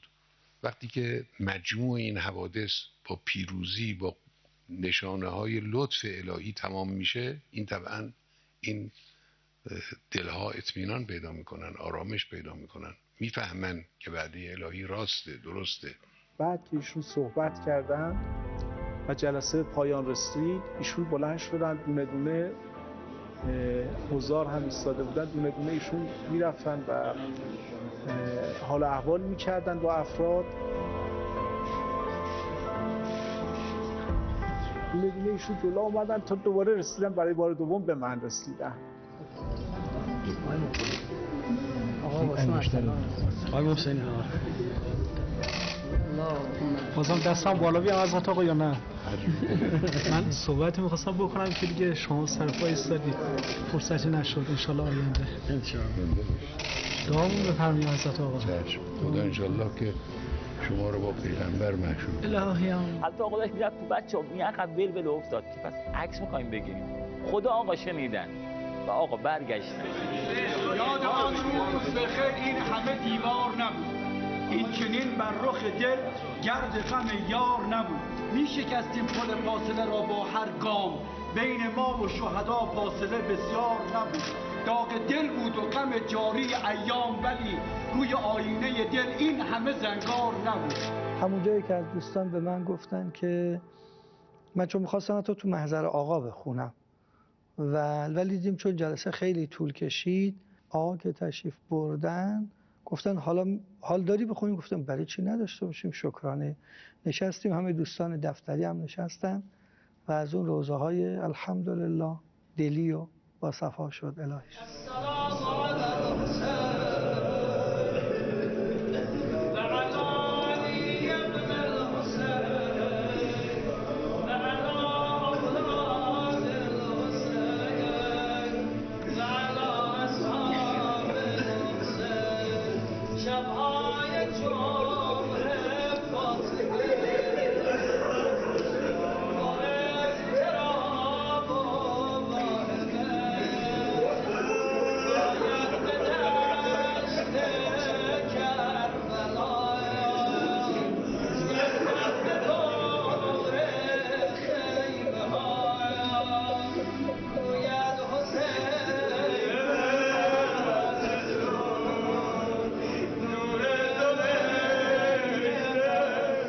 داد می‌زدن بچه‌ها و گریه و شکر خدا که خدا همچین از می‌کنم توفیق رو نصیبشان کرده، بررسیشون کرده که اینجوری برسن خدمت ما.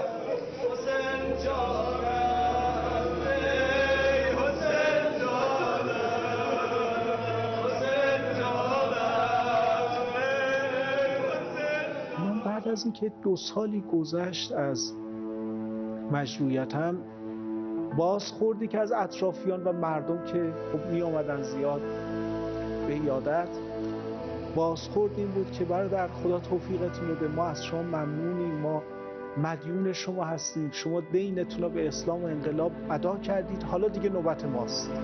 این حرف مردم بود با من، حرف غم‌انگیزی بود.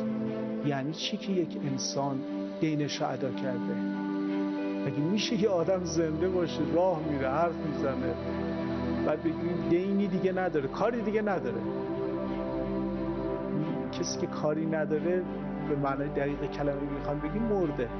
یک انسان مرده هیچ کاری نداره. برای من قابل قبول نبود. به این خاطر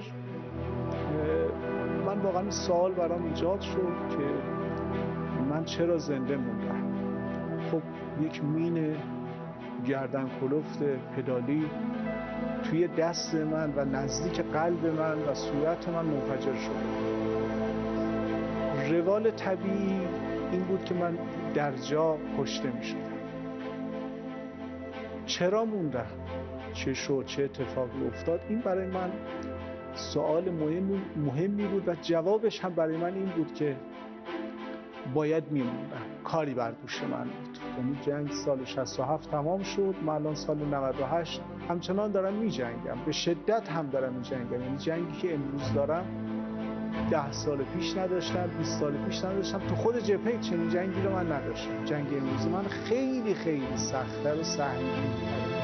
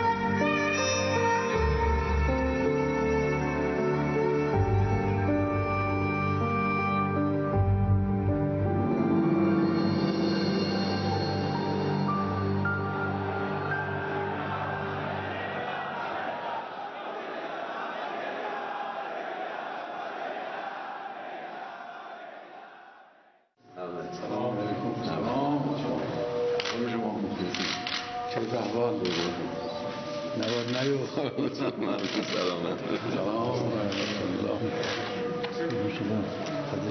خوبی الحمدلله. سلام علیکم.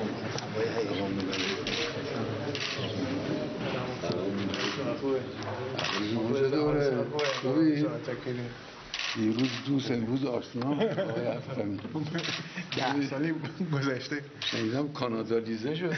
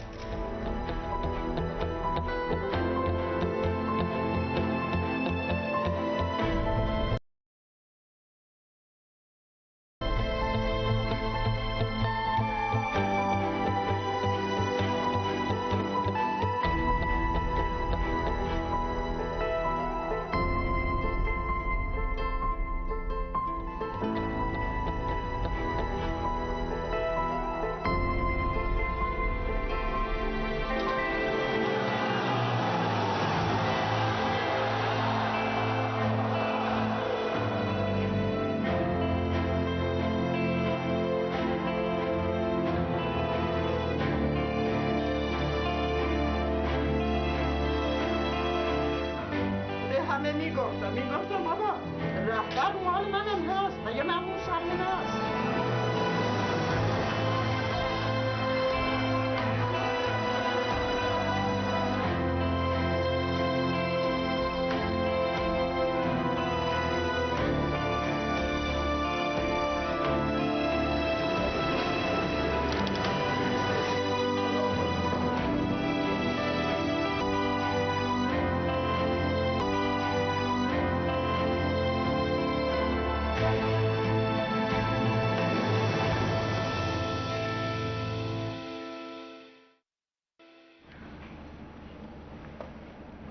اولین دیدار ما با آقا در اوایل دهه 70 مثلا شاید سال 71 اینا بود که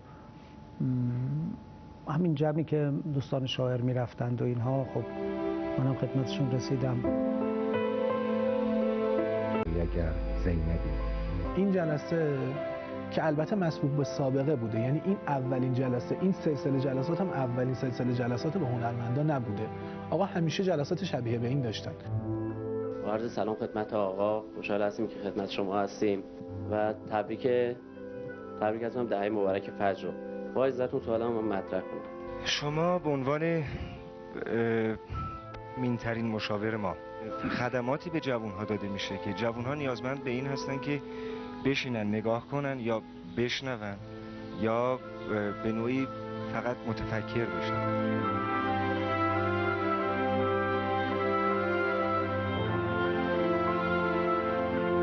از پیش معین شده کسانی که میخوان صحبت کنن؟ برخی از دوستان خودشون اعلام کرده بودن که صحبت خواهند داشت. خب شما زمان برنامه رو مشخص کنید و گزینش دیگه نکنید. هر کسی که حرفی داره در این زمان بزنه. تئاتر مظلوم بوده و مظلوم باقی شده.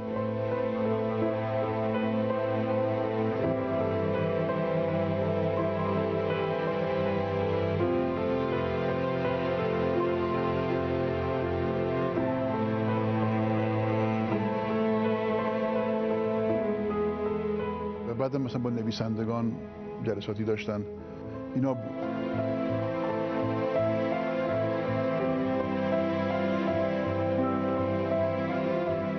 یک جلسه که سالهای قبل بود که با اونم با بچهای رادیو رفته بودیم، همینطور البته تعداد یکم بیشتر بود، ولی وقتی شکل میگرفت اون جلسه پنجشنبه شد، شکل گرفت دیگه، یعنی از اون حالت استگوریتی در اومد شکل گرفت.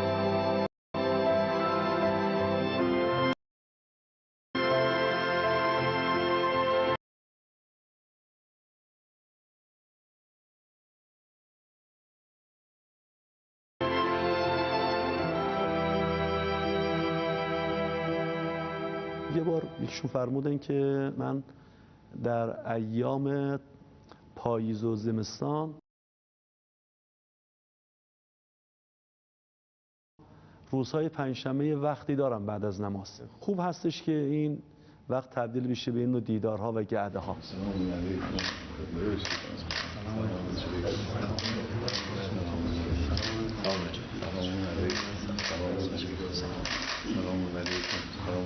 آقای فخیم زاده بخیر. بله.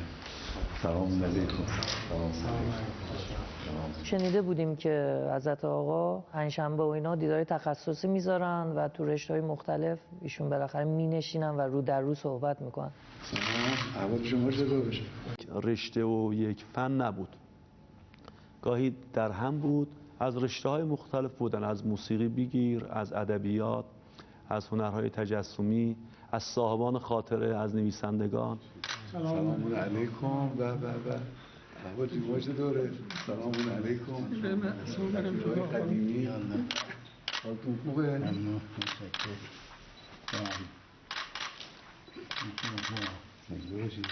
خانواده چاق شدی تو بغل نمیایید. گفتم با آجا سلام برسید. خوشحالیم شما رو داریم. یاد اون روزی به خیر که آمدی تو بغل ما، نزدیک بود هر دو بیفتیم تو خونه اسلامی. یادته؟ در حوزه فناوری به ویژه اطلاع دارم، در حوزه علوم که جلسات محضرشون بوده. از ما هم خواسته شد که افرادی که در حوزه فناوری نانو مشغول هستند و فناوری رو توسعه دادن، محصولی رو در به اصطلاح بازار دارن و افراد برجسته در این عرصه رو ما در یک جلسه خدمت حضرت آقا باشیم. چشم ما روشن به این همه دانشمندان نانو، واقعا برای ما ماه خوشبختی و مسرته که الحمدلله همتون فعال، دانشمند، جوان. خدا انشالله حفظتون کنه. خب جلسه در واقع با حضور آقا برای نماز شروع شد، نماز مغرب و عشا. الله اکبر و تکبیرت الاحرام. اتاق خیلی بسیار کوچکی بود، اتاقی که من و همکارانم درش جمع شده بودیم و فکر میکنم اکثریت قریب به اتفاق ما، این رو بر اساس ذهنیت خودم میگم، منتظر بودیم که ما رو به جای دیگری منتقل بکنند که منبسط‌تر باشه، فضا بزرگتر باشه که اونجا دیدار اتفاق بیفته. فکر نمی‌کردیم که همین در میان ما تشریف بیارن مقام معظم رهبری و بنشینن با ما صحبت کنن. هر جا دوست دارین بشینید، به هر این آقایون گوش نکنید. اصلا دیدم جنس جلسه با جنس جلسات دیگه فرق میکنه. بیریش رفته پاریش برگشت، سالم رفته مجروح برگشت، بی تجربه رفته سر تا پا تجربه برگشت. میگم خیلی جلسه اصلا حتی از دیدار شاعران هم خیلی راحت تر. انقدر که آقا نشستن گفتم من امروز وقت دارم ما راحت باشی. نمیدونم از چجوری از کدوم یکی از دوستان شروع کنیم، از کسبت شروع کنیم، از شما سابقه شروع سوال کنید از بله آقایون که هر کدوم مایلن. آخه اینطوری همشون مایلن. تا وقتی وقت هست اینم خیلی مؤثر بود که ایشون خودش مشتاق بشنوه. خب خیلی خوب، خیلی خوب، خیلی خوش آمدید. من عرضی ندارم، آقایون اگر مطلبی بخواید بفرمایید مستمعم تو این جلسه. فضا خودشون انقدر صمیمی و دوستانه کردن که بچه ها خیلی راحت باشون حرف زدن. از این جلسه مقصود این حقیر انسه با دوستان و آشنا شدن با بعضی از برادران و با بعضی ها که آشنا هستیم، با بعضی دیگه هم که آثارشون رو گاهی یا میبینیم یا میشنویم از دیگران، تعریف و تمجید رو با خود آقایون از نزدیک آشنا بشیم، احوال پرسی کنیم. من یادم میاد آقای صالح الله نشسته بودن روی صندلی و عذرخواهی کردن که من کمرم درد میکنه و خیلی صمیمی ایشون گفتن خب منم کمرم درد میکنه، عذرخواهی نداره. استاد محمد صالح الله که خدمتتون هستیم در رادیو پیام، در همه بخش‌ها که به هر حال محضرشون حضور داریم. یا آقای صالح الله سالها پیش یک کتابی به من داد، شما بودی؟ بله، من چند کتاب تازه هم آوردم، تقریبا تازه. من خیلی پوزش میکنم که کمرم درد میکنه. پوزش نداره، منم کمرم درد میکنه. خیلی اصرار دارم کمرم خوب نشه، سالهاست، چون خیلی خانواده به من وقتی کمر درد دارم خیلی بیشتر حرکت میکنم، اینکه تلاش مزاحم کنم که این کمر درد. خیلی خوب، خدا خیرتون بده. ببینید من با یه پیش‌داوری تو اون جلسه رفتم. پیش‌داوری این بودش که حضرت آقا خیلی چیزا رو نمیدونن، نمیگن و نمیخوان بگن. بسم الله الرحمن الرحیم. صدا داریم؟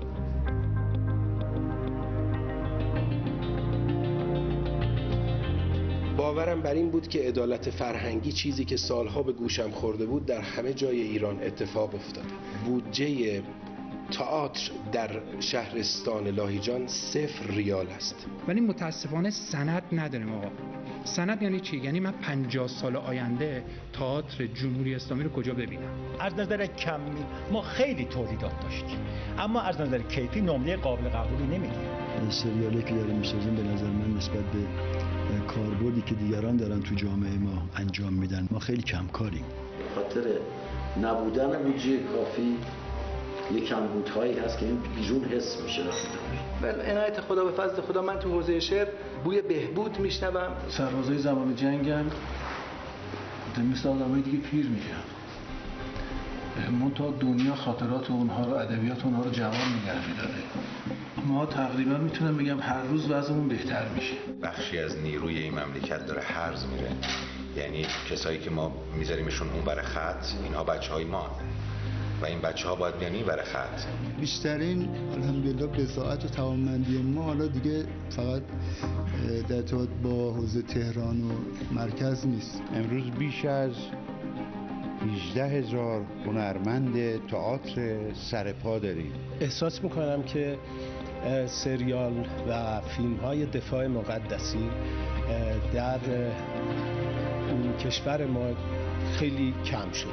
من کاری که کردم روی عایق‌های صوتی با فناوری نانو بود. گفتن که آقا نانو رو ما شنیدیم تو جوراب و کت و شلوار استفاده میشه، نانو چه به صنعت گاز. و خیلی محترم گفتن بلند شید برید بیرون. داستانی که میتونه آرمان‌های ما رو به واقعی ترین شکل به جهان ارائه بده. 30 شبکه رادیویی موج کوتاه ما رو نمیدونم چرا قطع کرده است.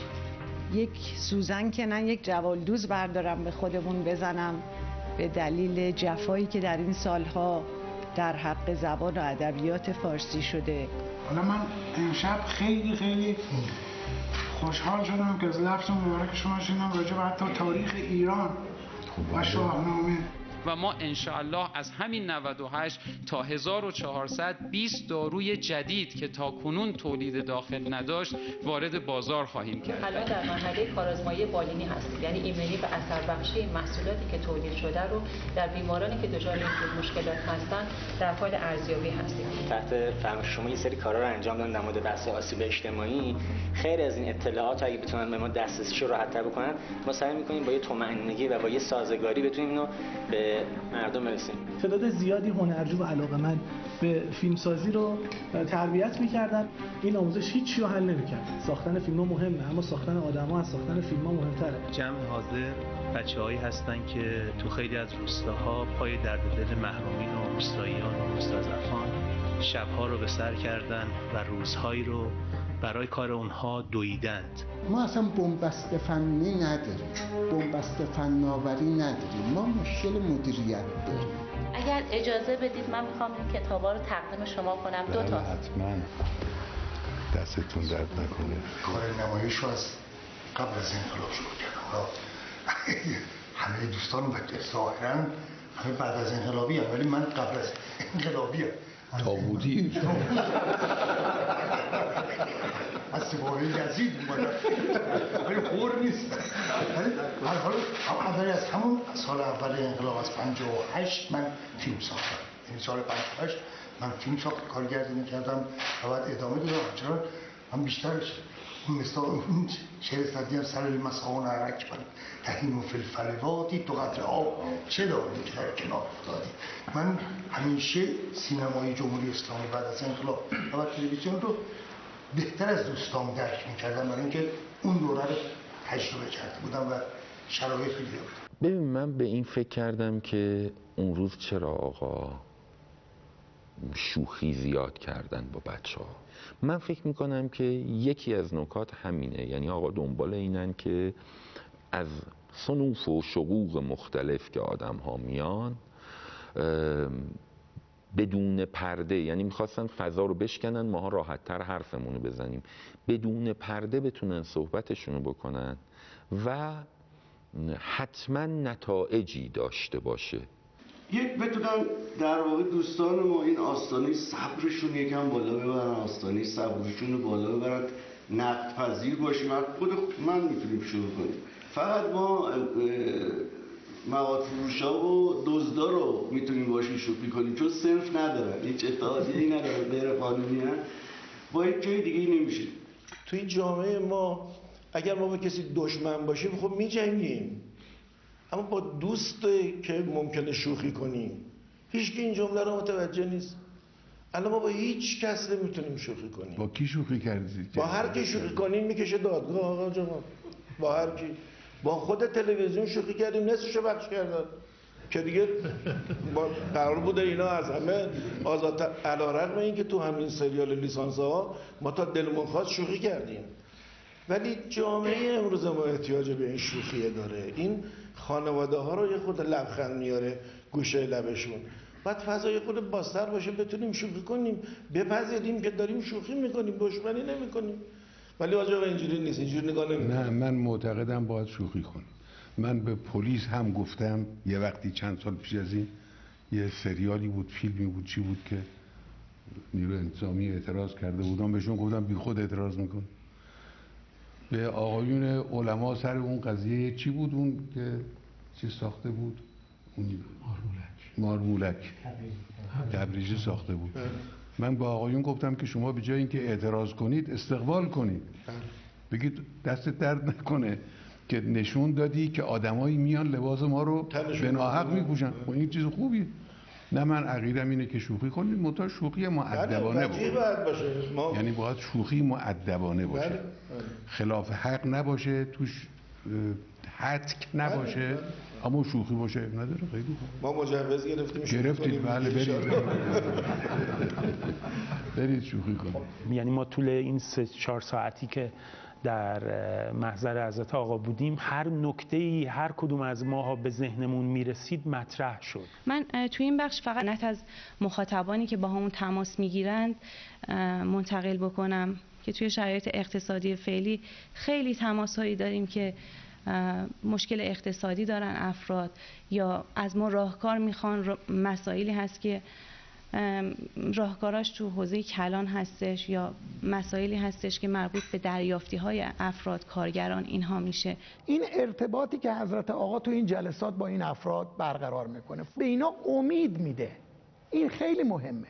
بحث جراحی راه دور یکی از بحث‌های این دستگاه است، ولی اونچه که در دنیا بیشتر مصداق پیدا کرده افزایش دقت جراحی با استفاده از این فناوریه. به گونه که اگر جراح دستش رو 1 سانتیمتر حرکت بده، ابزار جراحی 1 میلیمتر حرکت میکنه. جراح دیگه لازم نیست لباس استریل بپوشه و بره تو اتاق عمل بالا سر مریض ساعت‌ها بایسته. یک جراح بعد از 2 سال کار کردن مشکل ستون فقرات، گردن درد، واریس پا میگیره، پشت این دستگاه میشینه و در یک حالت چایشو میخوره و چایشو میخوره و هر وقت دستش رو رها کنه دستگاه فریز میشه، چایشو میخوره 2 مرتبه ادامه میده. منتها 20 سال بوده به صورت مونوپولی فقط توسط ایالات متحده تولید میشده و ما اولین کشوری بودیم که خوشبختانه تونستیم مونوپولی رو بشکنیم و سعی داریم میکنیم که وارد بازارهای جهانی بشیم. اولا که ببین جلوی آقا موقعی که شما صحبت میکنی اولا نمیدونی چی بگی، چون مقابل آدمی داری صحبت میکنی که تا حالا شبیهش رو ندیدی. موقعی که اونجا میری بالاخره جو اونجا، فضای اونجا یه جوریه که حرفات یه خورده خاص میشه. مرسی. به نام خدا سلام عرض میکنم خدمت شما. علیکم السلام. انیمیشن راهنما و رانندگی رو که اون زمانی که من ساختم، صحبتی از قول شما به ما گفتن که امیدوارم درست باشه. خیلی جالب بود، یعنی خیلی کیف کردم. اینکه حدوداً 20 سال پیش که انیمیشن راهنما و رانندگی شروع میشد، شما فرمودید که نوه من میاد تو اتاق دست منو میگیره میگه بابا بزرگ بیا این فیلم‌ها شروع شد و اینا. خلاصه خیلی کیف داشت. حالا راست و دروغش نمیدونم ولی خب خیلی لذت بخش بود این تعریف. نگاه می‌کردیم ما، حالا نوه می آورده خودم می آمدم اون بحث دیگری. بله. بستگی به روحیت تو اون موقع داره، بستگی به فضا سازی داره که رفتی اونجا. مثلا من خیلی ها رو دیدم که رفتن پیش آقا، خیلی تو تلویزیون این ور اون ور، حرفشون رو نتونستن بزنن، زار زار گریه کردن. خب من زار زار گریه نکردم، من حرفمو قشنگ زدم. آقا ما یه مشکلات انیمیشنمون الان خیلی خوب شده، خیلی اوضاعمون خراب بود. من مجموعه انیمیشنی ساختم به نام حسن خطرناک حسن که انیمیشن های آقای ایمنی گاز بود که روانبخش صادقی 10 سال قبل از من اصلا شروع کرده بود. من 500 قسمت از اون ساختم، یه سری ساختم به نام حسن خطرناک حسن معروف شد. اینجا پدر منو در آوردن، یعنی یکی دو تا مدیر که اسمشون حسن بود و بعد از این انیمیشن حالا تو ادارهشون، تو خونهشون، زن و بچهشون دست مینداختنشون، مثلا هر کاری میکرد میگفت نه حسن خطرناک حسن.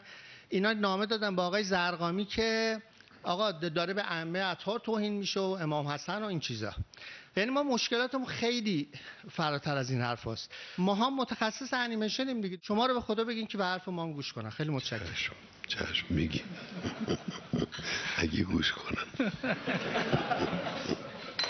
فضای خوبیه که خارج از اون قواعد مرسوم و معمولی که مردم میبینن آدم بتونه راحت حرفش رو بزنه، مثلا انتقادش رو بگه. توجه شما رو به این نکته جلب میکنم که مسئولین ما در ایام آغازین انقلاب و دفاع مقدس در سنین ابتدایی جوانی بودند، در حالی که همکنون همان افراد که هنوز هم برخی از آنان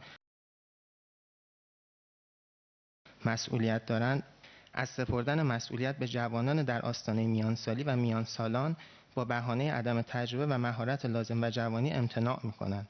جسارتاً این انتقاد در فضای ذهنی این دو نسل به شما هم وارد است که در انتصاباتتان و انتصابات اخیر هنوز هم از همان نسل‌های ابتدایی اول و دوم انقلاب استفاده می‌کنید و جوانان نقش کمی در انتصابات را دارا می‌باشند. من میخوام یه نکته رو خدمتتون عرض بکنم، اونم این که ما سطح توقعاتمون یه ذره تغییر کرده و اومده پایین. سال گذشته آقای حاج علی اکبری به عنوان مثال به عنوان یک شخصیت دانشمند و برجسته به امامت جمعه تهران منصوب میشن و ما خوشحالیم و در فضای مجازی تقدیر میکنیم که امام جمعه جوان تهران منصوب شدن و خوشحالیم از این اتفاق و واقعا بسیار زیبا بود برامون این موضوع. اما خودم داشتم فکر میکردم که ما آقای خامنه ای رو داریم که خودشون در آستانه 40 سالگی امام جمعه تهران شدند و ما الان مثلا نسبت به انتصاب امام جمعه 55 ساله تهران خوشحال میشیم. ببینید آقا جون، برای اینکه جوانهای مورد نظر شما مسئولیت‌های مدیریتی قابل توجه رو، حالا نمیگم حتما وزارت، چون مدیران رده‌های میانی زیادی هستن که میتونن فعال بشن، جوونا این مدیریت رو به عهده بگیرن، راهش اینه که دولت به وسیله یک جوان تشکیل بشه. اینی که من گفتم جوان حزب اللهی، این به خاطر این، یعنی بالاخره وقتی که حالا مثلا فرض کنید یه جوانی در همون سنین متناسب، نمیگم حالا جوان 25 ساله، رئیس جمهور بشه من باب مثال و واقعا آدم متعهدی باشه، این طبعا افرادی رو که انتخاب میکنه از بین جوانها خواهد بود. این کلید کار اینه، ولی با توصیه و با اینها خیلی صورت نمیگیره، مشکله. حالا مقایسه با اول انقلاب هم یه قدری مقایسه ناقصی است. یعنی اول انقلاب آدمایی که بتوانند کارها رو به عهده بگیرن و تجربه داشته باشن واقعا نبودن. الان هستن، پیرمردم نیست اما جوون 30 و چند ساله و 40 ساله هم نیست. اینو وقتی که داریم نمیشه، یعنی مصلحت نیست، درست نیست که ما این آدم رو در رأس کار نگذاریم و از امکان کارش و از تجربهش و از تواناییش استفاده نکنیم. انشالله که بریم به سمت اینکه جوانها رو در رأس کارها قرار بدیم. دلمون میخواد این بشه انشالله.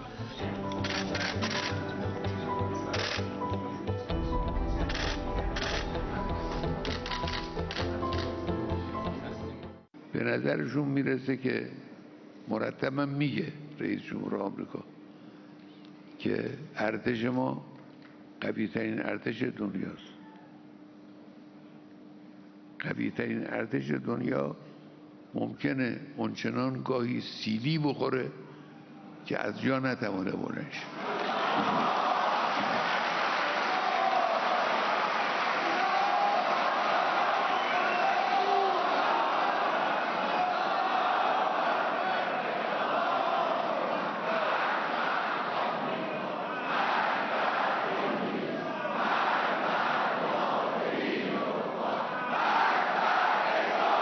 هی میگن ما ناو فرستادیم طرف ایران. خیلی خوب، ناو البته یک دستگاه خطرناکی است، اما خطرناکتر از ناو اون سلاحی است که میتوانه این ناو رو به قعر دریا فرو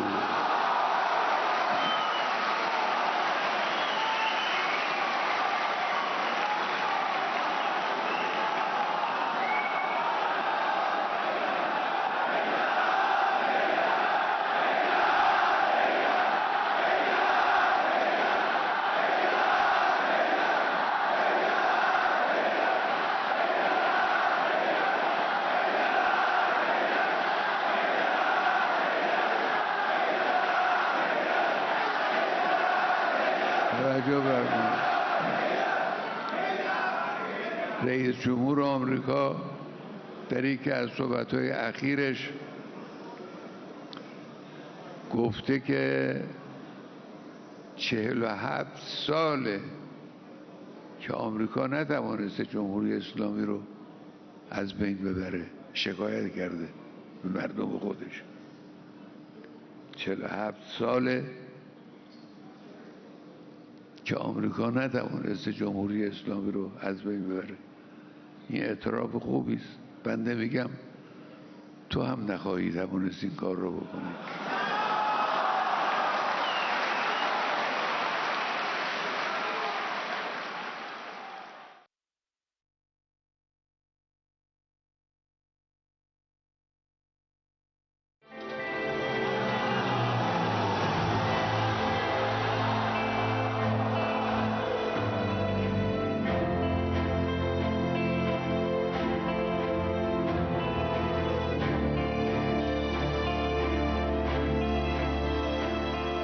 اونجا آدم احساس میکنه میتونه صحبت کنه.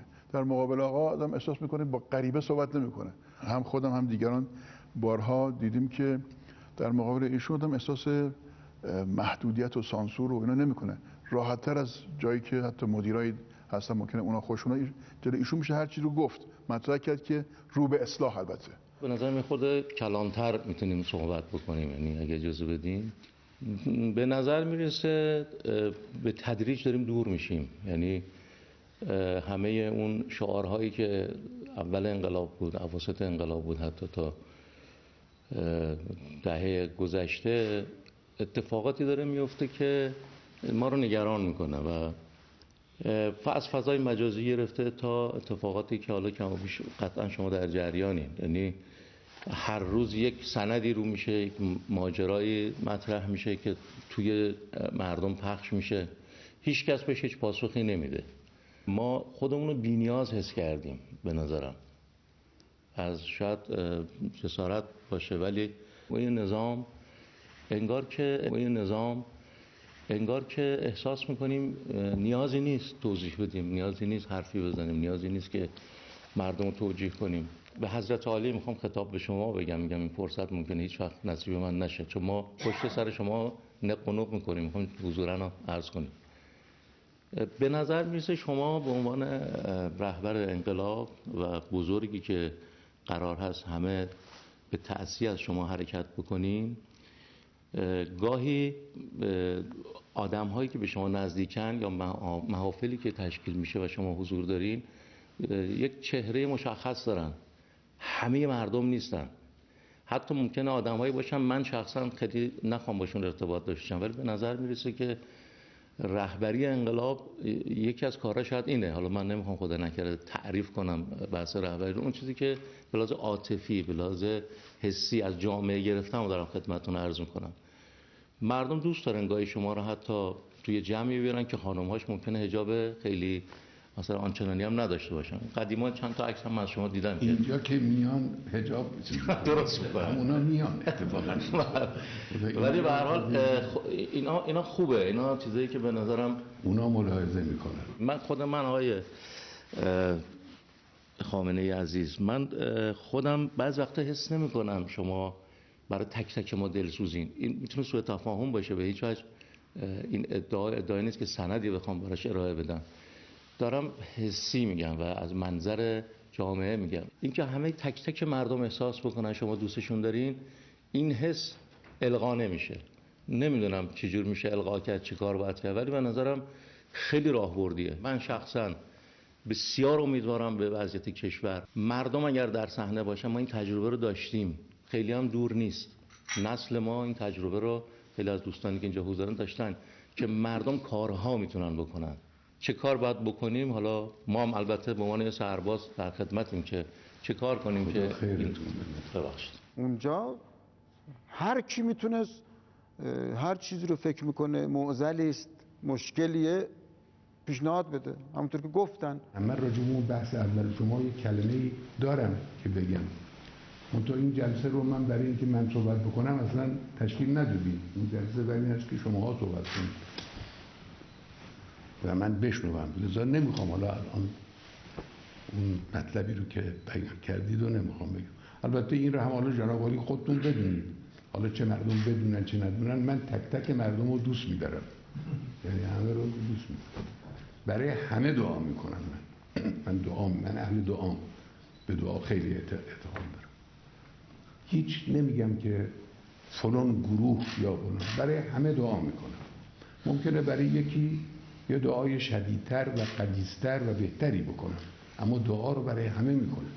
دعای سعادت، دعای هدایت، دعای کامیابی و کامکاری. این رو دوست داریم. حالا ممکنه بدونن، ممکنه به قول شما ندونن. اگر لازم شد بعد من باز یه دو کلمه میگم. فرمودید پس بفرمودید که فرمودید که هستشون از دست ندینن. ببینید شما نگاهتون به جمهوری اسلامی گفتید، من میخوام کلان مسئله رو نگاه کنم. نگاه کلان اینه به اعتقاد من. شما نگاه کنید امروز دنیای بدی است. دنیای فاسدی است. دنیای گرسنگی است. دنیای تبعیض، دنیای بی‌عدالتی است. دنیای زورگویی کسی مثل ترامپه. دنیای حاکمیت بی قید و شرط سرمایه است. این دنیاست. فرقم نمیکنه. اروپا و آمریکا در این زمینه فرقی ندارن. کشورهای دیگری هم که در این سطح و در این حد و اندازه نیستن، به نحوی کمککار این جریان. این دنیای سلطه است. دنیا تقسیم شده به سلطه گر و سلطه پذیر. در مقابل این دنیای بد و فاسد یک نظامی سر بلند کرده و اون نظام جمهوری اسلامی است. اون انقلاب اسلامی است. اون شعارهایی که شما اشاره میکنید، این شعارها در بافت و ساخت اصلی این نظام وجود داره. خب بله گاهی اوقات تخلف میشه. خیلی اوقات در زمان پیغمبر هم گاهی اوقات میشد که کارهای خلافی انجام بشه. زمان امیرالمومنین هم همینطور. یک اشکالاتی وجود داره، یک انحراف‌هایی وجود داره، در این تردیدی نیست. اما این به کلیت نظام به هیچ وجه صدمه نمیزنه. این نظام یک نظام معترض به این ساخت قدرت در دنیا، یعنی به بی‌عدالتی معترضه، به ظلم معترضه، به فقر و گرسنگی معترضه. ممکنه در کارهایی که میخواد انجام بده، در این راهی که در پیش گرفته، یه جایی رو بد تشخیص بده، یه جایی رو بد عمل میکنه. اینا هست، در این تردید نیست. اما این اون هویت و ساخت اصلی رو از بین نمیبره. حالا من و شما باید چیکار کنیم؟ هر کدوم در هر جا که هستیم نگاه کنیم، سعی کنیم اون انحراف ها رو، اون مشکلات رو بشناسیم، سعی کنیم اون رو برطرف کنیم در حد وسع و توان خودمون. شما یه جور میتونید کار کنید، من یه جور میتونم کار کنم، اون آقای نویسنده یه جور میتونه کار کنه، هر کسی یه جور میتونه کار بکنه. بارها هم اینو دیدم، یعنی بچه ها مثلا گلایه دارن، میرن گلایه میکنن آقا شرایط اینجوریه. ایشون از یه زاویه دیگه ای نگاه میکرد که آدم گفت پس میشه انقدر از بالا نگاه کرد به موضوع. من بگم آقا اصلا من لق نمیذارم، هیچ همه چی خوبه. وضع موجود رو ازم بپرسید که آیا حجابش درسته؟ یعنی محصول 30 سال زندگی ما حجابمون، اقتصادمون، اونی بوده که شما که شب خالصانه از خدا میخواید همونه؟ یه چنین ادعایی وجود نداره. نه میگم، نه اصراری که معلومه. خب اشکالات رو منم به قدر شما یا یه ذره کمتر میدونم. عرض آخر همینه که شما اگه مثلا دستور بفرمایید یه گروه تشکیل بشن، آقا یه سیستم فرهنگی رو تحت نظر که همکارای شما نقد کنن به شما بدن. خب بکنن، الان میکنن. شما خیال میکنید که همه میاد پیش من میگن آقا به چه. نه آقا، بنده بیشترین گزارش، اولا من خیلی میخونم، اینو شما بدون، گزارش میخونم، گزارش های مردمی رو میخونم هر روز، نه گاهی، غیر از گزارش های رسمی و دولتی و فلان، گزارش های مردمی از روشنفکر، از نمیدونم همه جور میخونم. خیلی از این گزارش های انتقادی است، ما هم دنبال میکنیم. ما هم اینجور نیستش که، یعنی بنده اینجور نیست که تصور بکنم که الان ما داریم توی همون بهشت جمهوری اسلامی که در ذهنمون بوده زندگی میکنیم. نه، ما قطعا اشکال در کارمون هست، اختلال در کار مجموعه وجود داره، کم هم نیست، زیاد هم هست، اما خلاف انتظار من نیست، واقعا خلاف انتظار من نیست. من میدونم که ما انسان ها نقص داریم، ضعف داریم، خسته شدن داریم، یه عوامل ضعفی، نقاط ضعفی در ما انسان ها وجود داره. نخبگان ما، خواص ما دچار مشکلاتی میشن. مسئله نخبگان و خواص شما دست کم نگیرید. همین حرفایی که دارید به من میزنید، همینایی که دارید میگید، همینا رو شما با صدا و سیما، با فلان روحانی مؤثر، با فلان نویسنده فعال در میان بگذارید.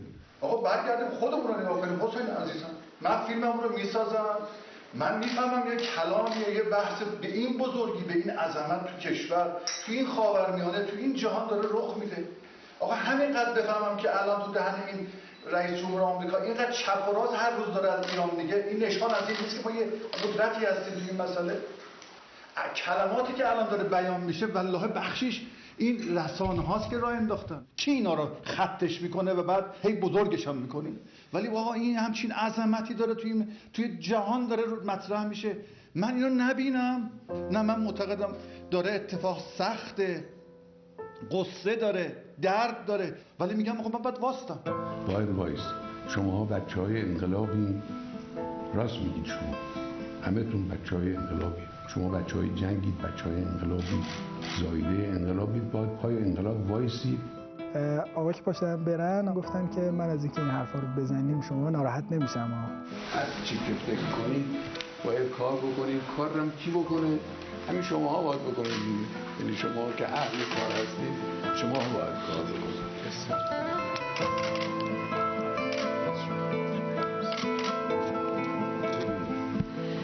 خوشم میاد.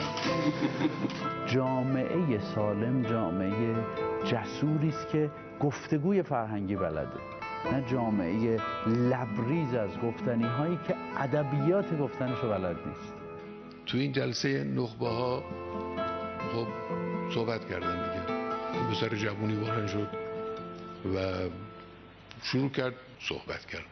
جناب آقا ببخشید، من عرایضی داشتم خدمت شما که تو بخش المپیاد علمی گفته نشد و من هدفم از اومدن به این جلسه صرفا گفتن اینها بود. اگر اجازه بدید در حد 5 دقیقه این حرفا رو بزنم. بله، ممنونم. هیچ موضوعی نیست. جناب آقا، من امروز اومدم بگم که برای جوان المپیادی